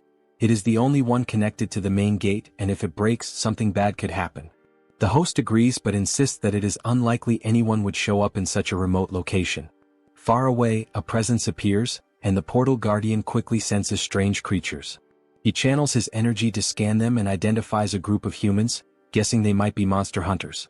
However, he chooses to ignore the potential threat since he doesn't sense any special magic from them. The Guardian considers that it would be troublesome if he took the initiative to attack and they ended up finding the portal. He decides to wait, reasoning that Inamazet is very large and they probably won't encounter the tournament group. Despite sensing something odd, he continues with his farewell and chooses to leave the strangers alone for now. Back at the confrontation between Choi and the goat, the new enemy tries to intimidate the hero, claiming to have immense power and that Choi should beg for mercy. Noticing Choi's indifference, the goat tells him that if he won't plead, then he should run as there is no shame in fleeing. Scars on the back are not dishonorable for those who fight with their fists. Choi, annoyed, asks Rachel if it wouldn't be better to just kill the goat already. Sensing the shift in Choi's demeanor, the goat immediately changes his own behavior to one of submission, begging Choi not to kill him, warning that he would regret it. This confuses Choi, who doesn't understand the reason behind the threat of regret. The goat then reveals that he possesses very valuable information, prompting Choi to ask what it is. The goat explains that all demons currently have Choi at the top of their target list. Choi is skeptical and asks why, if that's true, they aren't all after him already, since he is supposedly the common enemy of them all. The goat suddenly begins a countdown, leaving Choi confused. As the countdown ends, all the other tournament participants approach a dominating chair, and Choi is startled, while the goat laughs at his situation. Meanwhile, at the Black Fortress, the scene is being magically transmitted to Hemis and Hyuna, who are observing the events of the tournament's third day. Hemis admits she didn't expect everyone to target Choi and laughs, calling it shameful. Hyuna reprimands her, saying this is not a moment to laugh. The transmission is abruptly interrupted by the Guardian, who reports that humans are attacking and attempting to destroy the gate. He explains that the enemy group is composed of highly equipped humans using stealth devices, and somehow they know the exact location of the gate. The transmission ends, and Hemis immediately assigns Riadrun to take action. Riadrun quickly understands the gravity of the situation and offers to act at once. Hemis notes how well prepared the attackers are and declares that information must be leaking from somewhere. As she speaks, Hyuna watches in shock. Hemis then raises her voice, demanding to know where the leak is coming from, while Hyuna reacts again, visibly shaken. Back in the forest, having escaped the other participants, Choi is distressed, questioning why the contestants are breaking tournament rules and why those monitoring the stage are doing nothing to stop it. Rachel urges him to remain silent so as not to compromise his hiding spot. 2 participants are seen nearby, searching for Choi. They briefly scout the area but soon decide the hero isn't there and leave, planning to wait for the next tracking update. Choi stays hidden a bit longer to be sure, then collapses to the ground, overwhelmed and fearful of dying. He wonders how he will survive the ordeal. Rachel tries to comfort him, reminding him that his level progression has been going well and suggesting they could defeat more monsters nearby. She asks if Choi has anything in his shop that could help. He agrees it's a good idea and starts to search, though unsure if anything there could truly help him survive. Just as he finds something possibly useful, a dark cloaked figure approaches, interrupting his search. The stranger asks if he is the rumored hero, surprising Choi. The figure then removes his hood, revealing himself as a red-haired human, and Choi is taken aback. The rest of the group reveals their faces too, all fixing their strange gazes on the hero. Though they are all human, something about them feels unusual. The leader apologizes for not introducing himself earlier and tells Choi his name is Andrew Taylor, and that he is also a hero. At that moment, Choi's system interface appears, presenting him with a mission: survive at all costs and eliminate all the villains with a reward of 1,000 hero points. Choi quickly attempts to deceive the enemy group's leader by pretending to be a rookie hero. He energetically introduces himself as Choi, the new hero, and casually asks what brings them to such a lowly place. Andrew, the leader, replies that they are hunting demons. Choi agrees, saying it's a noble mission and that eliminating demons brings justice. Choi then stands up and prepares to leave, claiming he will go crush some demons too and wishes them luck. Suddenly, Andrew draws his sword and slashes at Choi, narrowly missing. Choi is startled by the sudden attack. Andrew then declares that they are also there to eliminate the traitor human. As Andrew readies another strike, the tournament participants arrive at the scene, also searching for Choi. The goat mocks Choi, claiming there's no way he can escape. Some of the participants behind the goat notice another human nearby and speculate that Choi may have the ability to duplicate himself.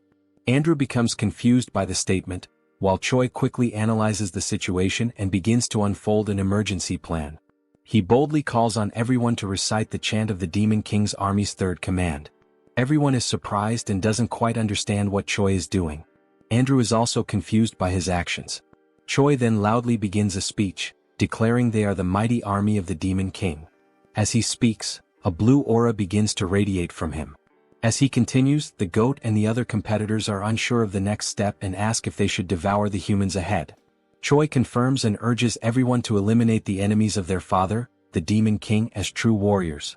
At that moment, the system announces the activation of a hidden status called Charisma and Leadership, and notes that morale among allies has increased. Choi raises his voice and commands the group to charge. The participants begin discussing among themselves, and the goat comments that Choi isn't wrong. Another participant agrees, saying they are an army either way. The goat then reinforces Choi's words, proclaiming that they should all advance and destroy the humans. Empowered by Choi's blue aura, the group charges into battle. In the midst of the crowd, Choi is thrilled that his plan is working and vows to remember their bravery. As they rush forward, Choi runs in the opposite direction, joyfully declaring that they will all meet again in Valhalla. As he flees, Choi reflects that they probably won't last long and that fleeing is his only option. Suddenly, someone grabs his scarf. It's the commander who was guarding the gate. Choi recognizes him and asks what's going on. The commander explains that the gate linked to the castle was destroyed during the humans' ambush. Choi asks about the fate of the gate's guards, and the commander says they were likely wiped out, adding that he barely escaped alive himself. Choi questions how that could happen, recalling there were only about 40 enemies, The commander explains that all of them were at least battalion commander level, with 3 at regimental commander level, and 1 nearly at division commander strength. Choi then asks what they should do to survive. The commander replies that survival may not be possible. He then reveals that Choi has a tracking spell on him and that, being of high rank in the Demon King's army himself, both of them are top priority targets for the enemy. Choi then asks the commander if there is any way to remove the tracking spell. The commander replies that it would not be possible, as the process takes too long and they do not have enough time. Suddenly, the tracking spell alerts them to the presence of a nearby creature of extremely high-level demon beast class. Choi realizes that this monster might somehow be useful. He turns to the commander, who waits to hear what Choi has in mind. Choi then announces that he has an idea that might help them escape the situation. Sometime later, the invading army has already wiped out all the tournament participants and realizes that the traitor hero has fled, prompting a full pursuit using the spell to track him. Andrew notices that besides Choi, something else is being sensed and he wonders if it could be Flowclad. He explains that Flowclad is a monster with a combat power between 250,000 and 300,000, known as the top predator of Inamazet, a massive plant type being classified as high risk, which typically requires at least a fighter-class hero to subdue. Andrew comments that while defeating it is not impossible, the damage it could cause will be significant. It doesn't take long before chaos breaks out with the encounter between the monster and the invading hero group. Andrew instructs his team to keep the monster distracted while he goes after the traitor hero. At this moment, the system announces the use of an item called pheromone perfume, which mimics the scent of a demon beast. However, the wider the area of use, the weaker its effect. It simulates beast affinity towards humans at the cost of 10 hero points. Choi then combines the item with Promote to attempt his survival plan, even if it means disguising himself as a female tree. Andrew soon spots the pair's strange outfits and is visibly surprised. Without hesitation, he charges at them and Choi sees the incoming attack, calling out for the commander to intervene. The commander effectively blocks Andrew's strike, and both swordsmen reposition, preparing for battle. Andrew activates his sword's advanced form and attacks again, triggering an epic duel between 2 highly skilled fighters. As the commander is assaulted from different angles, Choi steps in and neutralizes each peripheral attacker one by one. He reassures the commander, saying he will handle the smaller threats and urges him to stick to the plan so they can hold out as long as possible. Andrew then realizes and questions whether the duo's actual plan is simply to stall for time. His question is met with complete silence. The scene then flashes back to when Choi explains the plan to the commander. The central idea is to use the demon beast as their main force against the enemies. The commander's role is to evade Andrew as much as possible, tiring him out while using the beast as a shield against his attacks. Meanwhile, Choi is to deal with the rest of the group by leveraging the presence of the demon beast. The crucial point of the strategy is to never engage in a direct fight. Choi names the operation "You Come at Me." Returning to the present battle, Andrew grows frustrated with the commander's evasive tactics, asking how long he plans to keep dodging blows. The commander remains silent, internally reflecting on the fighting style of the humans, calling it cowardly. Still, he admits that it's exactly this method that allows them to buy precious time. The focus then shifts to Choi, who now faces a cloaked enemy. Weakened but determined, the opponent rises with one goal: kill the traitor. As the man charges, Choi easily dodges each attack. However, he notes the precision and strength behind the enemy's strikes, each one powerful enough to cut him in half. Despite that, the movements are highly predictable.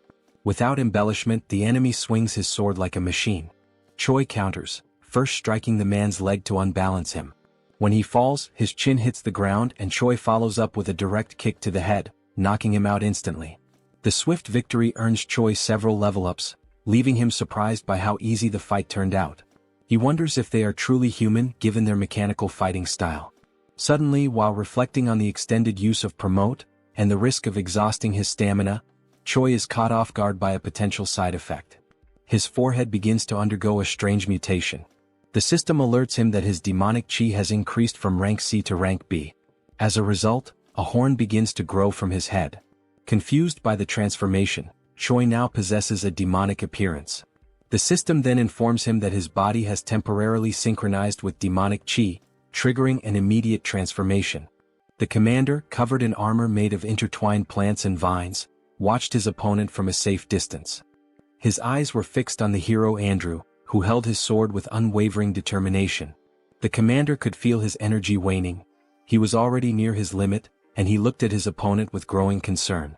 The demon beast he was using as a shield, a towering creature with alabaster skin and razor-sharp claws, bore several deep wounds across its body. Its breathing was labored, its legs trembling. Neither the beast nor the commander could hold on much longer. Andrew, steady with his sword in hand, broke the silence that had settled over the forest like a heavy fog. His voice was calm but laced with contempt. He said the commander had nothing special aside from his ability to run away, and even that would end right there and then. A dark smile curled on Andrew's lips as he boasted of his imminent victory, claiming that heroes like him grew stronger every time they killed a beast or demon. He concluded with a smug tone, pointing out that his current level was 983. Once he killed the beast shielding the commander, he would easily ascend to level 1000, a milestone few had ever reached. Without further warning, Andrew lunged forward, striking at the commander with deadly precision. The commander barely managed to defend himself, using the long whip coiled at his side to parry the attack. Concern was now etched into his face. He was clearly at a great disadvantage against this overwhelming force. He knew that unless he came up with a solid plan he would be defeated right then and there. Without hesitation, the commander began touching strategic points along the massive white beast's body. His fingers moved swiftly with practiced accuracy, and from his hand, small red sparks erupted with each contact. These sparks flickered like embers, tracing cryptic markings along the beast's skin. He continued the sequence even as Andrew relentlessly pressed forward with fierce, calculated blows. The battle intensified, yet the commander stayed focused, gambling everything on the seal he was about to complete.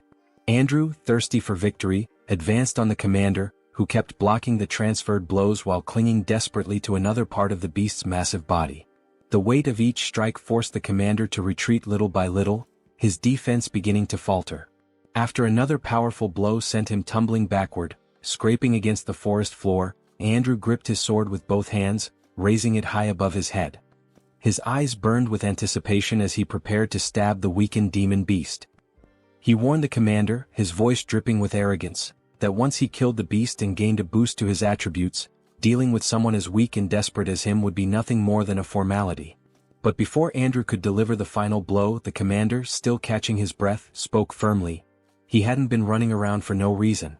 His words cut through the tension like a blade.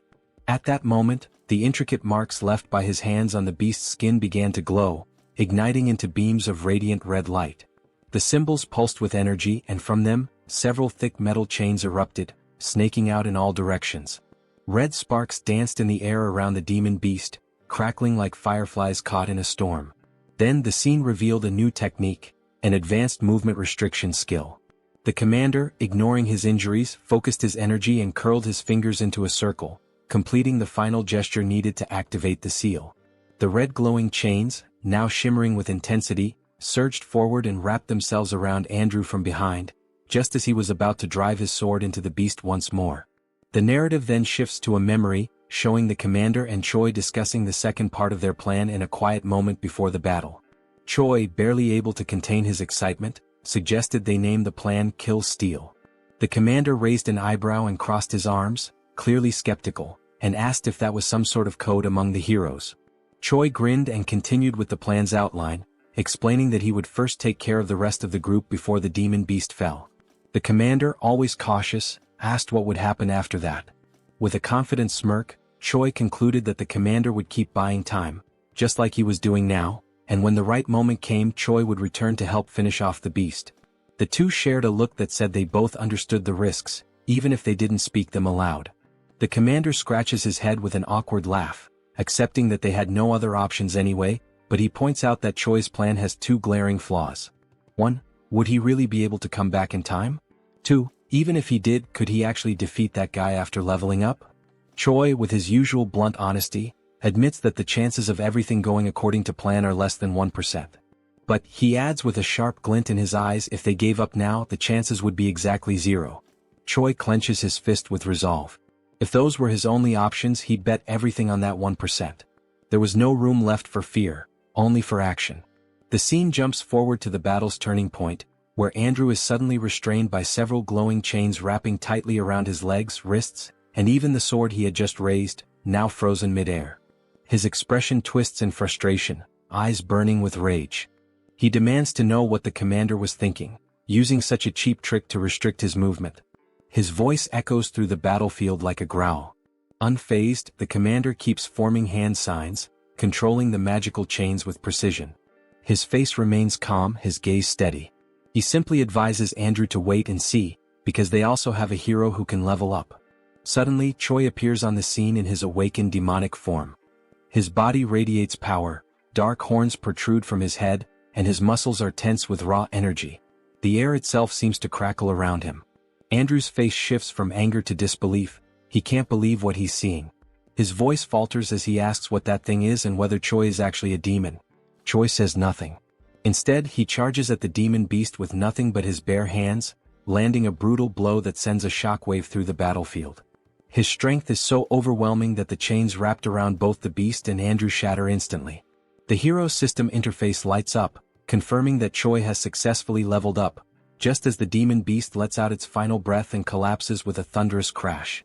The commander, kneeling with one fist on the ground and catching his breath, lets out a tired laugh. He jokes that there couldn't have been a better time for Choi to show up, even if the timing was clearly cutting it close.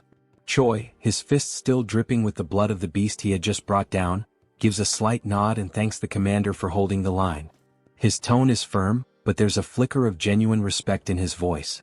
Without wasting another second, Choi turns sharply and raises his arm, pointing straight at Andrew. Now, he declares with unwavering confidence, the hero will be defeated by me. Andrew lifts his sword, his expression darkening. He scoffs at Choi's boldness, dismissing his claim as nothing more than overconfidence. In his mind, no one could possibly defeat him just because they managed to kill a weakened demon beast. He tightens his grip on his blade and prepares to crush Choi's foolishness with overwhelming force. In the next scene, the air vibrates with tension as Andrew's newest skill is revealed, a high-level sword technique in Form 3, ominously titled Dragon Slayer. Energy flares around the blade, forming arcs of blue light as the hero steps forward, each movement heavy with the confidence of someone who has never lost a battle. Then with a roar he strikes. Choi doesn't flinch. He braces himself, raising his arms and crossing his wrists above his head.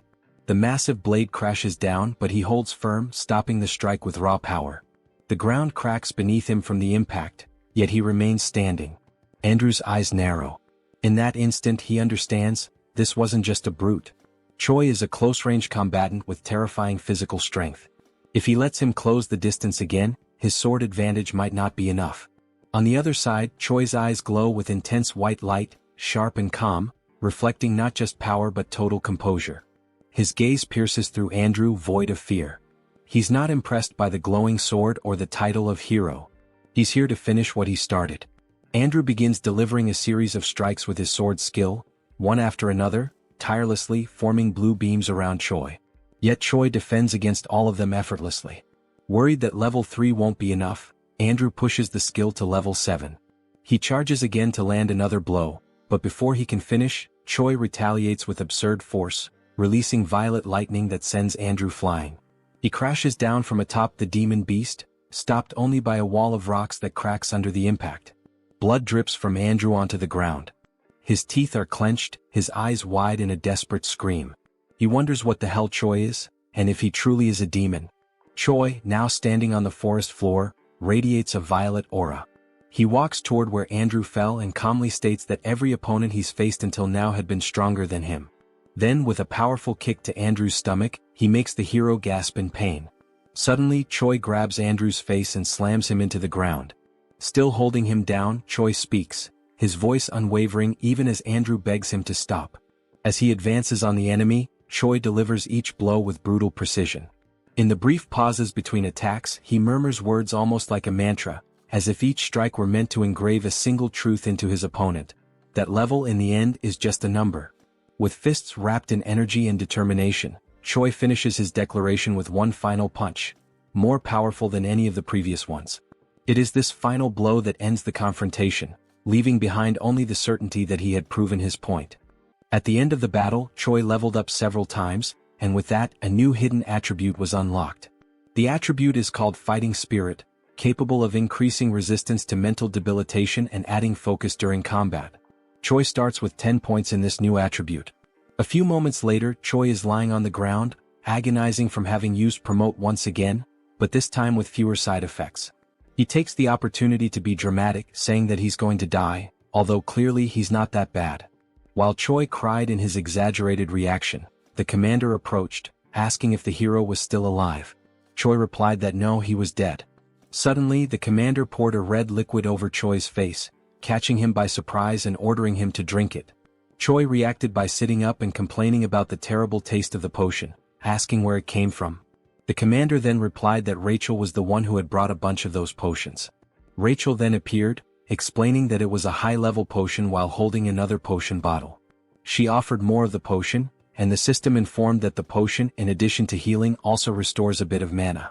Choi then turned directly to Rachel, asking where she got so many potions from. Rachel replied that she obtained them from defeated heroes, saying they drop everything they have when they die. Choi was surprised to hear this detail. Choi then looked at Andrew and declared that heroes in this world are far too strange. Rachel didn't understand the meaning behind Choi's words. He then explained that heroes are supposed to be righteous people.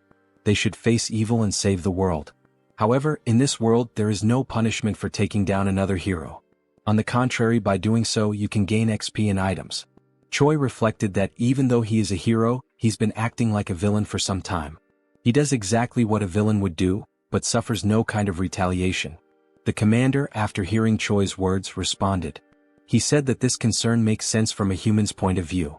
However, as an ally, Choi's actions are analogous to those of a good hero. After all, he saved him. Finally, the commander said that it's not worth getting too attached to human morality, as there are two sides to everything, and judging only between right and wrong doesn't work, because those points of view are not absolute. Choi carefully observes the commander's words. However, one detail catches his attention. Was the commander trying to comfort the hero? When Choi asks this, the commander responds with kicks, ordering Choi to shut up and go rest. Choi, still suffering from side effects, complains about the aggression, saying his bones hurt. The commander then stops and begins to explain that he requested help before the signal was lost due to the attack. So, it's likely that reinforcements are on the way. Choi smiles, relieved that the situation is over, but he remains defensive, bracing for more attacks from the commander. The scene then moves to the moment Riadrun appears.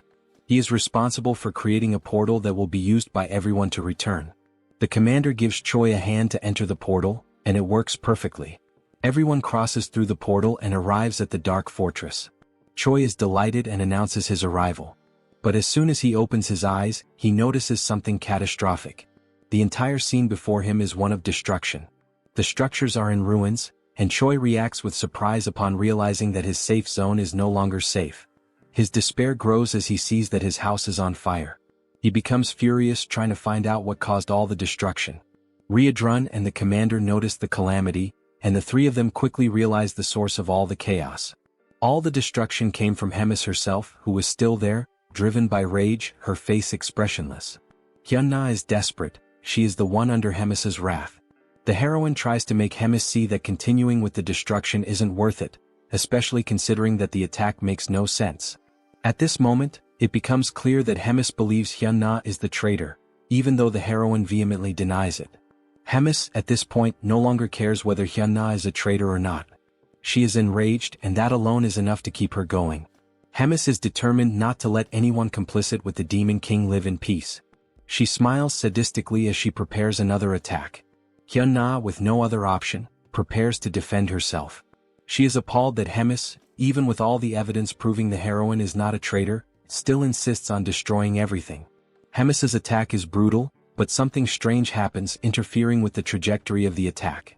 A massive curtain of smoke rises, and a creature slowly reveals itself amid the chaos, leaving everyone unsure of who it is. Someone with an appearance similar to Riadrun calls out to Hemis, wearing a serious and unyielding expression. He is Uzgaze, another commander of the Demon King's army. He brings a message from the king himself, ordering Hemis to stop the commotion immediately. Hemis reacts with curiosity as one detail stands out. How could Uzgaze have found out what was happening? It's nearly impossible that he had enough time to arrive at that moment, even if he had been alerted as soon as the attack began. In other words, the Demon King knew before everything started and sent Uzgaze. Hemis then realizes that Hyunna was just a decoy, and that someone else was actually tasked with spying on the commander. When she says this, confronting Uzgaze, he replies that Hemis is being paranoid and giving exaggerated importance to something in her own head. That response is interpreted as mockery, and Hemis prepares to give Uzgaze the attention he deserves by directing her next attack at him. Hemis hesitates for a moment and lowers her guard, descending to the ground to speak with Uzgaze. She approaches him, recognizing that she may be overreacting. Then she begins to mention that she was unjustly punished for saving Rotak from the humans and was confined for 100 years in the Dark Fortress.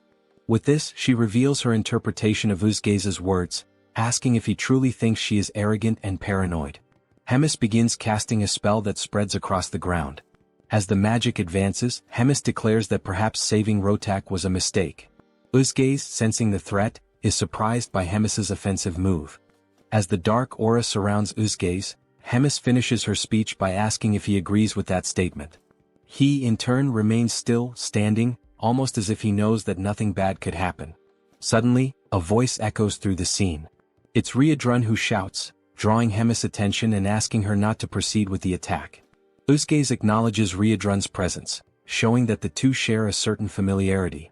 But before any concern can arise, Hemis calmly walks forward and touches Uzgaze's shoulder, telling him that he can relax because there's no more need for confusion.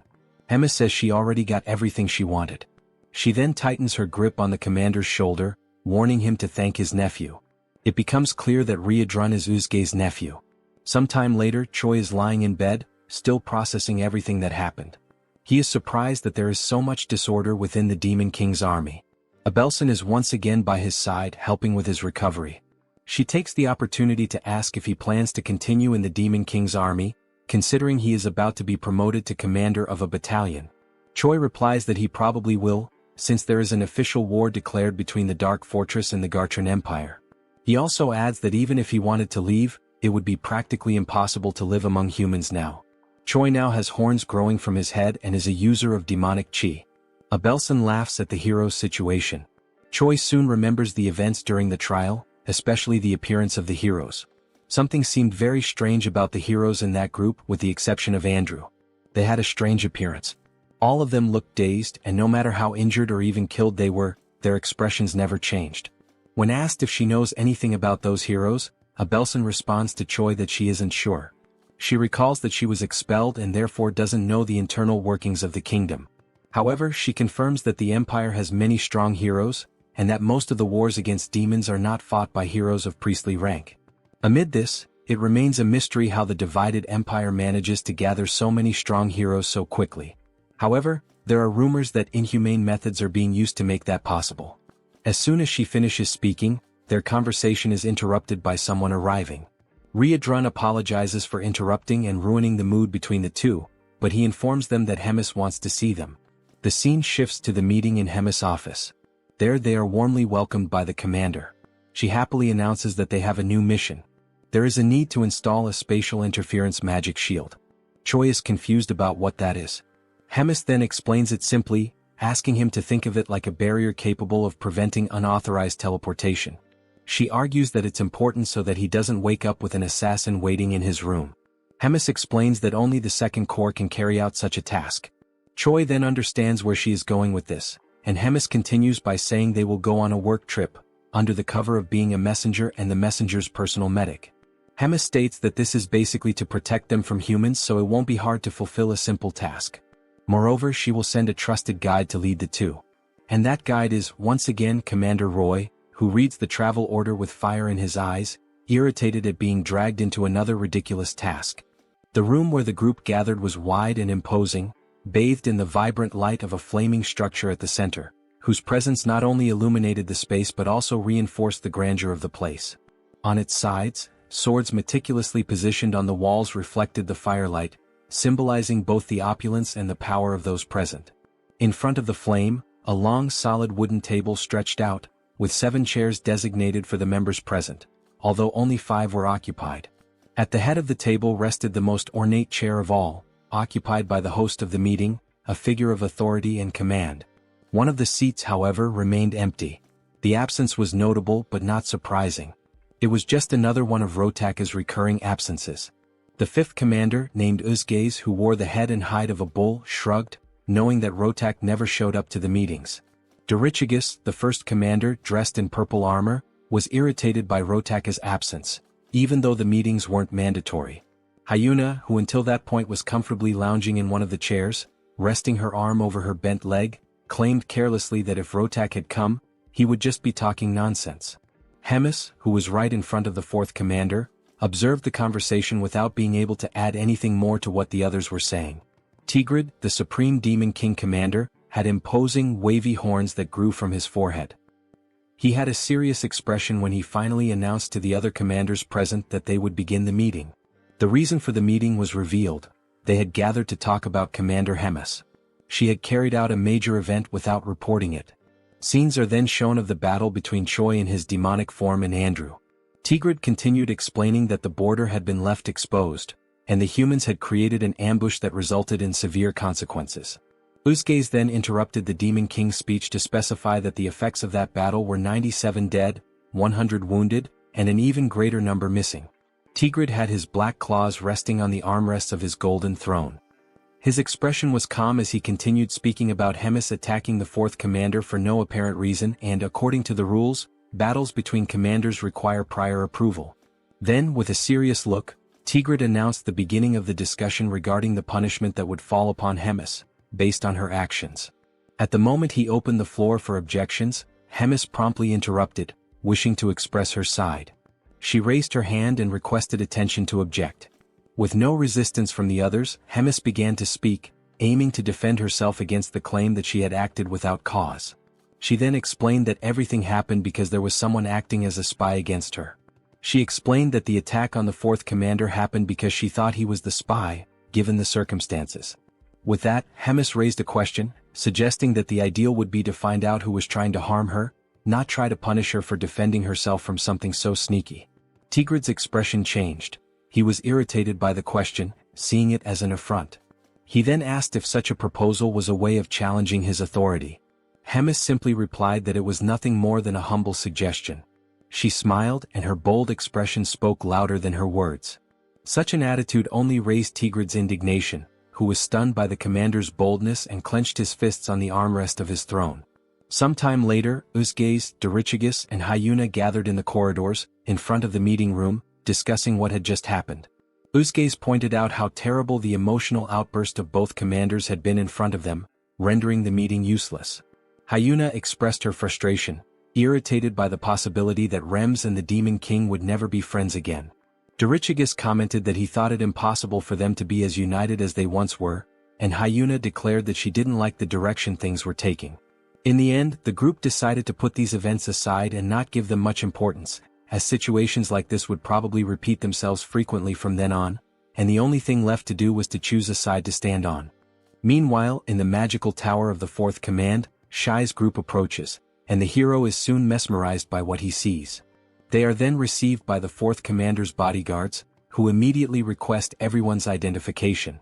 Roger introduces himself as the commander of the 3rd Regiment and notes that he is accompanied by 2 humans. The guard receives the referral sent by Hemis, reads the contents of the paper, and greets everyone enthusiastically, declaring that the commander is waiting for them, and then guides the group to the meeting. Meanwhile, Rotak is in his office, relaxed in his chair, reflecting on the human who can use dark mana and who, furthermore, has a body in the process of transforming into a demon. Even though he finds the situation interesting after receiving warnings from Hemis, he ultimately reminds himself that the human is still just a human. Soon, the group arrives at the room and greets Commander Rotak, who receives them and immediately jumps toward Choi, who barely has time to greet him and is caught off guard. While analyzing Choi's body, he is surprised that he doesn't feel anything and then begins the infusion of energy into one of the hero's arms, warning that it will hurt a little, but that Choi needs to endure it. Choi doesn't understand the situation, and the only option is to endure the discomfort caused by the energy emitted by Rotak, flowing through his body without understanding what is happening. As soon as it ends, Abelson expresses her concern, asking if the hero is okay, while he is on his knees trying to recover from what just happened. The saint approaches Choi, ready to help him, while Rotak declares he is impressed with Choi's evolution. As the hero raises his head, Rotak asks if he knows about the future that awaits him, and only then informs him that if Choi continues at the pace he's going, he will be dead in about 3 months. This information leaves the hero stunned, surprised by such an unexpected future.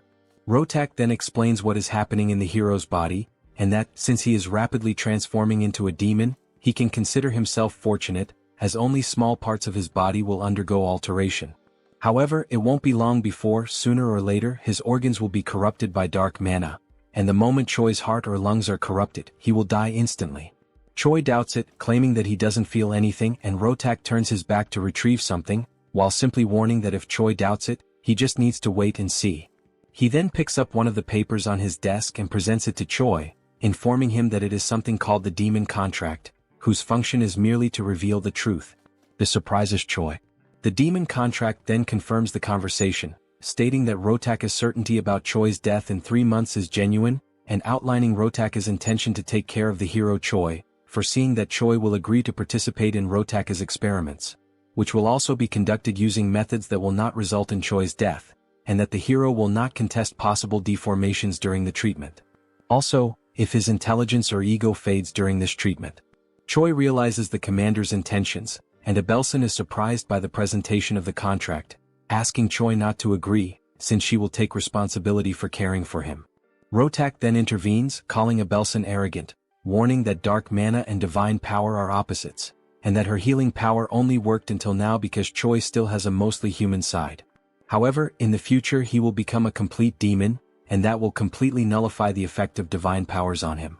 Abelson and Choi are surprised by Rotaka's statement, and he, aiming for urgency in the contract signing, reminds them that 3 months is an optimistic estimate, urging Choi to decide quickly what he wants to do. The group then takes some time to reflect on the situation, and Rachel worries about what might happen to the hero, who apparently has a terminal illness, whose doctor capable of treating him demands that the hero give up his body to undergo psychopathic experiments. Choi explains that he is trying to buy some time before training the battalion, wondering if there is another way to get treatment without needing to be part of some kind of experiment. Rogers then questions why Choi doesn't try to seek an answer from Hemis. Choi is surprised by the suggestion, and the commander then replies that there is an unofficial ranking among the commanders, where Hemis is at the top of the hierarchy, while Rotak is at the bottom, and that she can easily exert some pressure and make the second commander yield on the conditions. The group then knocks on the door to return, requesting authorization, and Rotak promptly allows everyone to enter. Thus, Choi presents himself again, holding something covered by a cloth in his hand, asking permission and entering the room. Rotak then notices the artifact and asks what the hero is holding. Commander Rogers places the object on the table, revealing it to be a glowing purple orb, already known by everyone there, and then he begins to cast the spell to contact Hemis. Rotak becomes slightly startled and concerned by the presence of the communication orb, and it doesn't take long for Hemis to initiate contact, greeting Rotak and asking how he has been. Rotak, with a trembling voice, greets Hemis, highlighting how long it's been since they last saw each other. Hemis recalls that the last time they met was at one of the meetings with the Demon King, and Rotak, even more nervous, repeats and confirms that it is indeed true. Hemis then goes straight to the point, stating that she is there only to ask for a favor. In a threatening tone, she asks him to write a few things into the contract, starting with a demand that Rotak do his best to treat Choi. Secondly, that the hero will not suffer any harm. Rotak realizes the direction of the requests and is stunned, unable to argue. Hemis wastes no time and adds the third point, requesting that he include in the contract that nothing in Choi's body can be altered without permission, and that the hero must not die before the contract is finalized. Rotak becomes enraged with the list of changes to the contract, questioning why Hemis would care so much and why he should follow that for a human. Hemis, with a neutral expression, calmly calls Rotak's attention, and he straightens up in submission upon hearing Hemis recall the moment when she took him in and fed him after he had been abandoned by his people 350 years ago, that she also helped him win the commander selection tournament 200 years ago, and that she also saved him from being killed by humans 100 years ago. And with each reminder, Rotak's pride sank further. Hemis finishes by saying that, lastly, she ended up paying the price for having interceded for Rotak, and gives him the ultimatum. If he remembers all that, there is no other choice but to sign everything, leaving Rotak with no alternative but to obey. Sometime later, he expresses his anger, cursing the humans and Hemis, and then calls one of his subordinates to bring him a communication device, as he has something to do in retaliation for the humiliation he suffered. Time passes, and the next day Rotak receives Choi again in his laboratory, which he also uses as an office, and informs the hero that there is quite a lot to talk about. He decides to go straight to the point without much beating around the bush. Choi simply observes the seriousness in Rotak's gaze. But with a calm look, the scientist commander asks if Choi knows why demonic chi is altering his body. The question, combined with Rotaka's posture, surprises Choi, considering that this indicates that for him, something like that happening is perfectly fine. Confident that they are both aligned in the goal of preparing him, he feels free to respond to the question sincerely. And, as an answer, he says that the transformations in his body happen because it is an outrage for a human to use demonic chi. Rotak promptly declares that this answer is wrong. Then he explains that, just as Choi says, humans cannot handle demonic chi, and a normal human should explode and die as soon as demonic chi is imbued in their bodies. However, apparently fate, mixed with a bit of coincidence, made it possible for demonic chi to take root in Choi, thus becoming part of his body. And this allowed the evolution of the demonic shin, to the point where it is causing alterations in Choi's body. It is remolding him not just physically but in his being as a whole, making him something more flexible for the demonic shin, allowing it to root itself even deeper. Choi is surprised by the explanation and asks Rotak if there is any way to stop the changes that are happening in his body. And Rotak, once again being direct, responds that it is not possible to stop the transformation.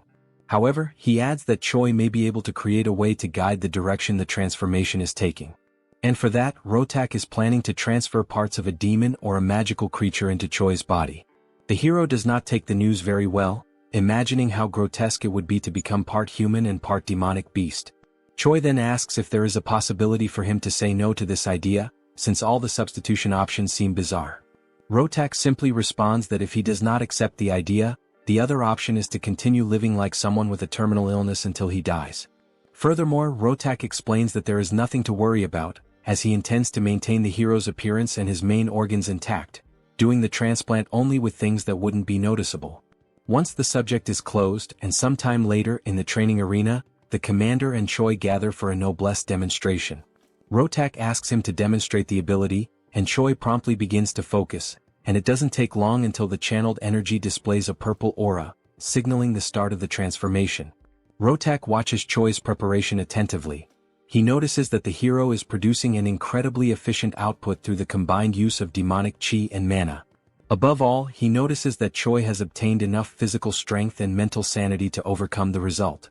He is surprised at how talented Choi is for achieving such an outcome. At the end of the noblesse preparation, Rotak quickly asks Choi to activate Promote, and it doesn't take long before the horns grow again on the hero's head. Rotak notes that this is the only major physical difference between Choi's noblesse and Promote characteristics. Rotak then reflects that Choi was perhaps lucky and confirms that this transformation was efficient in the sense that it protects his internal organs. Internally, Rotak despairs at the desire to study more about this and replicate it in his test subjects and future research. He laments that if it weren't for Hemis, he could dissect the hero to better analyze these results. He also regrets not being able to mass-produce the abilities in chimeras, which would make him an unreachable target for his enemies. But the only chance he has to make that possible is through a scroll pact. Choi notices that Rotak has entered a spiral of thoughts and brings the commander's attention back. Shortly after, he asks what he should do after using Promote. Rotak refocuses and informs him that there's no need for further demonstrations today and internally, reflects that he already has all the information he wanted. Then he tells Choi that, starting tomorrow, he will begin working on fixing the hero's body and abilities one by one, and advises that it's best for him to get some rest.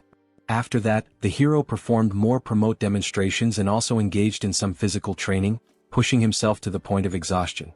Once he reached that limit, he was subjected to physical interventions by Commander Rotak, causing changes and pushing him to surpass new limits with his altered body, which in turn generated more and more needs and modifications.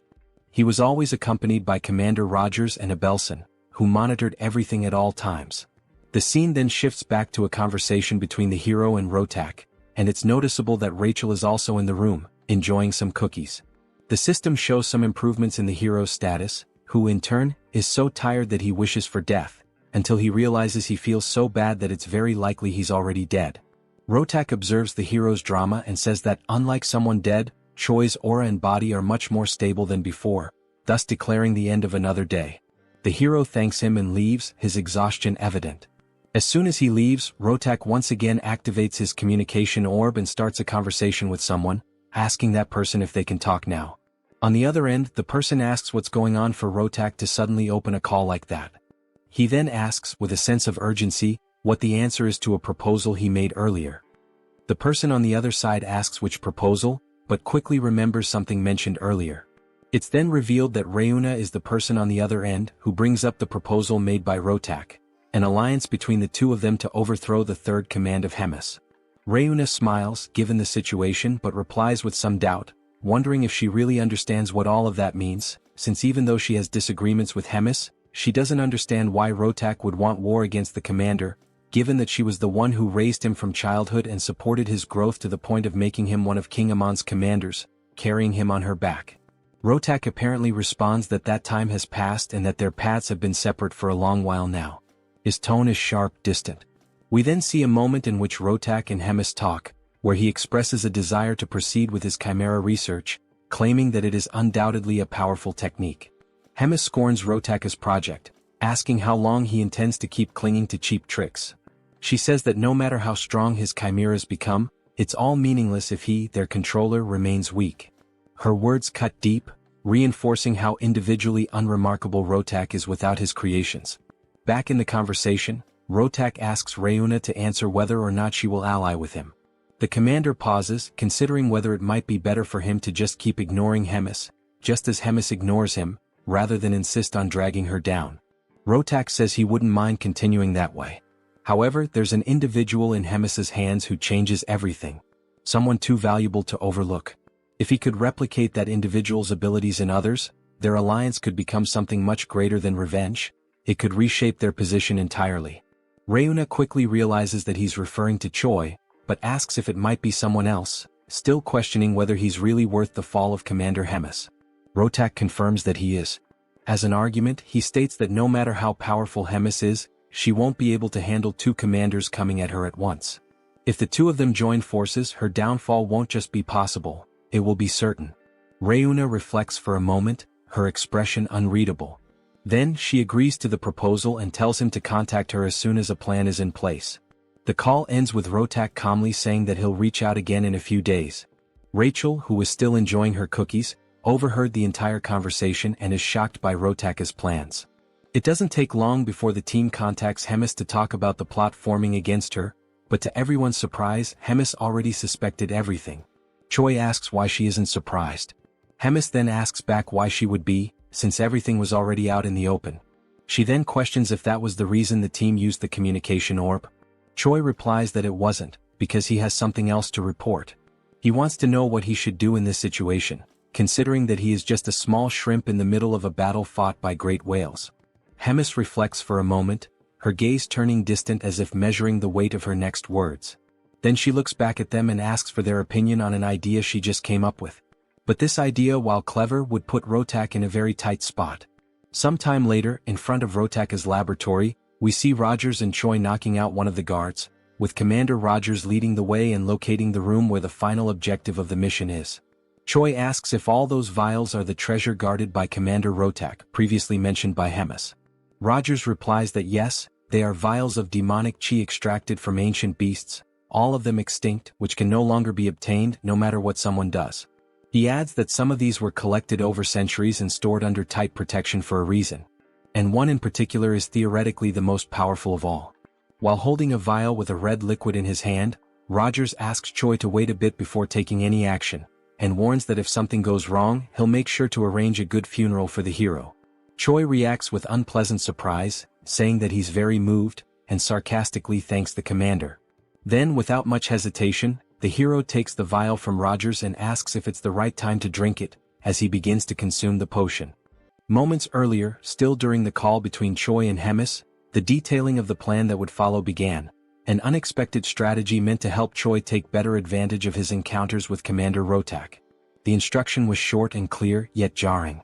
Hemis told Choi to hurt himself. The simplicity of the order contrasted sharply with its implications. Naturally, the plan left the hero stunned, confused, and hesitant. He couldn't help but wonder why he would do such a thing to himself, especially considering that Hemis had previously gone out of her way to force Rotak to include strict rules in their pact, rules that ensured Choi's physical integrity at all times. The contradiction unsettled him. Hemis, noticing the hesitation and fear building in Choi's expression, softened her tone slightly. She clarified, with calm but firm seriousness, that this wasn't a joke or some kind of twisted training exercise. It was a direct order. A strategic one. She had learned through her own sources that Rotak had been lazy and half-hearted with Choi's treatment. From what she gathered, he was doing nothing more than the bare minimum, just enough to satisfy the conditions of their pact. Once that obligation ended, so would his efforts to keep Choi alive. Still unable to grasp how this related to harming himself, Choi asked what any of that had to do with self-inflicted injury. The very idea clashed with everything that had been set to protect him. Hemis then elaborated, informing the hero about the collection of rare and dangerous demon essences that Rotak had gathered over the years. These weren't mere specimens. They were remnants of power from ancient beings, each carrying immense, raw potential. The plan now hinged entirely on those essences. More specifically, Choi would need to absorb the most powerful ex-demonic essence in Rotaka's possession. The mere mention of absorbing such volatile energy made Choi's stomach turn. He voiced his concern, asking whether ingesting something like that wouldn't inevitably lead to death. It was a fair question, one Hemis had clearly anticipated. With the same composed authority, she reminded him of the Pact's power. Because of it, Rotak would be magically and contractually bound to do everything possible, and impossible, to keep Choi alive no matter what. That was the very leverage Hemis had counted on when she forced the terms. It was the safety net. No matter how dangerous the essence was, Rotak would be forced to use every last ounce of his knowledge and skill to save Choi from dying in the process. To calm the growing fear inside him, Hemis reassured Choi again, adding something more personal this time. She knew Rotaka's capabilities intimately. She didn't just know him, she had created him. Every facet of his medical prowess, every ounce of his talent, she was responsible for nurturing. If anyone knew what Rotak could do, it was her. She believed in this plan.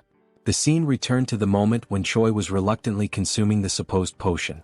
As the bitter liquid slid down his throat, Commander Reuters watched him closely, arms crossed, his expression unreadable. Rachel stood nearby, concerned, and asked if everything was all right. With a sigh and a grimace, Choi remarked that nothing unusual had happened, except for the awful taste, which he couldn't help but complain about. For a fleeting second, it seemed like things would go smoothly. But then everything changed. A wave of searing pain crashed through Choi's body. It was so sudden and overwhelming that his limbs locked, and the potion vial slipped from his fingers, shattering against the floor. His vision blurred. His breath caught. The agony was unlike anything he had experienced before. Rachel's voice broke through the chaos, calling his name with urgency. Reuters, though less panicked, narrowed his eyes and murmured something about the side effects having begun. The pain intensified. Choi writhed in place, desperately trying not to black out. In a moment of delirious humor, he sarcastically berated Reuters, accusing him of withholding just how brutal the side effects would be, especially since he clearly knew what was in the potion.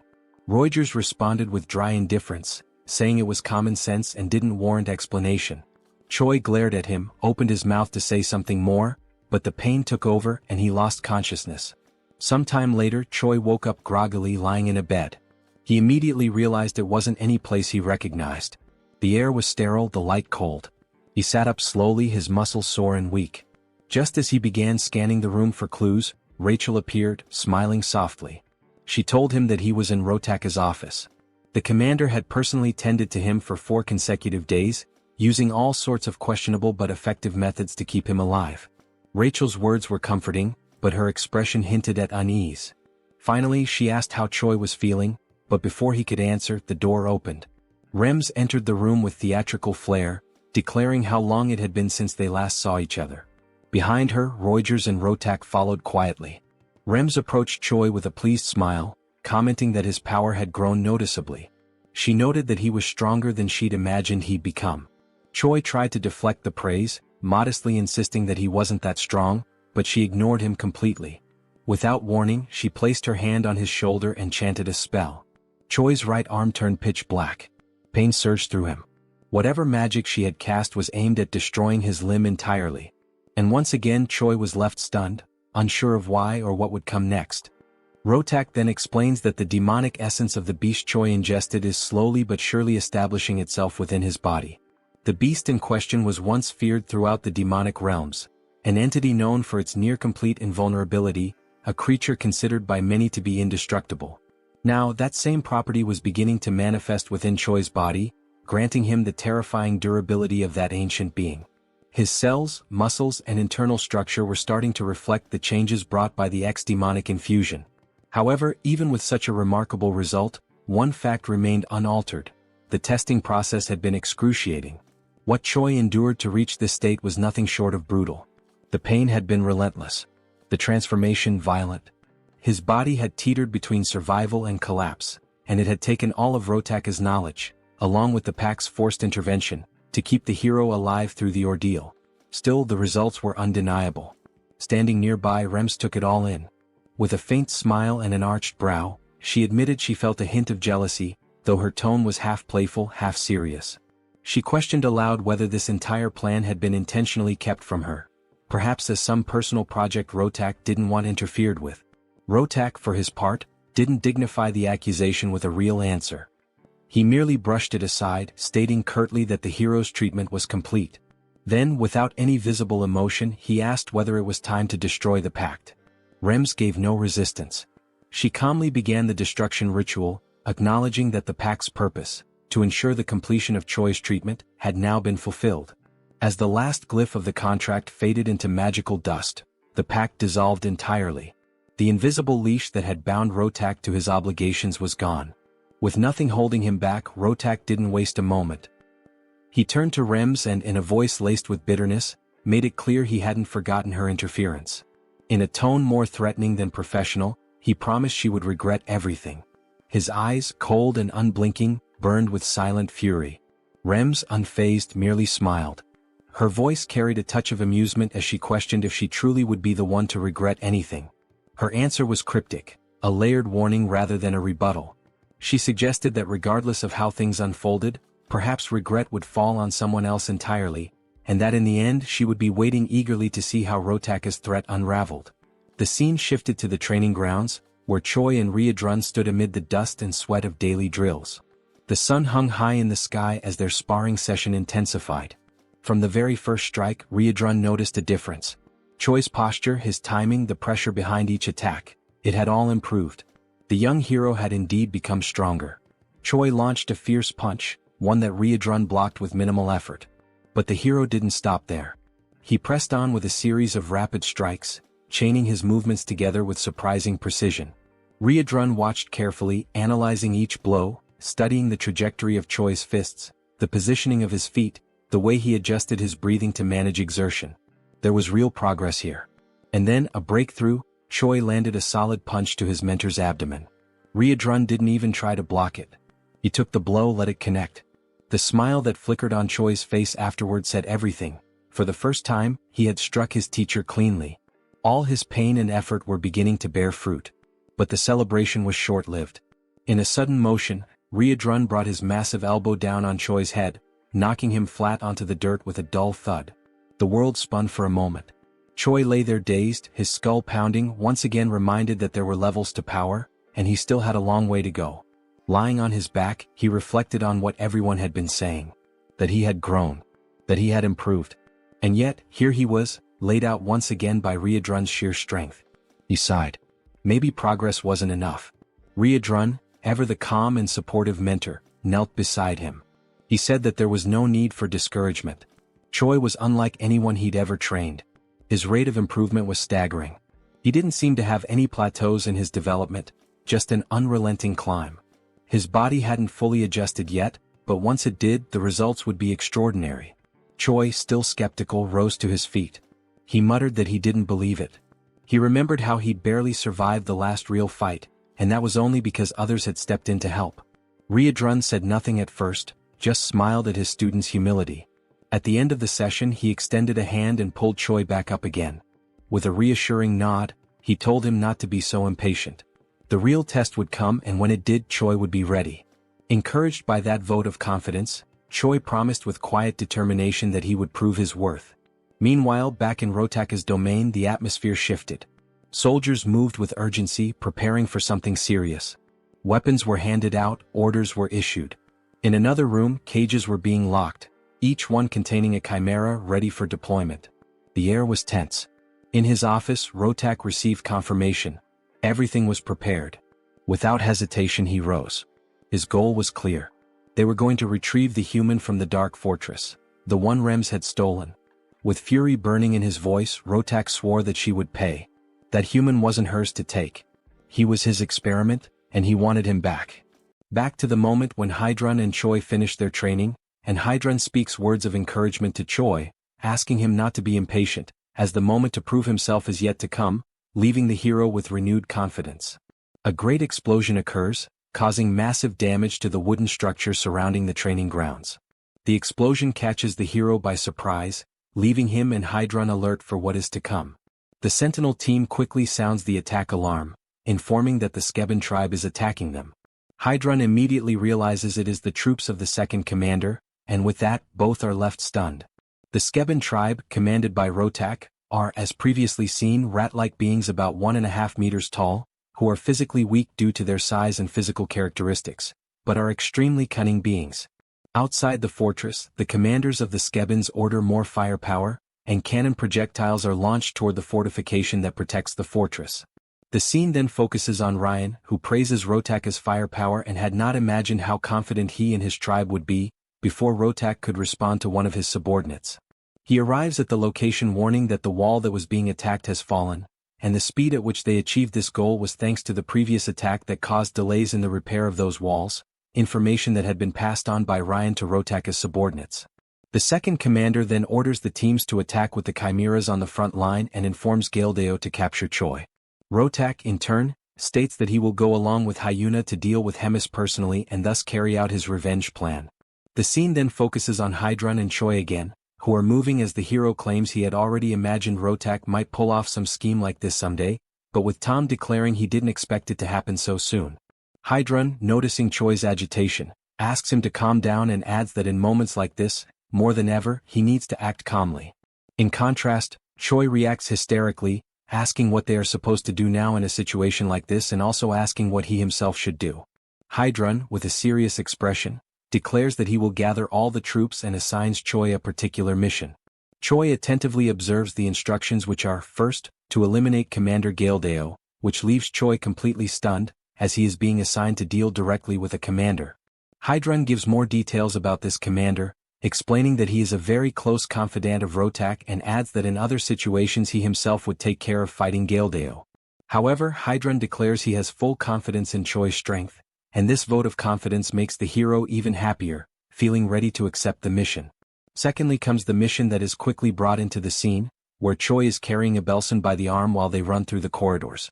The Saint questions whether Hydrun sent Choi directly to get her out of there, and Choi confirms that indeed that is what happened. The justification for taking care of Abelson was rooted in a simple but strategic reasoning.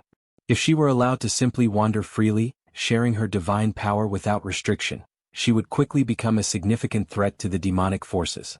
Her presence alone, radiating sacred energy, would be enough to destabilize entire squads. And if such power fell into the wrong hands, or even just wandered unchecked through the battlefield, it could shift the tide in unpredictable ways. This explanation, while grave in tone, was met with a soft chuckle from the Saint, who found some amusement in how seriously her power was being regarded. Choi, standing beside her with a focused gaze and unwavering seriousness, declared his intention clearly. He needed to find Galdeo. The air around him seemed to tighten with tension. But even before he could consider which path to take, the very commander he sought emerged from the shadows, appearing without warning and commanding immediate attention. The suddenness of his arrival caught both Choi and Abelson off guard.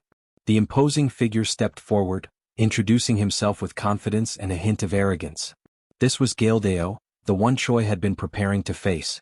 As soon as the hero caught a glimpse of Galdeo's stats, an imposing power level of 162,730, he found himself stunned.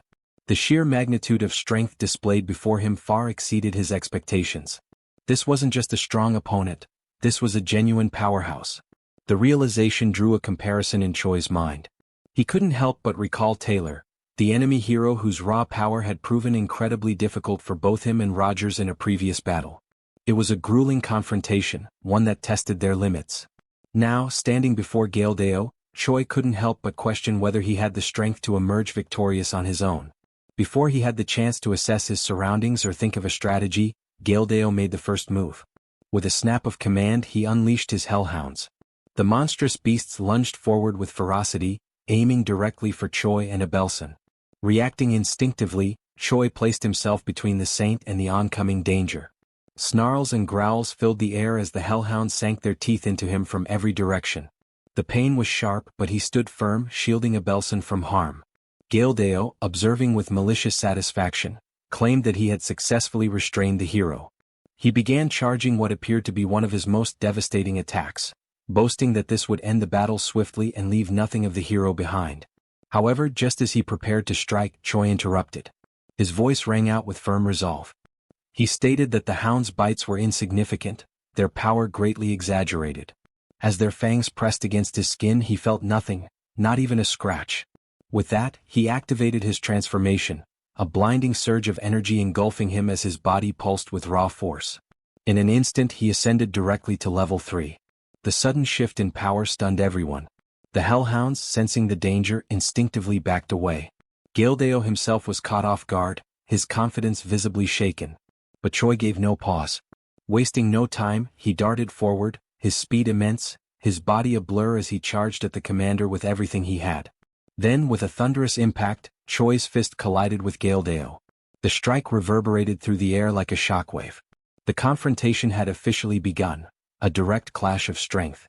Gildeo snarled, claiming once again that he possessed the finest technology on the entire continent, and that there existed no reality in which he would be bested by a mere human.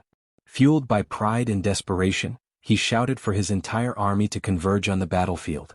The ground trembled as more enemies approached. Abelson, who had remained in the rear, now sensed the danger escalating. Her eyes widened as she witnessed the arrival of the chimeras, grotesque, powerful creatures bred for war. The threat level rose dramatically. In a moment of resolve, she dropped to her knees and began chanting. She focused all of her divine energy into a single incantation, trying to delay or, if possible, repel the monstrous advance. Within moments, the battlefield was illuminated by an immense explosion of sacred energy. Her power surged across the terrain like a tidal wave of light, radiating from her in every direction. The brilliance of the spell could be seen from every corner of the Black Fortress. It was an awe-inspiring sight. But Choi's admiration was quickly replaced with concern. He knew the toll such a spell would take. Abelson, breathing heavily, confirmed that she wouldn't be able to keep going. She had used everything she could muster to deliver a single blast. Her energy had now been spent like a sacred cannon shot. That was all she could give. But it was enough. With newfound vigor, Choi turned his attention fully to Gildeo. Channeling his strength and determination, he began to overwhelm his foe. With a fierce cry, he tore one of the mechanical arms from the commander's armored suit, ripping it free with a sound of screeching metal. Gildeo's expression contorted into one of fear. The commander, once so proud and composed, was now frightened. He couldn't understand how a human could possess such overwhelming power. But Choi didn't allow him time to process. Without hesitation, the hero surged forward once more, gathering all his strength into a single devastating blow aimed directly at the buoy that protected Gildeo's head. The punch landed with tremendous force. Metal cracked and shattered. The buoy split apart entirely, and the impact transferred directly into the commander's body, sending a tremor through him. It was a finishing blow, one that left no room for recovery. With that, the enemy is finally defeated, falling to the ground with a dull impact that echoed through the battlefield, and Choi finds himself unexpectedly disappointed with his rival's overall performance. He tilts his head slightly, observing the fallen enemy with a look of contemplation, questioning whether this individual truly carried the weight and responsibility of a commander. His tone inwardly is skeptical, claiming that the man wasn't all that impressive, at least not compared to the challenge he had imagined. However, as the adrenaline begins to settle, he starts to reconsider his initial conclusion. Perhaps Gildeo wasn't necessarily weak. Maybe, just maybe, the reason this fight felt underwhelming was because Choi himself had grown far too powerful. He reflects on his journey up until this point, training alongside warriors of immense strength, facing trials that demanded the absolute peak of his endurance. For so long he had measured himself against titans, against legends. And perhaps, being among such overwhelming figures had created a distorted image of himself in his own mind, making him feel small when in truth, he had evolved beyond what he once imagined possible. This line of thought is broken as Abelson, still visibly shaken from the recent skirmish, speaks up with a tone of concern, her eyes full of worry as she asks whether the hero is all right. Choi then turns his attention toward her, his expression softening. He answers calmly that he feels fine, still cloaked in the glowing aura of his transformation, Just as he begins to relax, the hero catches a subtle shift. Something about Abelson's posture, or perhaps her aura, catches his attention and fills him with unease. His brows furrow slightly, but before he can dwell on it, the scene transitions, cutting away to another battlefield, a different clash entirely. Now we find Hemis standing tall and firm in her own confrontation. Her eyes are locked forward, facing not one but two enemies. Before her stand Rotak and Hyuna, both exuding menace and confidence. The second commander, with a twisted smirk, asks whether Hemis is ready to face her end. His voice is laced with mockery, echoing across the scorched terrain. Hemis responds not with fear but with biting sarcasm. Her words drip with irony as she mocks their excessive preparation, noting with theatrical dread that they even saw fit to bring the fourth commander just to take her down. The absurdity of it almost amuses her, and she scoffs at what she calls cowardice taken to an entirely new level. But Rotak remains unfazed, dismissing her words with cold indifference. He makes it clear that he doesn't care what Hemis calls him, coward, weakling, dishonorable, it makes no difference. What matters is the result. And for him there is only one conclusion to this battle: her destruction. Not only that, but surpassing her as a warrior and burying her legacy in the ruins of this battlefield. With unwavering resolve, Rotak steps forward, his presence growing more intense, and prepares himself for the clash that is about to begin. Rotak then turns to Hyuna and asks if she is fully prepared and truly ready to begin the decisive battle that will at last bring an end to Hemis's reign. Hyuna reacts to his question with a sinister, almost mocking smile and a sharp, scornful gaze, as if she cannot fathom how naive and foolish Rotak has been all this time. She tilts her head slightly, her eyes glinting with mischief. And then, dripping with heavy sarcasm, she slowly and deliberately responds that she won't be able to join in because, all of a sudden, she felt an overwhelming, uncontrollable hunger deep in her core. She repeats this ironically several times, emphasizing the absurdity of her excuse, which only leaves Rotak utterly baffled and thrown off balance. Rotak, unable to contain his irritation, demands to know exactly what kind of nonsense and ridiculous excuses Hyuna is babbling about at such a critical moment. But Hyuna remains calm and composed, lightly waving her hand as she casually replies that Rotak and Hemis can go ahead and have all the fun and excitement on their own. She declares that she will be heading home instead to prepare and savor a delicious bowl of steaming hot ramen, almost as if nothing important were happening at all. Before finally turning to leave, Hyuna dramatically points her finger at Hemis and states that she has one final thing to announce before she makes her exit. It is then revealed that from the very moment Rotak first reached out to Hyuna with his plan, she had already secretly decided to betray the Demon King's army and side with Hemis instead, merely pretending and acting as if she were joining Rotaka's orchestrated attack.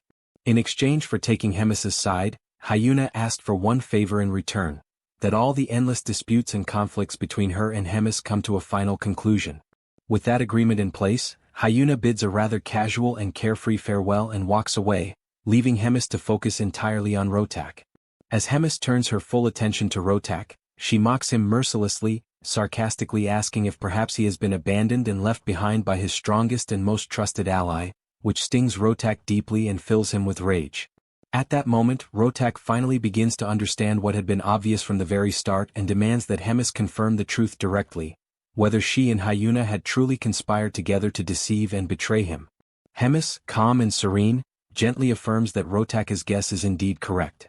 Hyuna had switched sides the very instant she learned of Rotaka's true plan, and because of this betrayal, Hemis had known every intricate detail of his schemes from the start. At last, Hemis, wearing a more peaceful expression on her face, decides to ask Rotak if even after everything that has happened, he still insists on moving forward with his foolish plan. Despite the shocking situation and betrayal, Rotak, seething with anger at what he perceives as Hemis's pity and condescension, activates a strange, hidden device embedded deep in his chest. While doing so, he fiercely declares that nothing else matters anymore and that he will finish this no matter the cost. By activating the device, he begins to generate a strange, complex technological armor that wraps and twists tightly around his arm, emitting a dark, ominous crimson energy that fully envelopes him and finalizes his transformation. Now fully armored and brimming with murderous intent, Rotak stands prepared for battle, clearly determined to demonstrate in the most brutal way possible everything he has learned and all the skills and experience he has gathered through the hundreds of years he spent living and training in Hemis's shadow, always yearning to surpass her. Meanwhile, back with Choi, it is revealed that the moment he noticed a figure was actually the moment Hyuna approached him, leaving him shocked and completely caught off guard to see her there. Hyuna calmly explains that she was merely passing by and happened to become concerned that Choi might get caught up and hurt in all the surrounding chaos. However, she quickly adds that she is relieved to see that he has obviously become much stronger, admitting that she worried for nothing and had overthought the situation. This unexpected revelation leaves Choi utterly puzzled and speechless, since she had originally been his enemy. Yet here she stands now, completely calm, asking casual questions and even showing genuine concern for his well-being. Choi then decides to ask directly if she wasn't supposed to be preparing to fight on the battlefield. Hyuna answers without hesitation that she was sent by Hemis under strict orders to stay out of any combat or direct confrontation, so she decided to simply watch from a safe distance instead. Realizing that Hyuna was faithfully following Hemis's instructions, Choi then decides to ask who she believes will emerge victorious in this critical fight. Hyuna, looking thoughtful, declares that she is truly impressed by how well-prepared and determined Rotak is for this battle. However, she calmly adds that she knows with complete certainty that Hemis is infinitely superior to any power or strategy Rotak could have possibly brought with him into the fight. As the battle ignites, several blazing energy spheres are launched directly toward Hemis, who merely stands still, patiently waiting in total composure as all of Rotak's attacks hurtle toward her. Seeing Hemis's unwavering, passive stance, Rotak grows increasingly frustrated and loudly questions why she refuses to retaliate, demanding that she take this seriously and treat it as a true fight. He reminds her that he, too, is one of the proud commanders of the Demon King's army and, beyond that, the leader of an entire tribe of his people who are depending on him. Realizing that Hemis's unwavering stance would not change no matter what he said or did, Rotak decided to channel every last drop of his energy to the absolute limit, gathering all the strength he had accumulated through countless years of struggle and pain to strike at his opponent with everything he had left. Hemis, still calm and composed as if nothing in the world could shake her, questioned out loud why she should even bother to counterattack or treat this as a real battle. In her mind, it was pointless, since regardless of any effort Rotak might make, she already knew with absolute certainty and unshakable confidence that she would ultimately emerge as the sole and undeniable victor. Without any further words or hesitation, Hemis unleashed a tremendous, blinding surge of energy that roared forward like a raging storm, crashing directly toward Rotak. At the same moment, she hurled harsh words in his face, mercilessly reminding him that he had been betrayed by Hyuna, the very ally he had trusted so deeply and counted on to stand beside him in this final confrontation. Moreover, the powerful weapon he had spent so many long years carefully developing, refining, and relying upon was now completely useless, rendered worthless in an instant, as Hemis's precise attack had been aimed straight at Rotak's most critical equipment, completely destroying it beyond repair. Hemis, her voice echoing with both authority and pity, asked him once again whether even after all this crushing defeat and betrayal, he still intended to continue fighting this hopeless battle. Rotak, with very few choices remaining and no clear path forward, simply confirmed everything Hemis had just said, openly acknowledging that he had been betrayed and admitting that her words were true. But even so, with a burning fire still flickering in his eyes, he fiercely declared that he would not retreat under any circumstances, no matter how impossible victory seemed. Determined, he then activated his promote ability to channel and amplify his remaining power, charging yet another of his desperate final strikes. He fired a series of enormous radiant energy spheres at Hemis using his cannon, launching what could only be described as a truly devastating attack, meant to end everything in one final desperate act. However, Hemis simply denied the entire offensive with a single effortless shield, as if swatting away a mere insect. From Rotak's perspective, the entire wave of his energy seemed to be completely absorbed, leaving him in shocked disbelief. He briefly grew excited, a tiny flicker of hope sparking in his heart, wondering if perhaps even Hemis could not withstand such overwhelming power.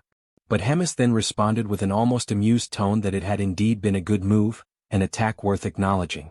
Suddenly, a deep purple aura began to spread like a dark mist over Rotak's energy blasts, and it didn't take long before Hemis's own energy completely overwhelmed and crushed Rotak's offensive, erasing all traces of it from the battlefield.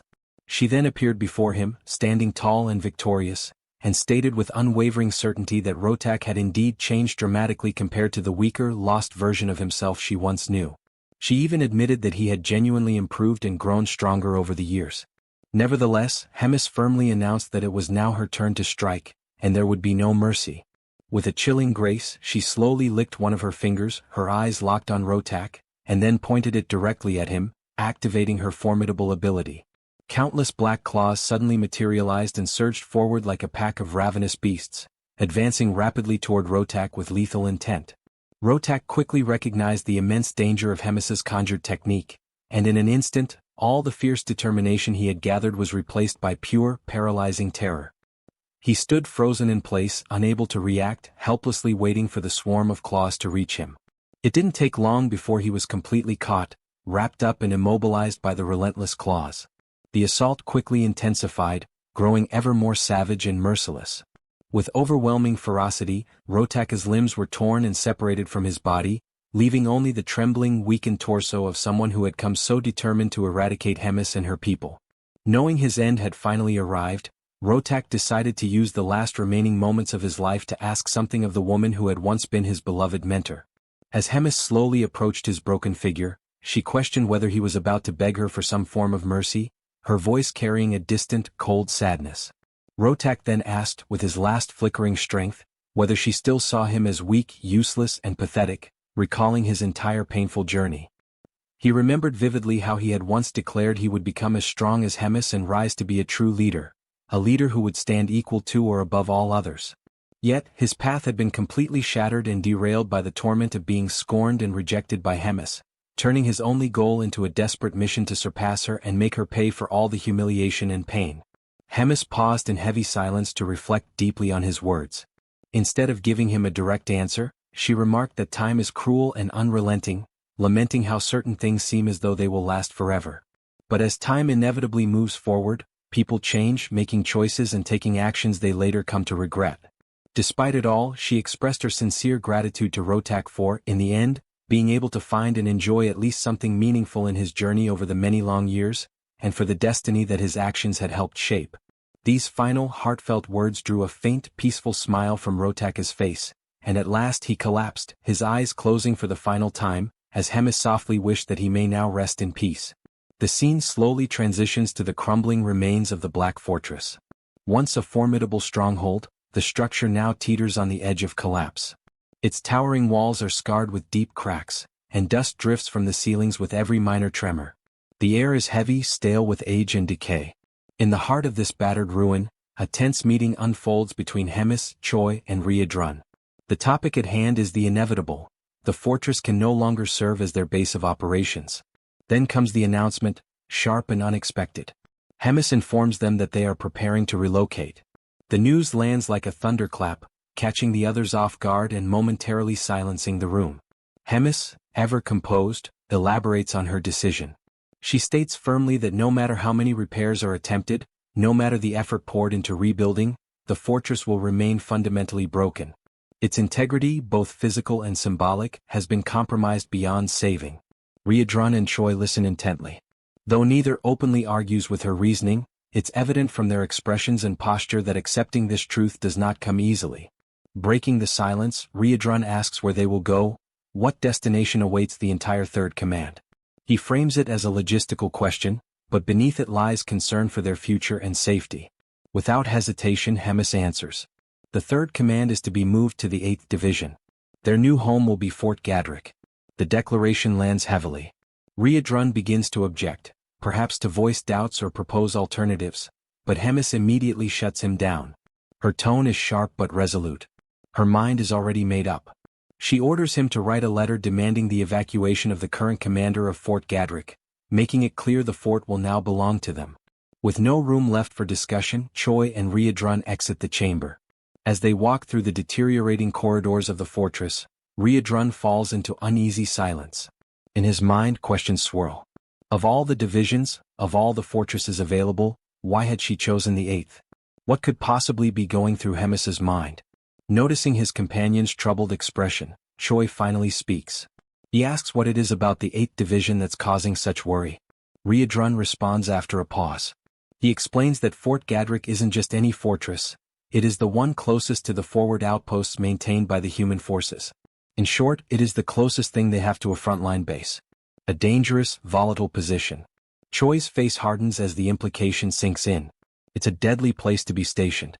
And yet, he reasons, if the fort has survived this long under such pressure, then surely the one commanding it must be highly capable. Riedrun disagrees, shaking his head. He reminds Choi of Fort Hemron. The reference seems to confuse him, which visibly irritates Riedrun. That's where they first met, he says with a touch of frustration. He recalls the fierce battle that forced the command to retreat, an unforgettable moment of loss and tension. He goes on to remind Choi that Grat had been the commander of that division during those days. Choi then asks how they managed to deal with Hemis's wrath in the aftermath of the defeat. Riedrun answers soberly. Amid the chaos, Grat had somehow managed to protect Fort Gadrick, his personal base of operations. Choi gives a brief nod, commenting that Grat must be someone who knows how to protect what's his. But Riedrun doesn't agree outright. Instead he responds carefully. Perhaps Grat truly defended it with skill, or perhaps he resorted to some other method. It's impossible to say for certain. The scene shifts to Fort Gadrick itself. Grat, seated in a dimly lit office, finishes reading Riedrun's letter. The veins on his temple twitch as his hand curls into a fist. Without warning, he slams it onto the table with a loud crack, shouting Riedrun's name in fury. The arrogance of the message enrages him. The order is clear. He is to evacuate the fort so that it can be claimed by Hemis's third command. The insult stings. He mutters bitterly under his breath, calling Hemis an old witch, and questioning what her true intentions could possibly be. Despite his outrage, Grat knows there is no escaping this order. Still, something in his expression suggests he is not finished. He stalls briefly, then reaches toward a communication orb nearby. With practiced hands he activates it, initiating a magical connection. Once it stabilizes, he announces himself.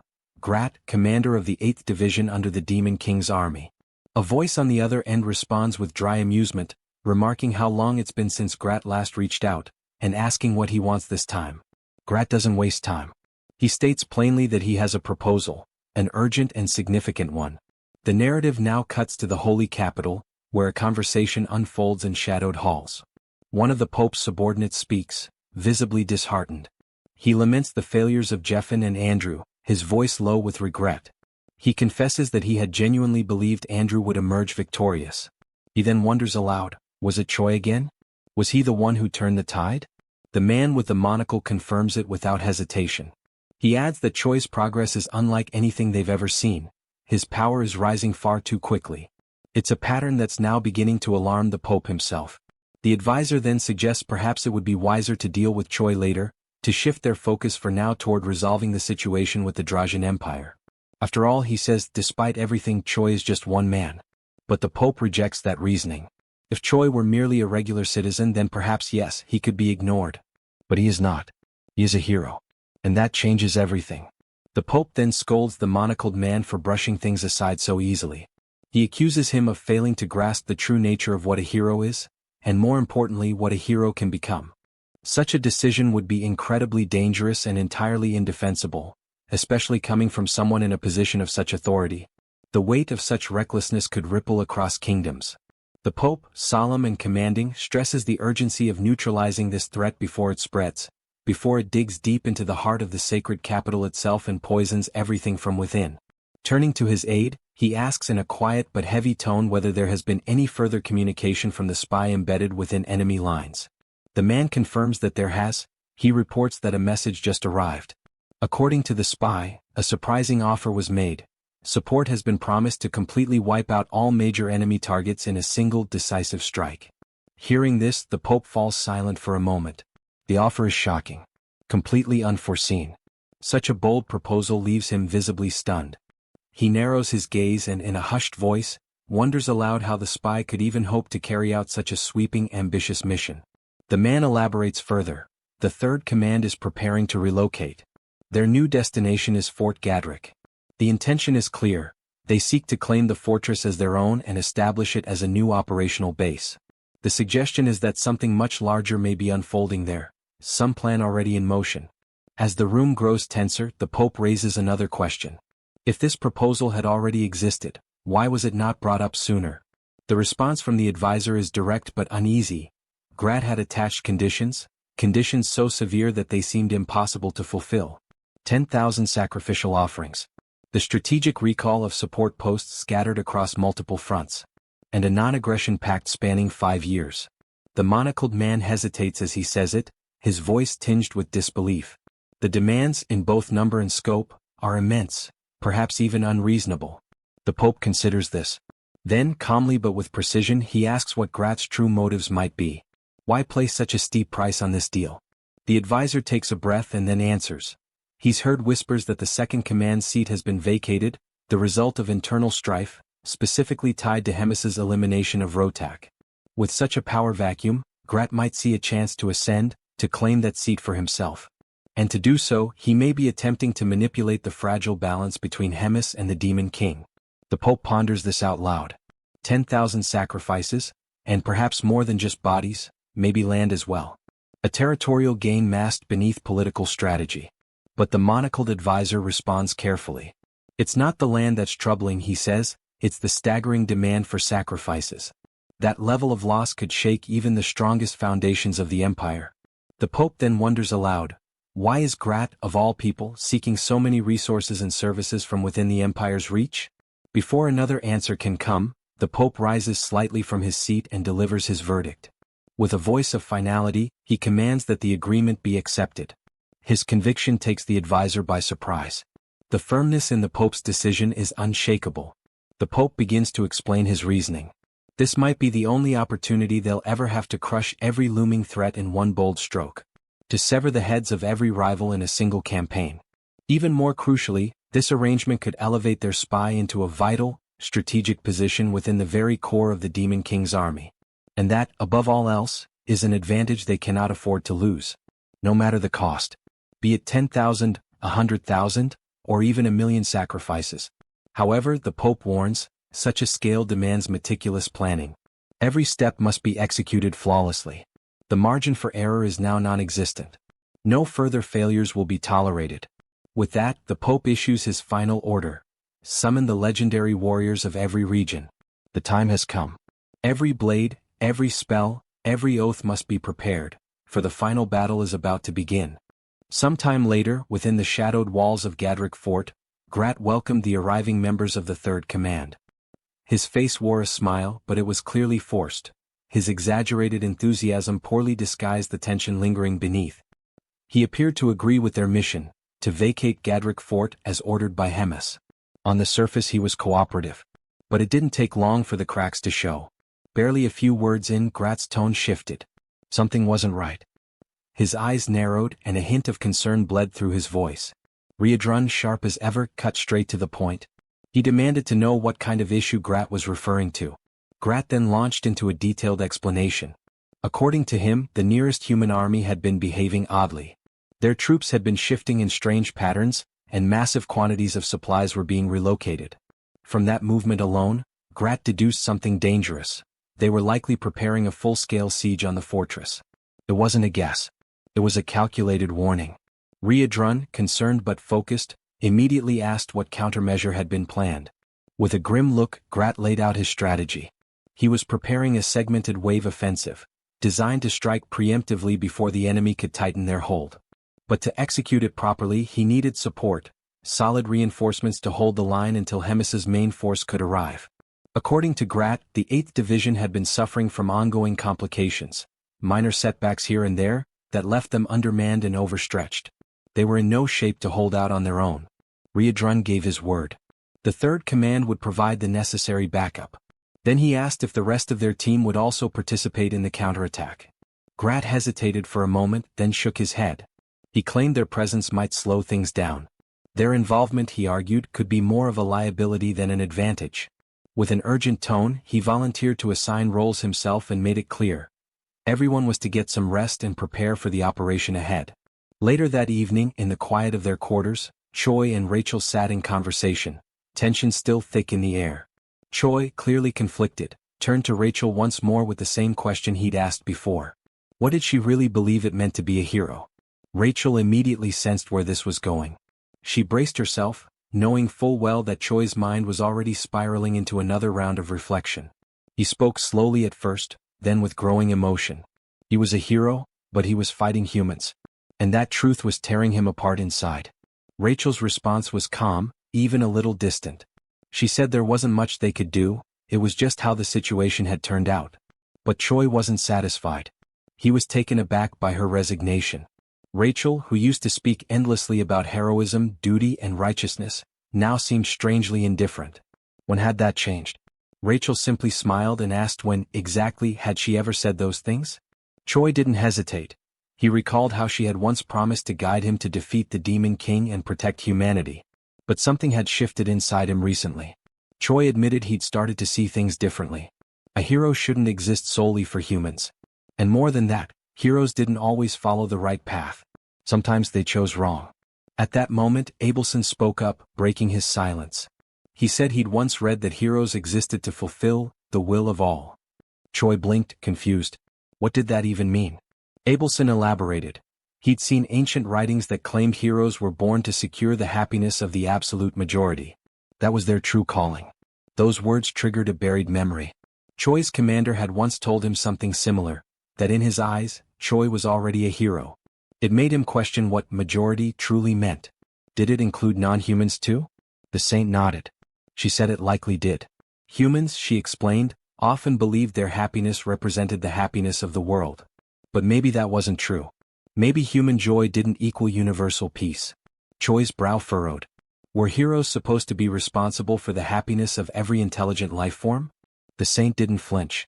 She said that might be exactly the case. And maybe that's why Choi was different, why he was a hybrid hero. That answer left him silent, his thoughts consumed by the gravity of that role, what it meant to protect the happiness of the absolute majority. At dawn, the assignments were finally handed down. Riedrun would operate solo, an independent unit. Roiger, meanwhile, would lead the observation team. According to intel gathered by the analysis division, he was tasked with triggering a direct engagement once the enemy was detected. His unit would engage immediately upon visual contact.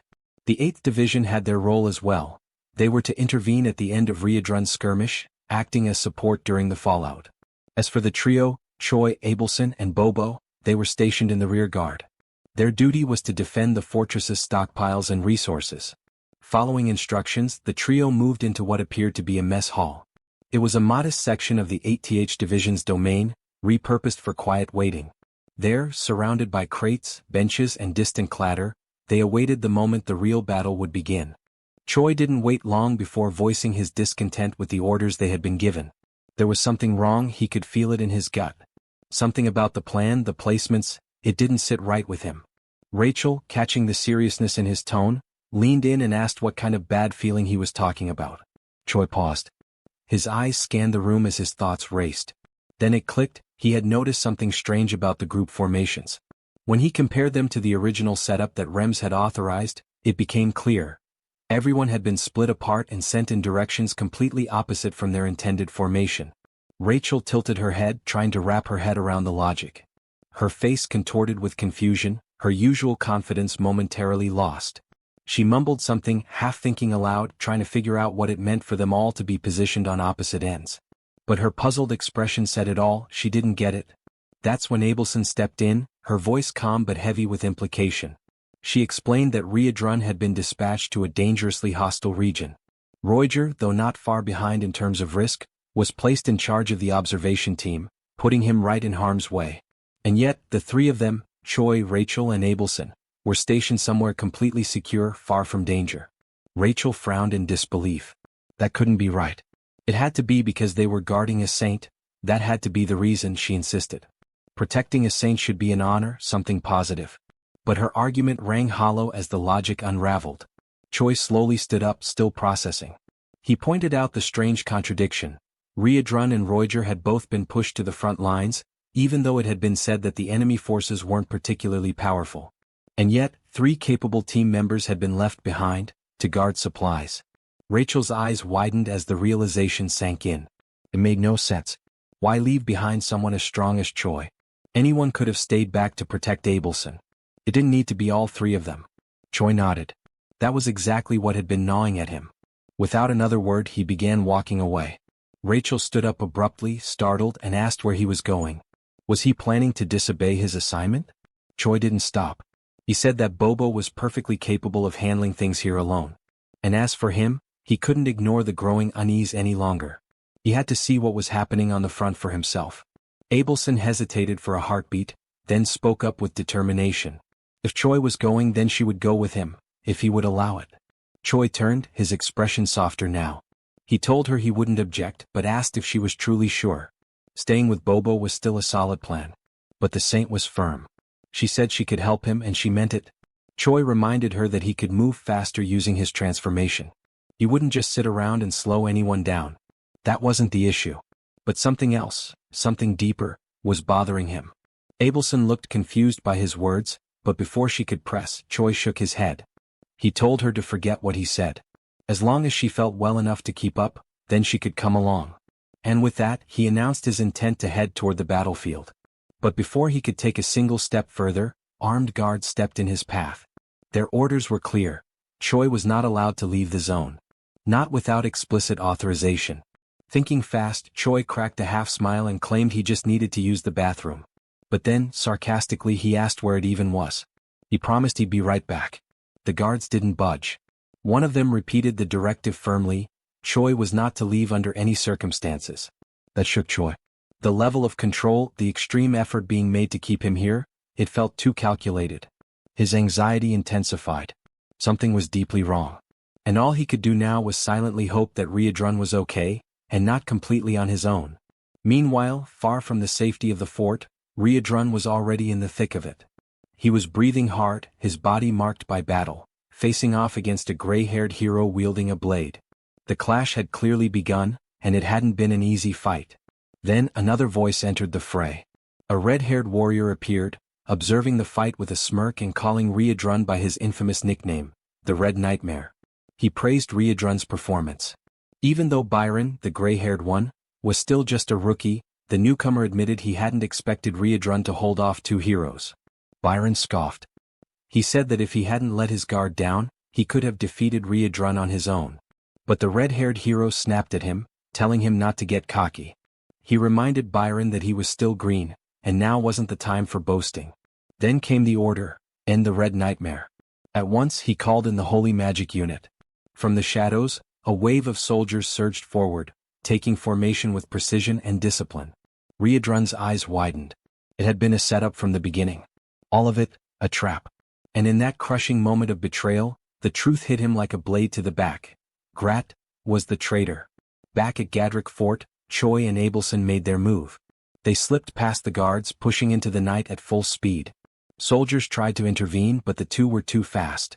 They left Bobo behind, not with worry but confidence. No one would dare harm him. Everyone knew that dog belonged to Rems. That knowledge gave them the freedom they needed. And as Choi surged forward, his breath quickened, not from exhaustion, but from the growing dread pulsing in his chest. He just hoped it wasn't already too late. Back to the siege against Riedrun, he realizes that beyond the two heroes, the other knights are armed with magical tools, and that is clearly excessive considering he is alone. The red-haired hero agrees with Riedrun's words, but they cannot let Hemis's most favored subordinate escape, and that statement makes Riedrun uneasy as he realizes she is the hero's true target. This gives Riedrun extra motivation to fight, and the red-haired hero notices Byron's agitation, ordering him to stay cautious, as the plan is to drain Riedrun's energy before taking advantage of a better opportunity. After that, he commands the 2nd Regiment of Warriors to prepare for the assault. Riedrun, noticing all the organization, also becomes tense, ready to give them a proper battle. As soon as he activates his combat mode, which looks more like a Super Saiyan Level 3 transformation, the hero signals the 1st Regiment to attack. Now fully transformed into a Super Saiyan, Riedrun is immediately struck by a rain of arrows and braces himself to repel the overwhelming force launched at him. With a single punch, he manages to defend himself and even sends several of the arrows back toward the hero's army. The incredible strike is capable of using just the force of the wind to both shield Riedrun and turn the enemy's attack into one of his own. The hero then tells the remaining soldiers not to be afraid, as they still have the advantage in numbers while Riedrun stands alone. Several spear-wielding warriors then charge at Riedrun, who waits calmly for their approach. Riedrun then prepares to unleash one of his special attacks, called Destructive Explosion Wave, and with a single-hand motion he strikes the ground, causing massive devastation. He then leaps, letting the forming crater swallow the soldiers who had launched themselves at him.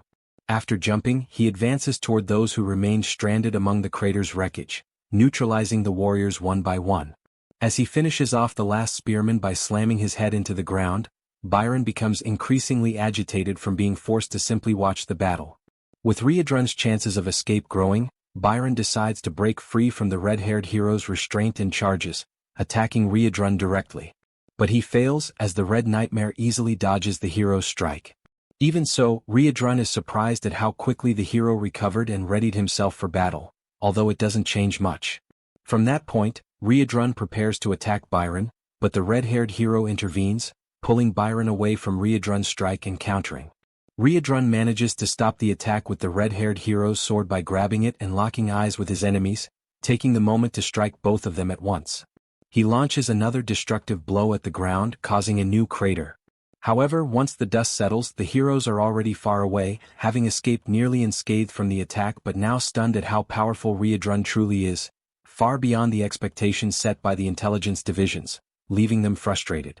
Meanwhile, Riadrun, still in his Super Saiyan form, begins to feel the effects of having used too much power. Having relied heavily on his demonic chi, he wonders how much further he can still go. But with little time to reflect, he is caught off guard by the heroes sounding the signal for the 2nd Regiment to strike, taking advantage of the opening caused by Riadrun's moment of reflection on his energy use. Along with the 2nd Regiment's attack, the heroes themselves now launch forward with the other warriors, and Byron stays behind, irritated at how the red-haired hero always takes command. Riadrun, realizing the massive assault, prepares to unleash his destructive attack once more. However, before he can complete the conjuration, the heroes advance, drawing his attention and forcing him to defend against numerous strikes simultaneously. This distraction opens an opportunity for other warriors to strike with magical spears, and upon being hit, he almost instantly feels his power being drained. The spears possess the ability to absorb all of his demonic chi. As his energy is siphoned away, Riadrun finally succumbs to the enemy siege. The red-haired hero then explains how the spears function, stating that the intensity with which they drain energy renders even the strongest demons unable to move or launch a single blow. The red-haired hero now stands in front of the subdued Red Nightmare, declaring that the battle is over. As a precautionary measure, he orders his subordinates to drive more spears into Riadrun to ensure he remains in that state, and that as soon as possible, they should finalize the capture and take him as a prisoner.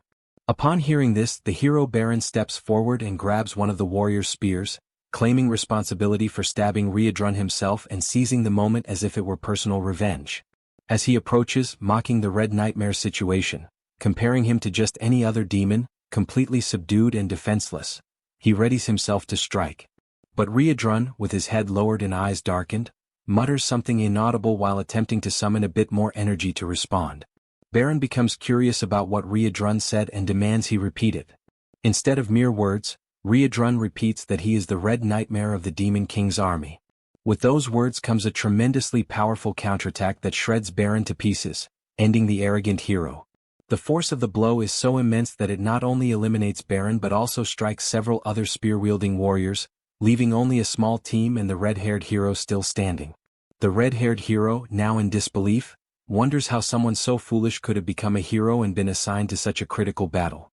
He reflects on how the army is now nearly annihilated, but emphasizes that Baron's defeat is not something to celebrate, even if he proved to be useless, though not entirely since the attack he suffered from Riadrun allowed the continuation of the plan, as those were the Red Nightmare's final energies. The hero then commands all remaining survivors to raise their magical weapons and proceed with the encirclement, forming a ring around Riadrun. But before the army can reorganize, the hero is struck by a devastating punch to the face. The blow came from none other than Choi, now extremely enraged and already on the battlefield, transformed into a half-demon and fully prepared to annihilate all the fools who orchestrated this trap for Riadrun. The red-haired hero is struck with such force that he rolls a great distance across the ground. Riadrun then notices Choi's presence, feeling relieved by the help. Choi explains that he had a bad feeling, which was the reason he rushed toward the location assigned to Riadrun. Seeing his companion's condition, he asks if Riadrun can still manage on his own. Riadrun responds that he isn't sure if he can handle things alone but expresses his gratitude for Choi's arrival. The red-haired hero gets back on his feet, noticing Choi's presence and quickly associating him with the rumored hero said to serve the Demon King. Meanwhile, Choi lifts Riadrun, trying to hurry and get them out of that place. The red-haired hero then reflects once more on how the soldiers had been wiped out, leaving no one else to help execute the plan. With that, it becomes clear Riadrun will surely escape, and the only options left are either to give up and let him go or to fight to the death. The red-haired hero chooses the most drastic option. The duo, realizing the hero won't give up so easily, watches as he activates his kamikaze mode, offering his soul to his god and radiating a flaming aura. Choi realizes he has seen this kind of transformation before, during the battle inside the Black Fortress, where one of the heroes conjured an untouchable fire that burned everything, but also consumed the hero's life. The red-haired hero continues with his transformation, and the power he gains is immense, visible from far away as a streak of blinding light. Ryudrun realizes that although it is the same technique, this hero's strength makes the outcome entirely different, on a level far beyond those who fought Choi previously. The technique is called Divine Summoning, an evolved version of the fire that burns all, and it can only be conjured by sacred warriors who reach a certain level, as it is an extremely difficult technique to withstand. The red-haired hero hears Ryudrun's explanation and confirms it, signaling not to compare him with the weaklings sent before. He asserts his superiority over the weakened duo, claiming he possesses the true power of a god. Ryudrun concludes that just as promote is to demons, divine summoning is to the sacred warriors. The immense power provided by this invocation also comes with a deadly risk, as anyone who uses it is doomed to die. The red-haired hero is surprised by all the details given by Ryudrun and confirms that once the power fades, he will die, because life is traded in exchange for sacred strength. But with that, both Ryudrun and Choi will also die, making it worth it to perish knowing they will fall too. The hero finishes his words and charges toward the duo, striking directly at Choi with his sword. However, Choi blocks the attack without much effort, reflecting on how he managed to stop the blow easily, though the impact caused something unusual. The red-haired hero then explains that sacred power and demonic chi are polar opposites, and apparently Choi is no longer human at this point, as he is almost entirely consumed by demonic chi. The battle continues as the hero attacks and the duo defends themselves as best they can. The moment arrives when the red-haired hero decides to intensify his assault and claims that Choi is nothing more than a walking corpse, with nothing left to defend himself. What follows is a devastating explosion that creates another massive crater in the battlefield, hurling Ryudrun far away and leaving him severely injured, while Choi still manages to withstand the blast and remains standing after the strike. Even with difficulty, as he turned his head to the side, he noticed that Ryudrun had been far more affected, and his condition was much worse than expected. He observed Ryudrun gasping, trembling as his body began to collapse under the effects of the battle. He then compared the side effects of the transformation and the attacks, effects that were tremendous. However, considering he himself was half-human, they were still less severe than what Ryudrun, a pure demon, had to endure. This meant all effects on Ryudrun were intensified, causing excruciating pain. Even so, Choi renewed his hopes, realizing he only needed to endure. Once the sacred power was exhausted, the red-haired warrior would be defeated. And if that opponent continued launching reckless strikes like before, he would burn out quickly. Still, Choi wasn't sure how long he himself could remain standing. He weighed between staying on his feet or provoking the enemy into unleashing more powerful attacks to burn through his remaining energy. In the end, fate was left in luck's hands, because no matter how much Choi could endure, there was no telling how long Ryudrun would last. Just as Choi finished this internal reflection and refocused his gaze on the red-haired hero, he was surprised. His opponent was shaking, struggling against the effects of having already overused divine power. Going beyond expectations, side effects had already begun to manifest. Loss of vision, a ringing in the ears. Still, he wouldn't need those senses much, for he could feel the presence of demonic chi, making it possible to continue his attacks. Choi then caught the hero's attention, curious about something, and the hero asked what a walking corpse had to say. Choi questioned if the red-haired hero was having trouble seeing. The hero replied that he had wondered what Choi would ask, and confirmed it. Yes, he was going blind. But it didn't matter because he reiterated that he could still sense demonic chi even with his eyes shut.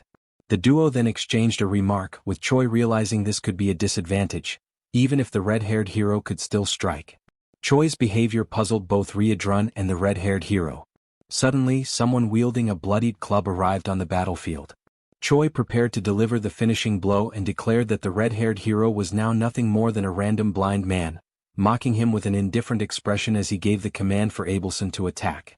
She had approached from behind the red-haired warrior, gripping the club. We then flash back to a few minutes earlier. From atop a mountain, she had been watching the battle unfold, worried that the duo might die if things continued as they were. She wondered what she could do. Suddenly, someone grabbed the saint by the ankle, taking her by surprise. It was one of the heroes, pretending to be dead. The soldier explained that he had been waiting for Choi to move away so he could advance toward the saint and have the chance to take her with him.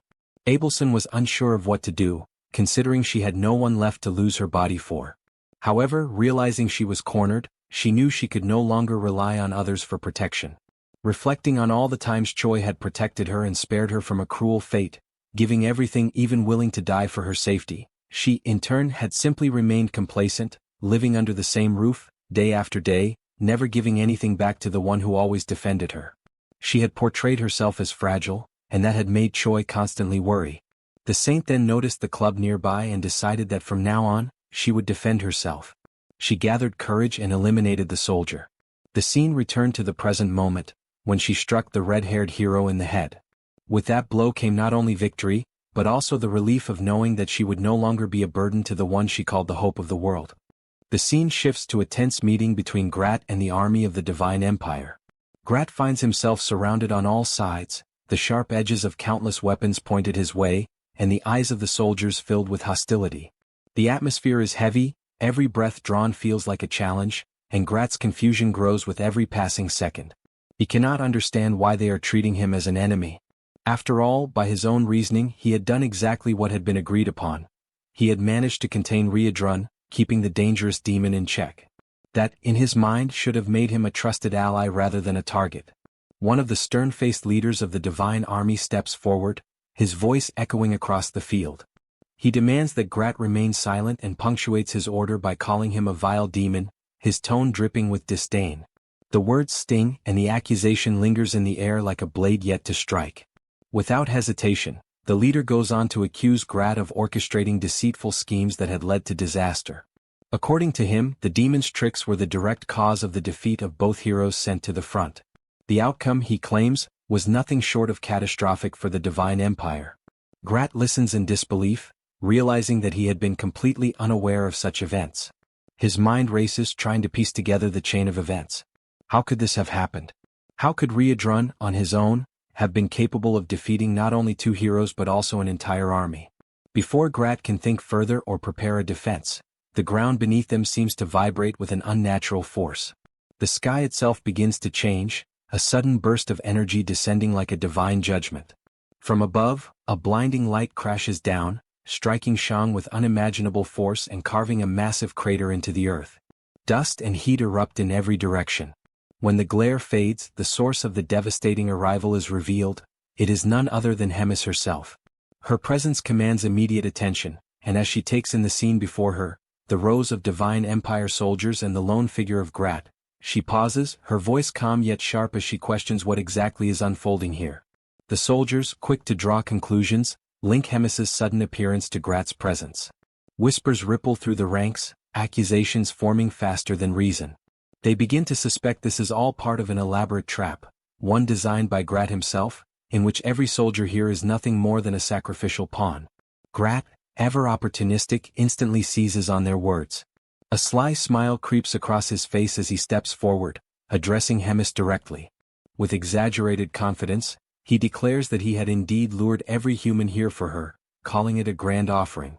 Not stopping there, he embellishes the lie, claiming these soldiers are the finest and most formidable force in the entire surrounding region of the human army. Hemis studies him for a long moment, her gaze unreadable. At length she acknowledges, almost reluctantly, that in one way or another he might have done something worthwhile for once in his life. Without further delay, she begins casting a skill, her voice ringing with authority. As a superior, she proclaims she would not deny herself such a feast so generously prepared by Grat. The air grows tense as the earth begins to tremble beneath their feet. Darkness creeps slowly but relentlessly across the battlefield, swallowing light and color. One of the soldiers notices movement in the sky and shouts a warning, but the moment is too brief to act. From above, a massive sphere of roaring fire plummets toward them, its heat searing the air long before impact. It strikes with cataclysmic force, annihilating every soldier caught in its path. There are no survivors. The once proud army is reduced to silence, leaving behind only scorched earth, shattered armor and rivers of blood. When the flames die down, Grat wastes no time. He rushes toward Hemis, his voice spilling over with exaggerated praise. He showers her with flattery, calling the attack beyond incredible, a strike so overwhelming it had single-handedly erased an entire army. He even goes so far as to call her an unmatched living legend, a figure without equal. But Hemis's patience for his fawning quickly runs thin. The false sweetness in his words grates on her nerves. Without warning she moves, faster than the blink of an eye. In one seamless motion she separates Grat's head from his body. His lifeless form collapses to the ground before the echo of the strike even fades. Only then does she speak, her voice now tinged with cold finality. She reveals that she had known for some time that Grat was the spy, even considering that he might have accomplices. She had watched as he foolishly created problem after problem, but in the end she had seen him for what he truly was, a compulsive liar, reckless, unafraid, and above all, acting solely for his own gain. Her only regret, she admits, is that she had not put an end to him sooner. With her business concluded, Hemis turns and leaves the battlefield. The scene shifts once again, this time to Fort Gatwick. Inside its stone walls, a meeting is underway. The day's agenda is the reorganization of the troops. Hemis takes the floor, speaking with precision while Choi, Ryedrun, and Reuters listen closely. She begins by declaring that Ryedrun will take charge of the remaining personnel abandoned by Grat, a task that will demand much of his time. To ensure the work proceeds smoothly, Reuters will act as his adjutant, providing direct support wherever necessary. As for Choi, Hemis had a surprise prepared, one that she revealed with a calm but decisive tone. She informed him that he would be taking the position of regiment commander, a role that would place him directly under her personal supervision. The announcement caught him off guard at first, but quickly sparked an excitement he could not hide. Still, curiosity got the better of him, and he questioned why he had not been placed at a lower rank, such as a simple battalion commander. Hemis's answer came without hesitation. She explained that she could not afford to waste a talent like his on something so limited. In her eyes, his skill set was far too valuable to confine to a mere battalion. This new rank would serve as both recognition and reward, for his hard work, his survival against all odds, and even for the strange way he had managed to entertain her along the way. Yet there was a condition, one that immediately shifted the mood in the room. Choi, as regiment commander, would move forward without the assistance of any troops whatsoever. The statement hung in the air, drawing puzzled glances from everyone present. No one could fully grasp the reason behind such an unusual arrangement. Ryedrun, ever the curious observer, finally voiced the question lingering in everyone's mind. He asked if Hemis would share her plan, as he found it difficult to understand the purpose of appointing a regiment commander without any soldiers to lead. Hemis answered without so much as a pause. She explained that there was a possibility, however unlikely, that Choi might not require subordinates at all. She wanted to see firsthand how events would unfold if he were left to operate entirely on his own. Before anyone could press further, a firm knock echoed against the heavy door. A voice announced a visitor's arrival, and the timing was almost deliberate. It came just as Hemis mentioned that Moten would serve as a proxy commander. The door opened and Moten himself stepped into the room. With a small but purposeful smile, Hemis concluded her statement by requesting that the two men get along well. The moment provided Moten with an opportunity to greet Choi warmly, clearly pleased to see him again. Choi, however, instantly recalled the less than pleasant memories of the time this same man had caused him trouble during one of the tournaments in the past. With the formalities concluded, Hemis dismissed herself from the meeting, explaining that there were other pressing matters demanding her attention. The scene shifted to the quiet interior of Abelson's room. Here the atmosphere was markedly different, less formal but filled with a quiet intensity. Choi spoke plainly, admitting that he had been genuinely surprised by the saint's recent actions. He asked what had given her the courage to crush that hero's head in such a decisive moment. Abelson's reply came first in the form of a gentle smile, and then in carefully chosen words. She explained that she had felt a strong urge to act after realizing that constantly being shielded by Choi had made her complacent, lazy even, and it had begun to bother her deeply. Choi noted the change in her demeanor, a more proactive energy replacing her earlier passivity. He asked whether this meant Abelson would now join him in battles going forward. She answered without hesitation, if he needed her, she would fight. She reminded him that she possessed the powers of a saint and could summon strength similar to a divine invocation. The drawback, however, was obvious. Her physical endurance could not match the demands of long battles and she would tire quickly. Choi was pleased by her determination, even if it came with limits. He remarked, half in jest and half in truth, that she might one day surpass him entirely. There was even a hint of jealousy in his tone, knowing that as a saint she now wielded the highest level of divine power attainable. Abelson, however, responded with humility, saying she was not certain such power alone mattered. Fighting, she said, was never simply about possessing the greatest strength. Her words carried the weight of experience, coming from someone who had often found eccentric, unconventional ways to win against brute force. It was at this point that Rachel joined the conversation, her voice carrying a teasing undertone. She commented that Abelson's words almost made it sound as though Choi relied solely on dishonorable tactics and dirty tricks to win. Then, with a shift toward a more factual tone, she explained something that caught Choi by surprise. The position of battalion commander, she said, was equivalent to the rank of hero in the human hierarchy. Across the entire continent, there were likely only 1,000 humans who ranked higher than hero. By that measure, Choi was already within the top fraction of the most powerful individuals in human society. The revelation left Choi momentarily stunned.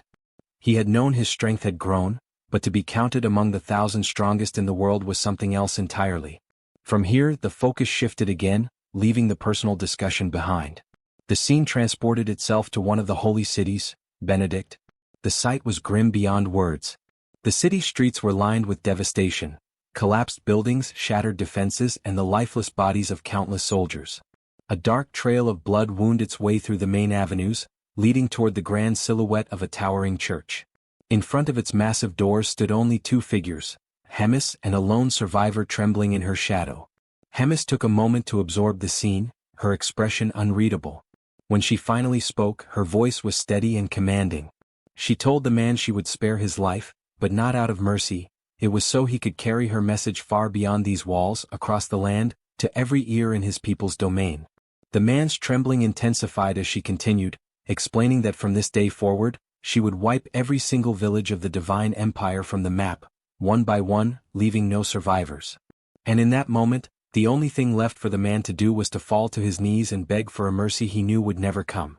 500 years ago, the continent was plunged into chaos by endless wars. The Great Drazen Empire sought to expand its territory, swallowing smaller kingdoms that resisted. The conflict grew fiercer day by day until suddenly, a new region appeared in the middle of nowhere, accompanied by a massive pillar of light. Speculation quickly spread. Could this be the legendary supercivilization of Valington? A civilization that had vanished into the ocean without a trace 1,000 years before the Great War, once hailed as the apex of magical arts. Rumors suggested that if these were indeed the ruins of Valington, they might hold the key to reviving ancient magic, a power nearly lost when Valington fell. Every nation believed that whichever kingdom succeeded in reviving this magic would gain unmatched supremacy. Thus, each realm embroiled in war sent expeditions into the newly appeared land, hoping it would guide them toward a golden age of power. However, what the humans found there was nothing like the ruins of Valington, nor the lost people of that civilization. Instead, they encountered beings from another realm, demons, hostile, lustful for conquest, and utterly alien to humankind. Faced with this common threat, humans ceased their wars against one another and united for the sake of survival. Their armies turned against the demons, beginning a new war, one that would last for centuries. At first, it was the demons who seemed destined to win. Their innate belligerence and overwhelming physical strength far surpassed that of humans. On top of that, they possessed the demonic chi, a force of cunning and power that tipped the scales in their favor. When all hope seemed lost, a new light emerged. Clerics, healers and priests who had until then served as non-combatants, declared their intent to join the battlefield. With them came divine power, a force capable of countering the demons. Their presence was decisive. Not only did it balance the tide of war, it also spread the influence of religion across the continent. From this, the divine empire of Gartran was born, a union of faithful nations bound together by belief. Over the next 2 centuries, the power of faith grew stronger, and the number of combat clerics multiplied exponentially. Humanity, once outmatched, eventually surpassed the demons, gaining complete military superiority. It was during this period that a new figure emerged, the greatest contributor to the war against the demons. He became a legend known as the Pope. Through his unparalleled martial skill, he trained countless knights and soldiers, and even summoned heroes from other worlds. Under his leadership, demons were driven to the edges of the continent. A new age of peace dawned. But peace brought with it a new problem. During a great council with leaders from every region, the Pope raised the issue. He asked if they knew why humanity once again faced danger after so long. And he answered himself, It was because the demons had not been completely annihilated when the chance had been given. Instead of eradicating them, the humans had chosen to prioritize rebuilding their ruined cities. This was not wrong, for the well-being of the people had to come first. Yet, in the end, the survival of the demons meant that all nations still bore the shadow of their threat, and each nation's way of life had been negatively shaped by that choice. Before the worst could happen, the Pope urged all nations to unite their strength once again and retaliate against the rising threat through a holy war. The divine empire of Gartrum would lead the charge, sparing no effort, no resource and no warrior, with one ultimate goal: to consolidate an era entirely dominated by humankind. The scene shifts to a religious setting where a message is being delivered. The speaker warns that the demons once more threaten human life. 3 cities have already been annihilated within days, and no one knows which will be next. Perhaps, even as he speaks, he and everyone present could be the next to die, for the demons show no mercy, not even to women or children. The man then points to Father Levi, the sole survivor of Benedict. With a hollow voice, the priest confirms that everyone in the city was slaughtered in a single moment, while they were merely living their ordinary lives.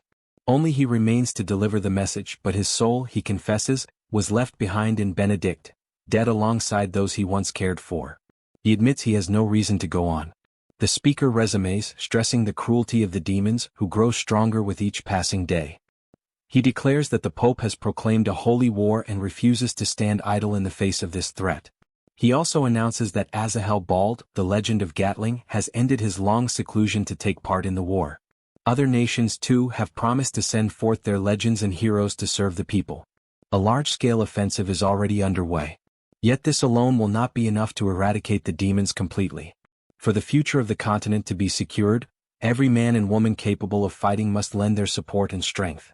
Now more than ever is the time. The call goes out to all: join the holy war, the will of God, which shall guide them onto the path of peace. The speech ends with a rousing cry, shared by all present, united in a single desire: to eliminate the demons once and for all. The scene shifts again. In private, the Pope speaks with one of his subordinates. He reveals that, though competent, Cardinal Elrond has failed gravely in recent times. His blunders have led to the deaths of 2 heroes and the failed capture of Riadrun, a disaster that achieved nothing while costing tens of thousands of lives.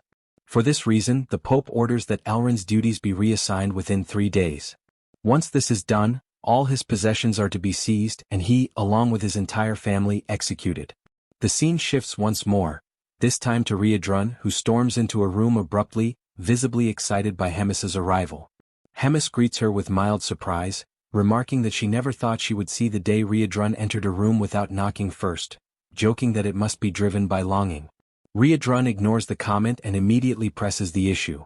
Why had Hemis attacked an entire city alone? Hemis replies calmly. She had indeed acted alone, but her actions were part of a greater plan, one that, in the end, would benefit all demons. By acting as she did, she forced the humans to deploy their legends, for no ordinary warrior could stand against her.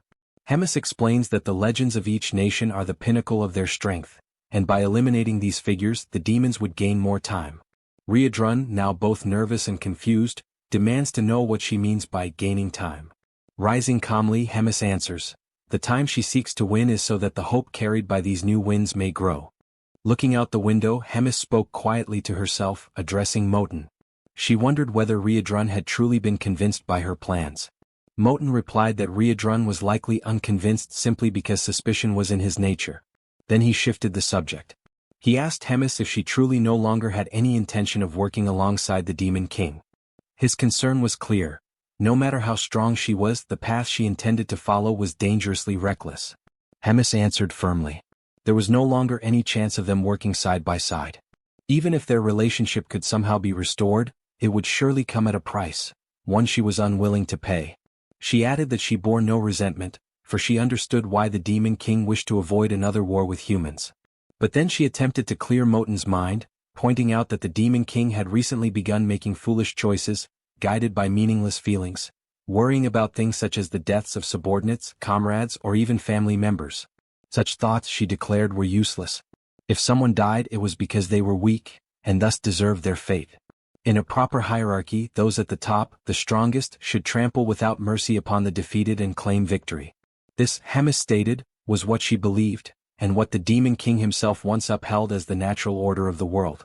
For that reason, his newfound empathy was incomprehensible to her. She decided to confront his cowardly actions, but in the end she lost patience.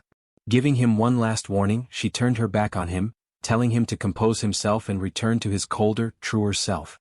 Yet even then Hemis admitted to herself that she felt a touch of remorse. She was about to make a choice she would never have made in the past.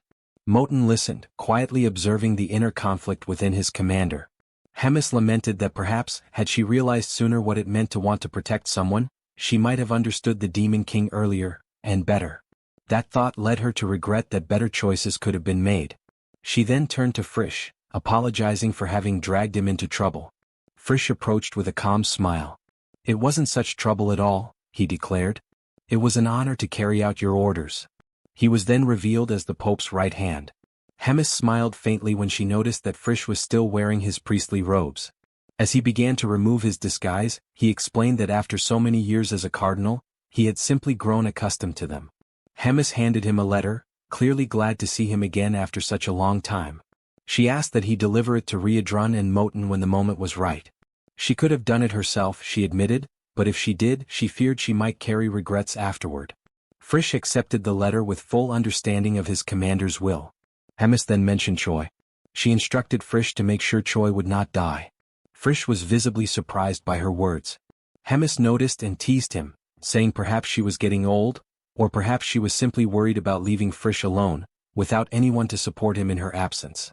The next day in Gardrick Castle, the doors burst open. Choi, asleep, was jolted awake.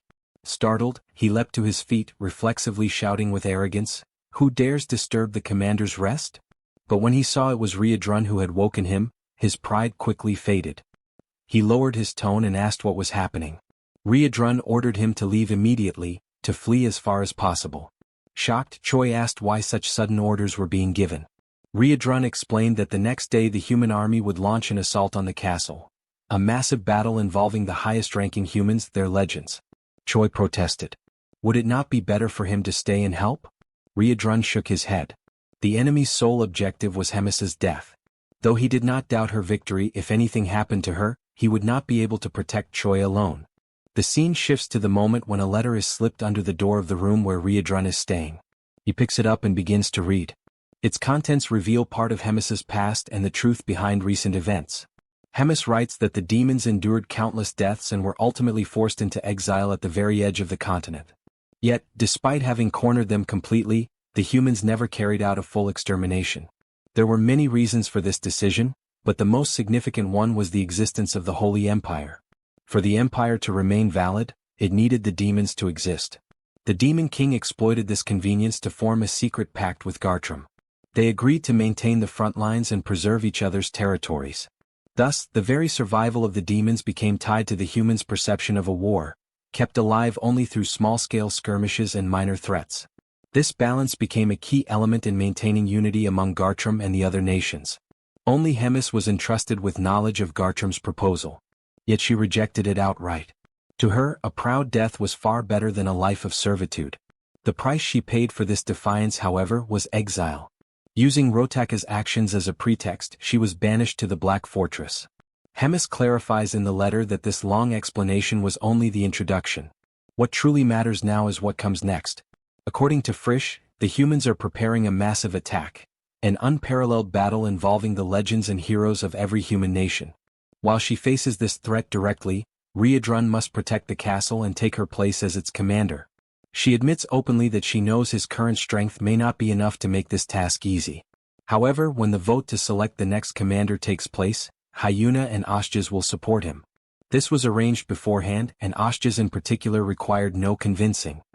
His affection for his nephew made it impossible to ignore such a request. "This," Hemis writes, "is all I can do for now. From here onward, everything rests in your hands. I believe you will handle it in the best possible way." She thanks Riedrun for making her confinement in the suffocating castle feel just a little lighter. As a postscript, she mentions Choi. She tells Riedrun not to worry about him. His path has already been arranged. Choi will leave the Demon King's army, and if all goes well, he and Riedrun will meet again. For now, however, Choi must depart together with the saint. Later, preparations for departure are made. Riedrun assures Choi that once everything is settled and he has taken his rightful place, he will reach out through the communicator. Choi, uneasy and unwilling to accept what is happening so suddenly, nevertheless agrees to the plan. Suddenly someone calls out to Choi, drawing his attention. Abelson and Frisch appear. Hemis's aide steps forward, introducing himself and stating that he has been assigned to accompany them by Hemis's orders. He explains their next step. They must infiltrate human society and observe events as they unfold. During this time, Abelson will act as a priestess in training. Frisch distributes false identities for them all. He declares that both Choi and himself will disguise themselves as mercenaries. If there are no further questions, he says, everyone should board the carriage. Abelson climbs in first, followed reluctantly by Choi, who is still overwhelmed by denial, clinging only to the hope that everything will turn out well. Once inside the carriage, Choi asks Frisch where exactly they are heading. Frisch sighs, regretting that he had not explained it earlier. He clarifies, the regions of the Holy Empires are extremely dangerous, and Drazen is known for rejecting heroes. That is why they are moving toward the kingdom of Marriott. The next morning as the sun rose, Riedrun found himself alone in his new room. He sat in silence, thoughtful about the next steps he should take, his eyes fixed on the desk that had once belonged to Hemis. His mind wandered, reflecting on the many demons who had already died up until now. He knew that if things continued in the same way, the number of losses would inevitably grow. Riedrun, aware of the truth surrounding the war between humans and demons, reached a painful conclusion. All these losses had no meaning at all. Suddenly, a knock at the door interrupted his thoughts. It was Reuters, standing firmly and declaring that it was already time to depart. Riedrun, taking in one last breath of inspiration, raised his resolve and declared that from that moment onward, demons would be different. He would give his all to ensure that his will prevailed. The scene then shifts to the moment when Riedrun gathers his army. Standing before them, he demanded that everyone pay close attention to his words. He began his speech by exalting who they were, reinforcing that demons are a warrior race, born to fight, and that no other race would ever be able to tame them. For that reason, he told them, they must face the battle to come without hesitation. And if necessary, they must be willing to die for freedom, to die as the warriors they were, for the sake of the future of their entire race. Riedrun raised his voice as he reached the climax of his words, declaring his own way of combat, and as he finished his speech, he emphasized with force and conviction that demons are warriors of pride. The focus then shifts to Hemis, who quickly realized that Riedrun had already begun his movements. With that, she too would have to begin her own, acting from her side. At the top of a mountain, Hemis looked down before leaping gracefully to the lower part. The moment she landed, she came across a man leaning calmly against a tree. The man spoke first, declaring that he had known she was on her way and had been waiting eagerly for their encounter. Hemis recognized him immediately and stated that it had been 150 years since their last meeting, remarking with some surprise that he had grown younger with the passing of time. Basil Scott, the Legend of Drazen, was this man's name. Upon hearing Hemis's words, he explained that his youthful appearance was the result of having reached the realm of legends. Hemis, however, replied that she had been expecting a different human in Scott's place. The one she was truly searching for, it seemed, had been cowardly enough to hide and conceal his magic. Scott, unfazed, declared that Gartram's command was positioned at the exact opposite location from where he and Hemis now stood. With that assurance, he drew his sword, announcing that their fight would happen here and now, without any interruptions. Hemis understood his intention but remained unconcerned about the battle about to unfold. She answered his challenge coldly, saying that he should choose his words more carefully when daring to confront her, for she remembered well how, in the past, while lesser soldiers blocked her path, Scott himself had fled cowardly in search of survival. She then acknowledged that his bravery now was driven by his desire to cleanse his stained name.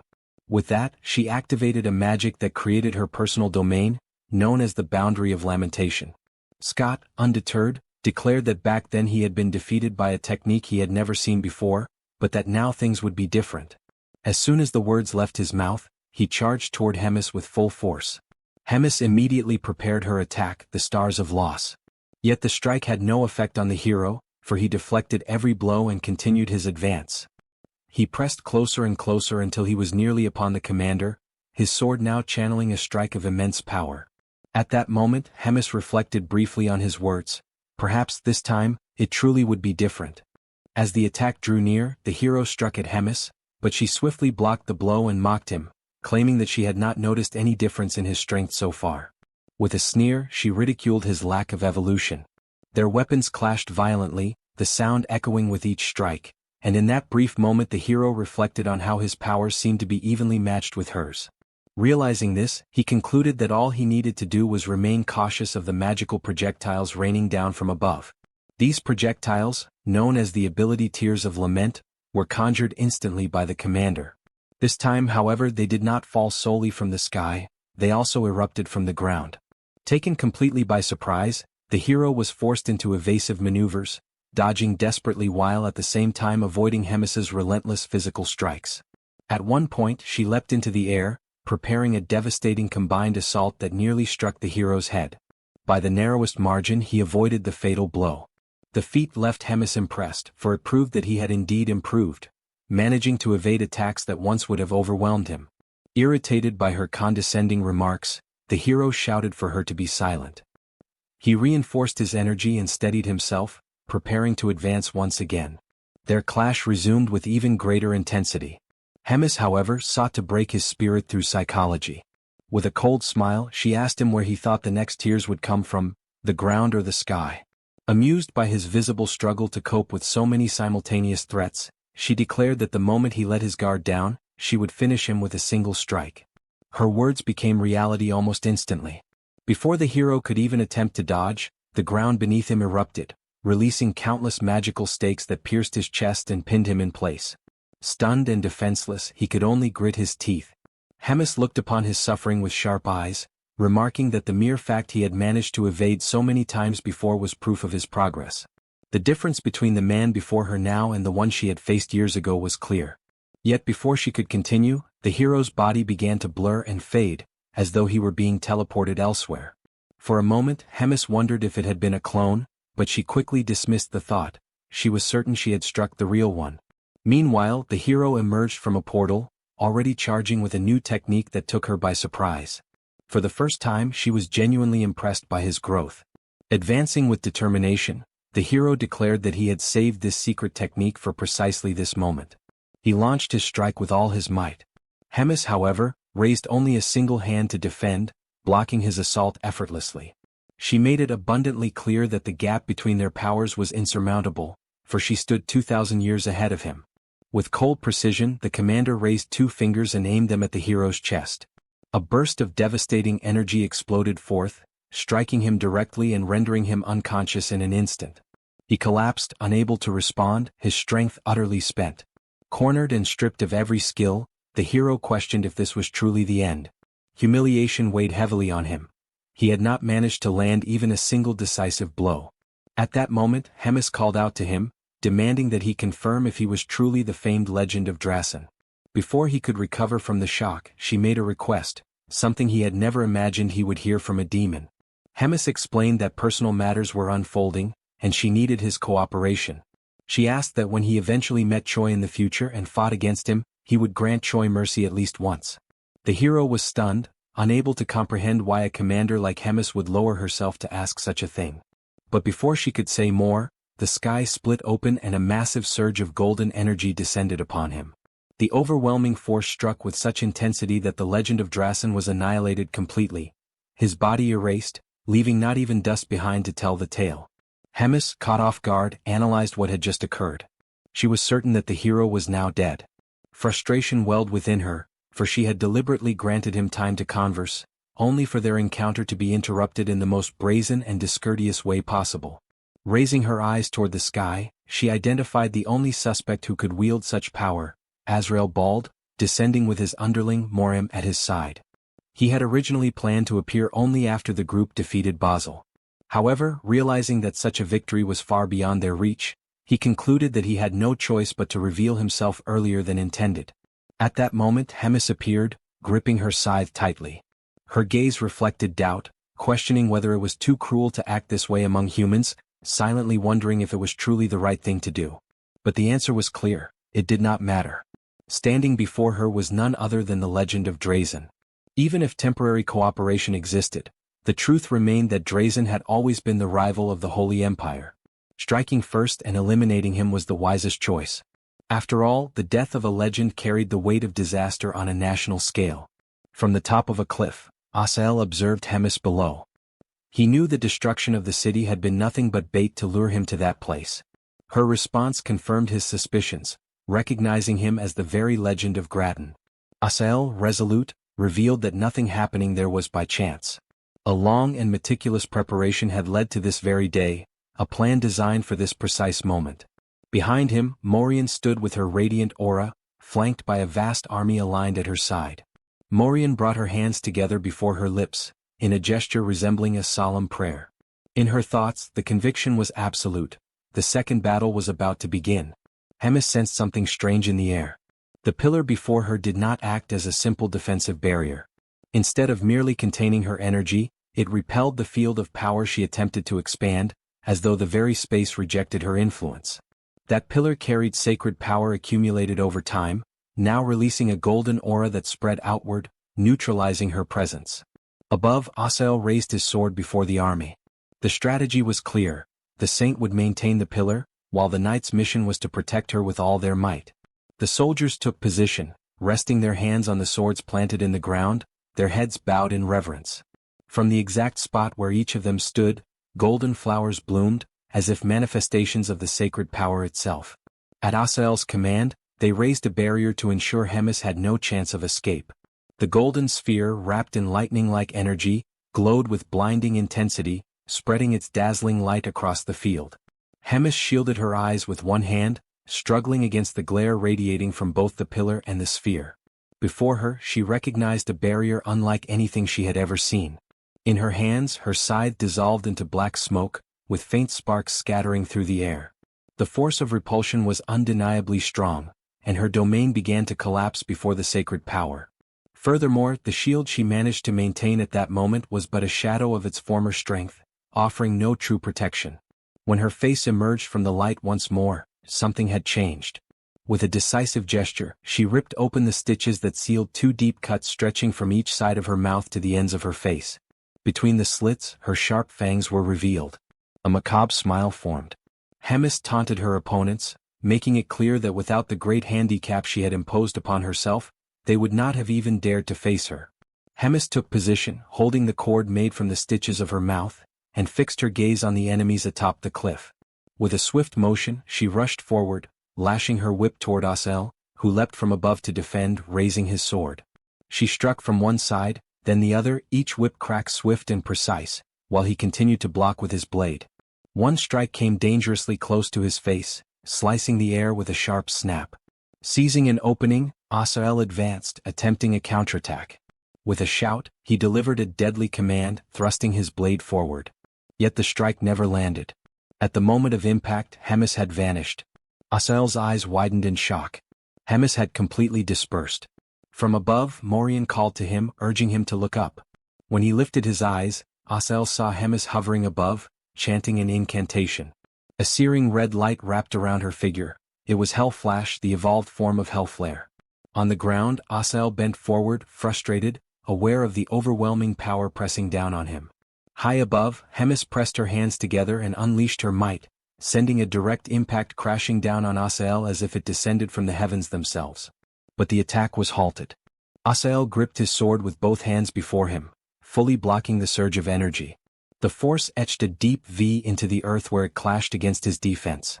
Hovering above, Hemis clenched her fists, observing the scene. She reflected on his strength. Even as a defensive authority wielder, she had not expected him to emerge without a single scratch. Asael, dripping with sweat, stood firm, his sword still raised as though his entire body channeled resistance against the colossal strike.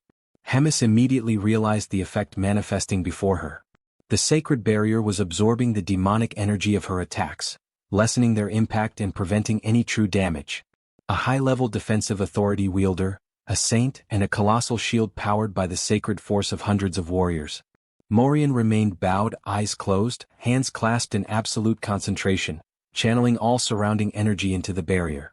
For Hemis, the sight was infuriating, a battlefield prepared to perfection for a long, exhausting confrontation. In her right hand, violet sparks began to crackle, glowing with rising intensity.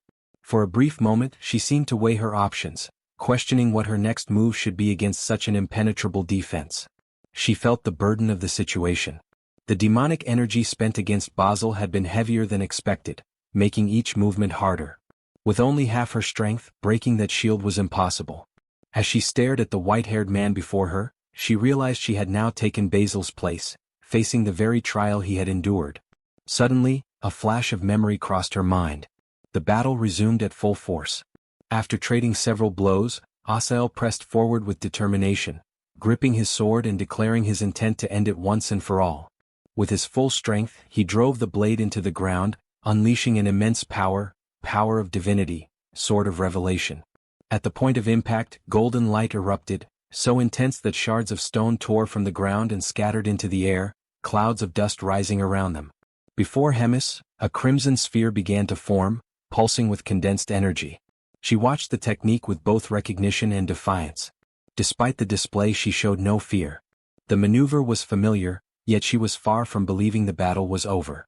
The sphere advanced slowly toward her, as if it had a will of its own. Her claws, sharp and golden, shimmered with a menacing gleam. Then, suddenly, blood gushed from the upper part of her body, forcing her to arch backward. The kneeling soldiers, their swords still planted in the ground, witnessed the scene in utter disbelief. Morian's eyes widened in shock as she exclaimed that he had struck down the glutton. Asael stood equally stunned. His sword still pierced the earth while before him Hemis lay bloodied, collapsed, unable to move. Trembling, he returned the blade to his waist, struggling to accept what had just occurred. A drop of sweat rolled down his face as he murmured to himself, questioning whether it had truly happened. His gaze fixed on Hemis's hand, adorned with golden claws, motionless upon the ground. Suddenly, before Asael could even realize that she was still alive, he found himself caught between the fangs of Hemis. She lunged forward with a monstrous maw, bursting open from the wound Asael had inflicted on her moments earlier. In a single motion, the legendary hero became nothing more than a morsel for the glutton. Only a fragment of him remained, leaving the scene both grotesque and astonishing. The saint, unable to believe what had just happened, cried out desperately for Asael, her voice filled with disbelief. Hemis, brimming with confidence, returned to her original form, mocking the situation and ridiculing the shock she had caused. She then reflected on how dire her circumstances had become, forced to feign death and rely on a strategy once used by Baal. Yet, with a sardonic tone, she joked, asking what everyone thought of her magic trick. But her composure soon faltered as she began to spit blood. It was then that she admitted the Empire was indeed far stronger than she had anticipated. The saint noticed the blood and speculated whether it was caused by Hemis's wounds, or perhaps the result of being unable to digest a paladin. Without wasting another thought, the saint commanded all the warriors to begin multiple enchantments, while she alone maintained every barrier. The warriors obeyed, dividing themselves as they prepared their incantations. Meanwhile, Hemis stood still, drained of strength, unable to muster any form of resistance. She reflected on how the digestion had been far slower than usual, likely suppressed by the sacred barrier. When she lifted her eyes, she saw the attack was nearly ready. In that instant, she understood that her end had already arrived. With a tone of acceptance, the commander declared that her role had been fulfilled. She entrusted the future to those in whom she had placed her faith. Unable to resolve everything on her own, her only hope now was that her allies would succeed. The saint then unleashed the strike, a radiant beam of sacred energy, that struck the commander directly.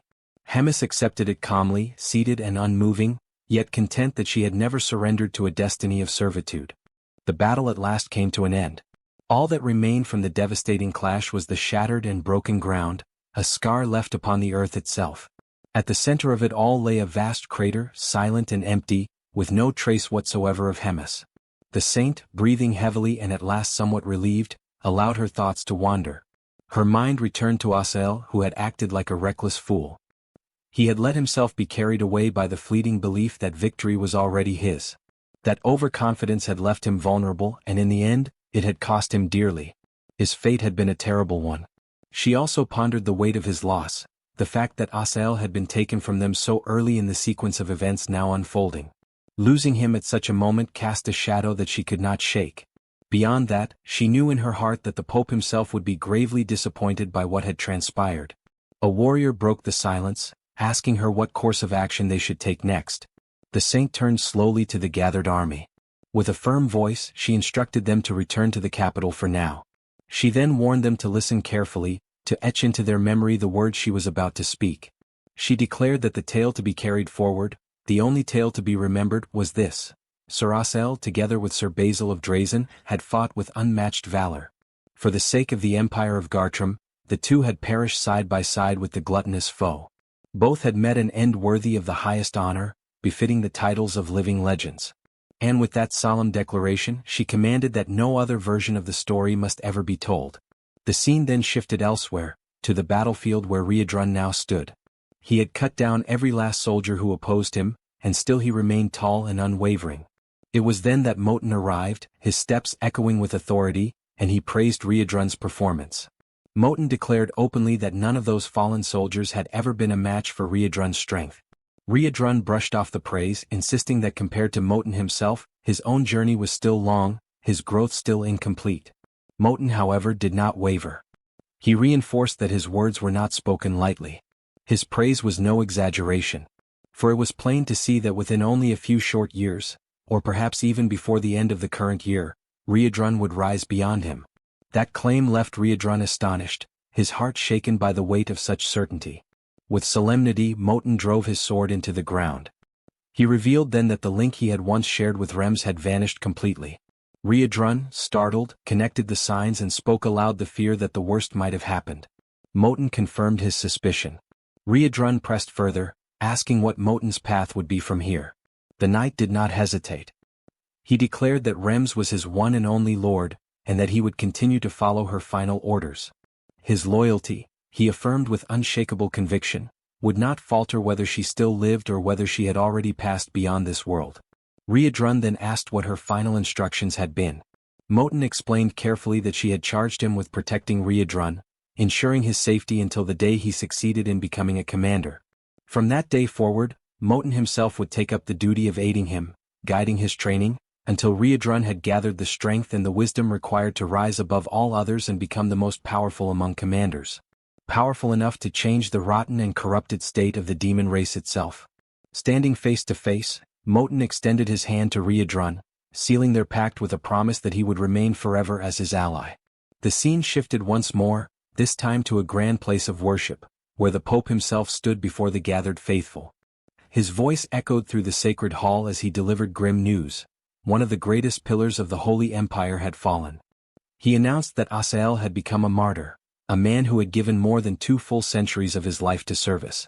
With sorrow heavy in his tone, he mourned the passing of a comrade who had shared so many years alongside him, and alongside the legendary Sir Quinley as well. The Pope then declared that Asael was a man who had lived with devotion to God beyond comparison, greater than anyone else could ever hope to achieve. To his very last breath, Asael's thoughts had been for the well-being of the people of the Holy Empire. He revealed that in the moment of his death, Asael had lifted his final prayer, asking that the remaining days of the sacred people might be spent in safety and in peace. The Pope then called upon all present to pray in remembrance of Asael's deeds, to ensure that his sacrifice would never be forgotten. His words carried a warning. The day would surely come when divine punishment would descend upon all those who opposed God. At last, with sorrow etched upon his face, the Pope reflected on how often he had warned against lowering one's guard in times of advantage. And so he lamented the tragic end of the legendary hero, Asael, whose fall would forever weigh upon the hearts of the faithful. The Pope was suddenly interrupted by a messenger reporting that Drazen had sent someone to Marriott, requesting access to investigate the battlefield where Hemis had been fought. The Pope remarked that they must be searching for the truth about Basil's death, but noted that the cleaning service had already been completed and nothing remained to be found. Even so, he instructed the man to secretly contact Marriott and have Drazen's request denied.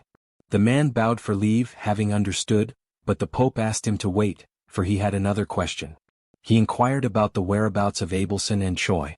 The man explained that neither of them had been sighted, not even during the recent battles. He found it particularly strange that Choi had not appeared, as there would have been no reason for him to avoid the front lines. He suspected that Hemis had removed him from the Demon King's army. The Pope then faced the reality that even in the final moments, Choi remained a thorn in his side.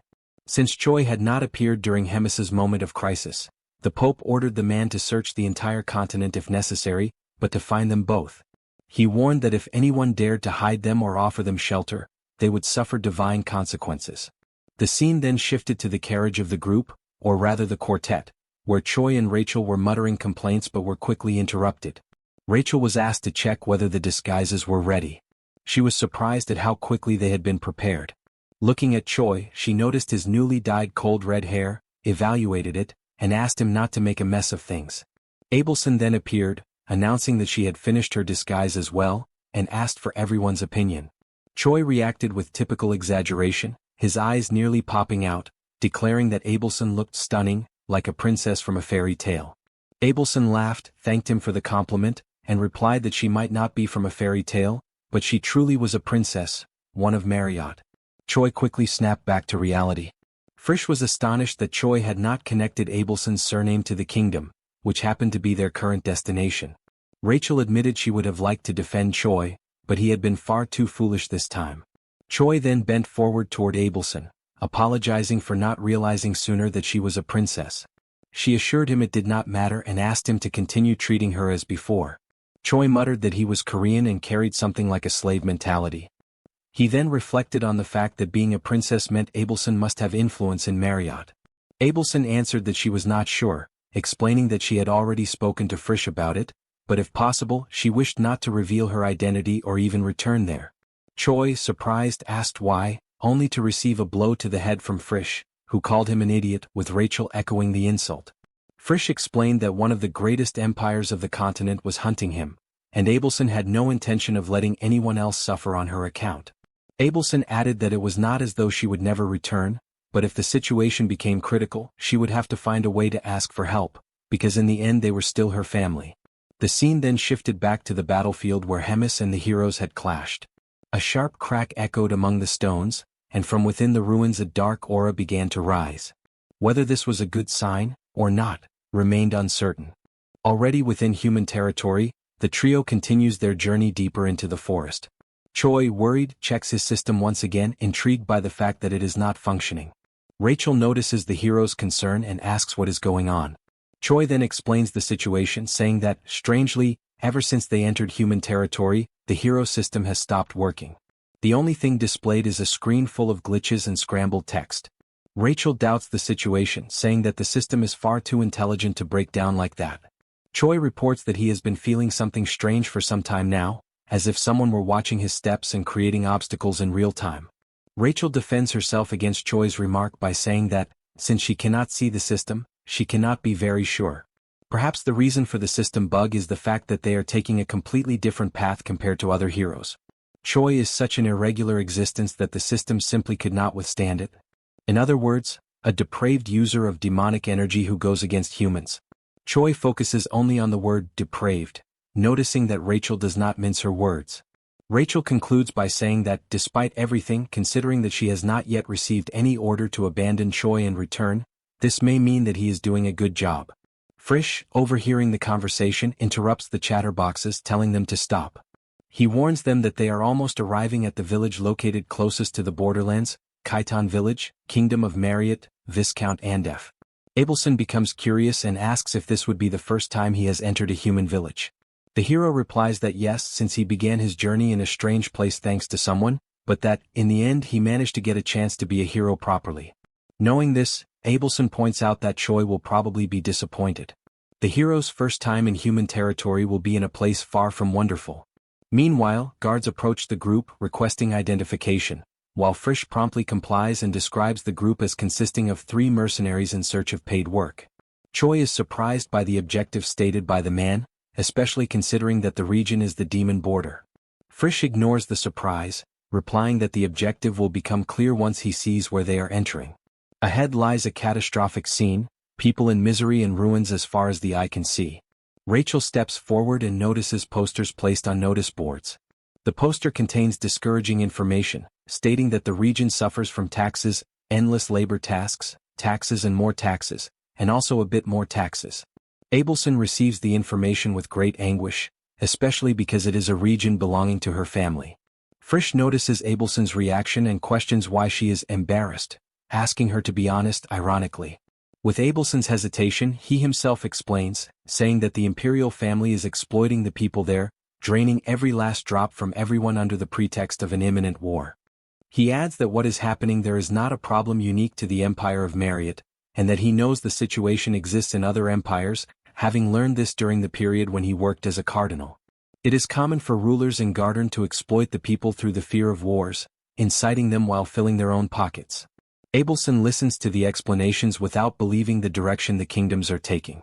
Later, Abelson is sitting, reflecting on the reality of the people, beneath the statue of a knight. The saint's thoughts are interrupted when someone surprises her, calling out to her. It is Choi who arrives, surprising Abelson, who in turn asks him where Frisch and Rachel are. Choi sits beside the saint and asks how she is feeling. Abelson answers honestly, saying that her mood has not improved at all and that, in fact, she feels angry. Choi tries to joke, saying that she has every right to be after hearing so many atrocities. Abelson clarifies that the feeling is not directed at Frisch, but at herself. She could have tried to argue something that defended the empire, but it was impossible. Nothing she could say would be capable of defending Garden from what it has been doing to the people. Choi is shocked upon hearing the saint and begins to wonder what to do to help her get out of this situation. But the options that come to mind are not the best for the occasion. Before he could reach a decision, Abelson calls his attention. Trembling at the thought that he had said something wrong, he replies already apologizing, even though he had not said anything. This leaves Abelson confused. Choi realizes that it was not a sermon. Abelson is equally frozen by the confusion. The saint then, with a smile on her face, explains that she remembered an old story and thought it would be interesting to tell it to the hero. Abelson then begins the tale about a hero who was a legend of Khitan, which, although it seems like a humble village now, once lived through a time of glory. The hero's name was Lofer Dozer, whose legend dates back centuries, when warriors who fought bravely in the war against the demons began to be called heroes and legends. Lofer was the greatest of heroes during his era. His fame spread beyond Marriott and across the entire continent. Among many, Lofer was one of those who most deserved the fame of the title for his deeds and his character. An unblemished warrior, a lover of his homeland who respected the weak and was compassionate. As all things come to an end, Lofer's did as well at the premature age of 37, to everyone's misfortune in Khitan. Choi asks if there is a reason why he died young and in Khitan. Abelson continues the story, telling that 1 year before the war ended, the demons' offensive suddenly intensified, probably as a final desperate move. The imperial family of Marriott ordered Lofer to abandon Khitan and retreat, something that was not well received by him. The result was that the hero, for the first time, set himself against an imperial order. He firmly upheld the premise that his people must be protected by the nation, and for that reason he would not allow Khitan to be abandoned. After his declarations, Lofer went into battle, repelling the demons' assault. Having done so alone, without any other warrior by his side, he left his story etched into the people of Marriott. Choi feels the weight of the story and carefully keeps the hero's name in his mind. Abelson continues, reflecting on what Lofer's reaction would be if he were still alive in the present day, witnessing the situation in which the people now find themselves. Moments later, night falls. The pair walk through the streets, with Abelson thanking Choi for his company, saying she feels relieved thanks to him. Choi says there is nothing to thank him for, as the only thing he did was listen to the story.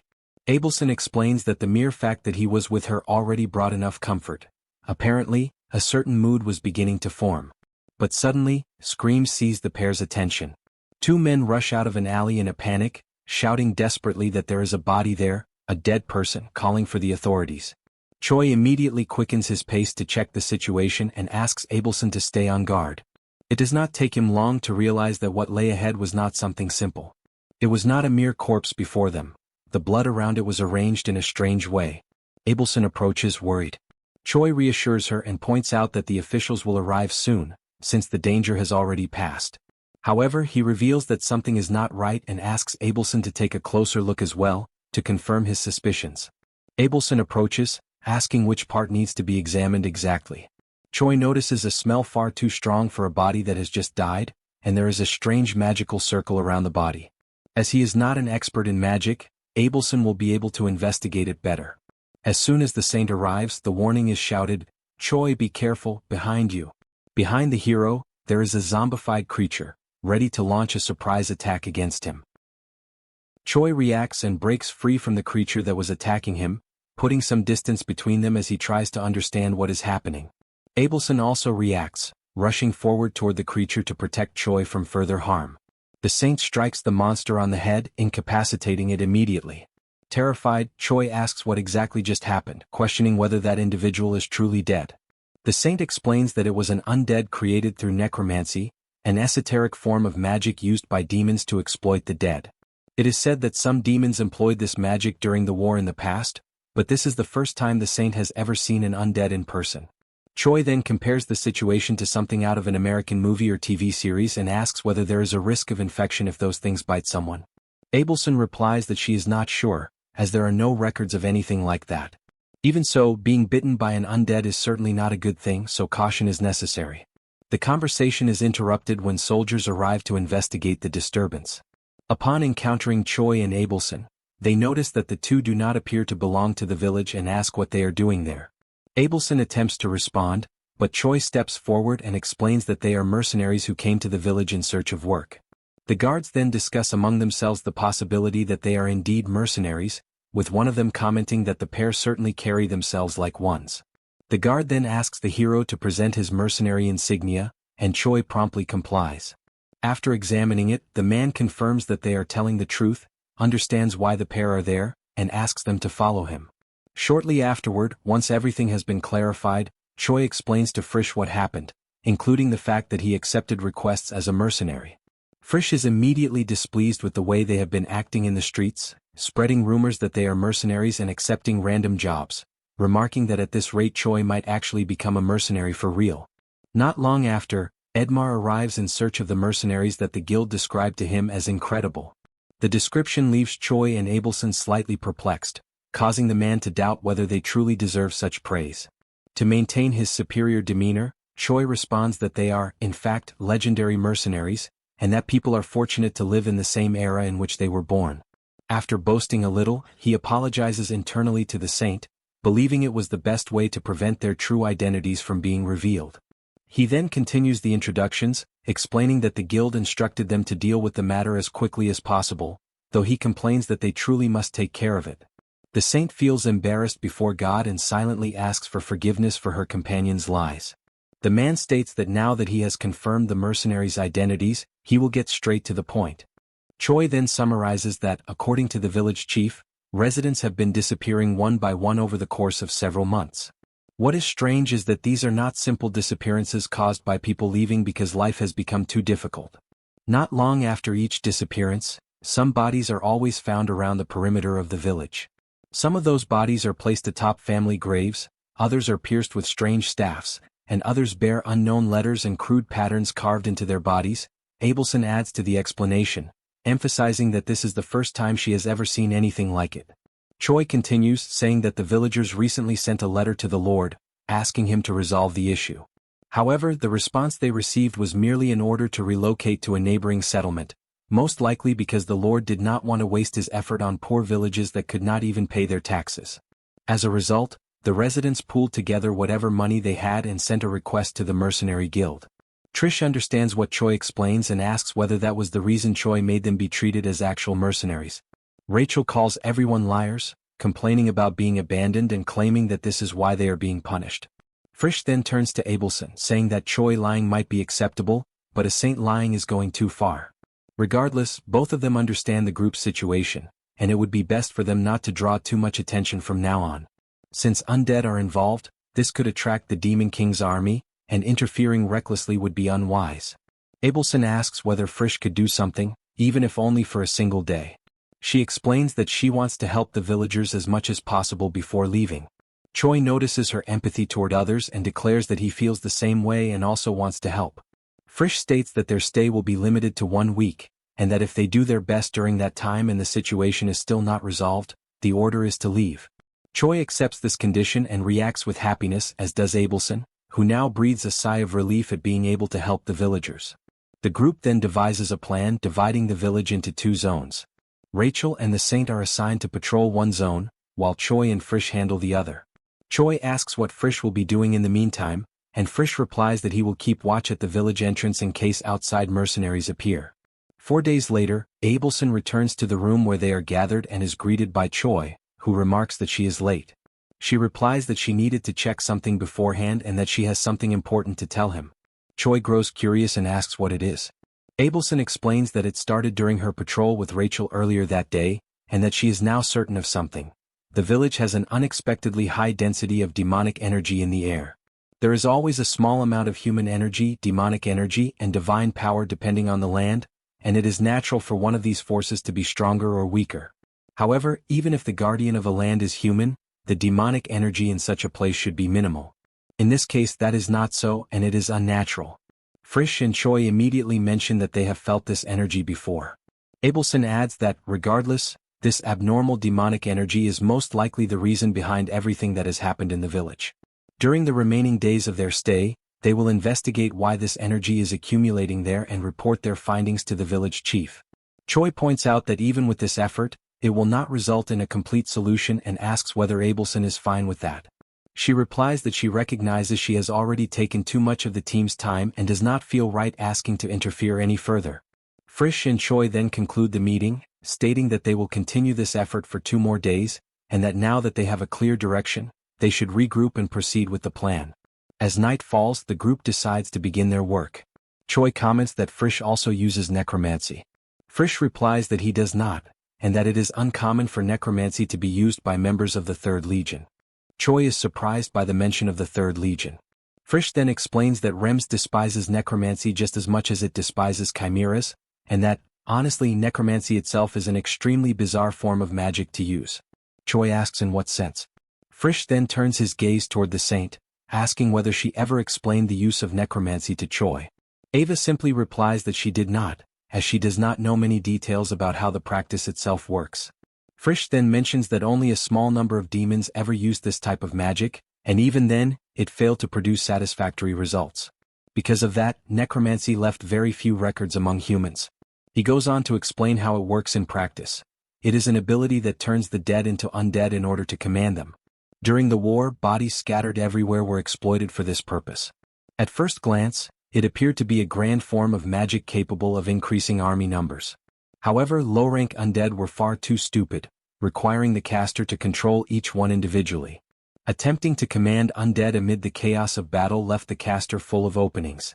In the end, even when high-level undead were created, it was enough to surpass the abilities of the one controlling them for the undead to break free. There were even cases where the undead turned against their own summoner. Once control was lost, the undead would attack anything alive nearby, without distinguishing between friend and foe. Choi understands the explanation and agrees that it truly is a bizarre form of magic to conjure. Frisch adds that during the war, this resulted in significant friendly fire. Before the conversation can continue, a strange energy draws their attention. Abelson immediately points out the presence of another demon near the group. Frisch is surprised by the saint's sensitivity to demonic energy and asks where the demon is. Choi also asks from which direction the energy is coming, and she answers that it is emanating from the statue plaza. The group quickly heads toward the plaza, where they find an individual performing a spell on the ground. They stop, and Choi asks whether that person is the source of the demonic energy. Abelson confirms that it is, but asks them to wait, explaining that they cannot kill the individual yet, since what matters most is discovering what that creature is doing there. Frisch then asks what she plans to do, but Choi interrupts, saying that he will try to handle the situation himself and asks to go alone. The individual casting the spell senses their presence and remarks that for a human, Choi possesses a very strange aura. Choi realizes how sensitive the individual is. The caster then stands up and announces that since they are not coming any closer, he will go to them instead. Choi is surprised by the man's reaction, but before he can take any further action, Choi initiates his plan and shouts for no one to attack the individual, declaring that he is an ally. This leaves his companions confused, as it seemed Choi was about to start a fight. The individual is also confused and asks what the hell is going on. Choi then loudly declares that he is Hyunseok, the regimental commander of the Demon King's army, 3rd Legion, and demands that the individual state his own name and rank as well. If you enjoyed this video, don't forget to give it a thumbs up, it really helps. And for more content like this, make sure to subscribe and hit the notification bell so you don't miss any updates. Let me know in the comments if you'd like to see another part. I'd love to hear your thoughts. See you next time. Bye-bye.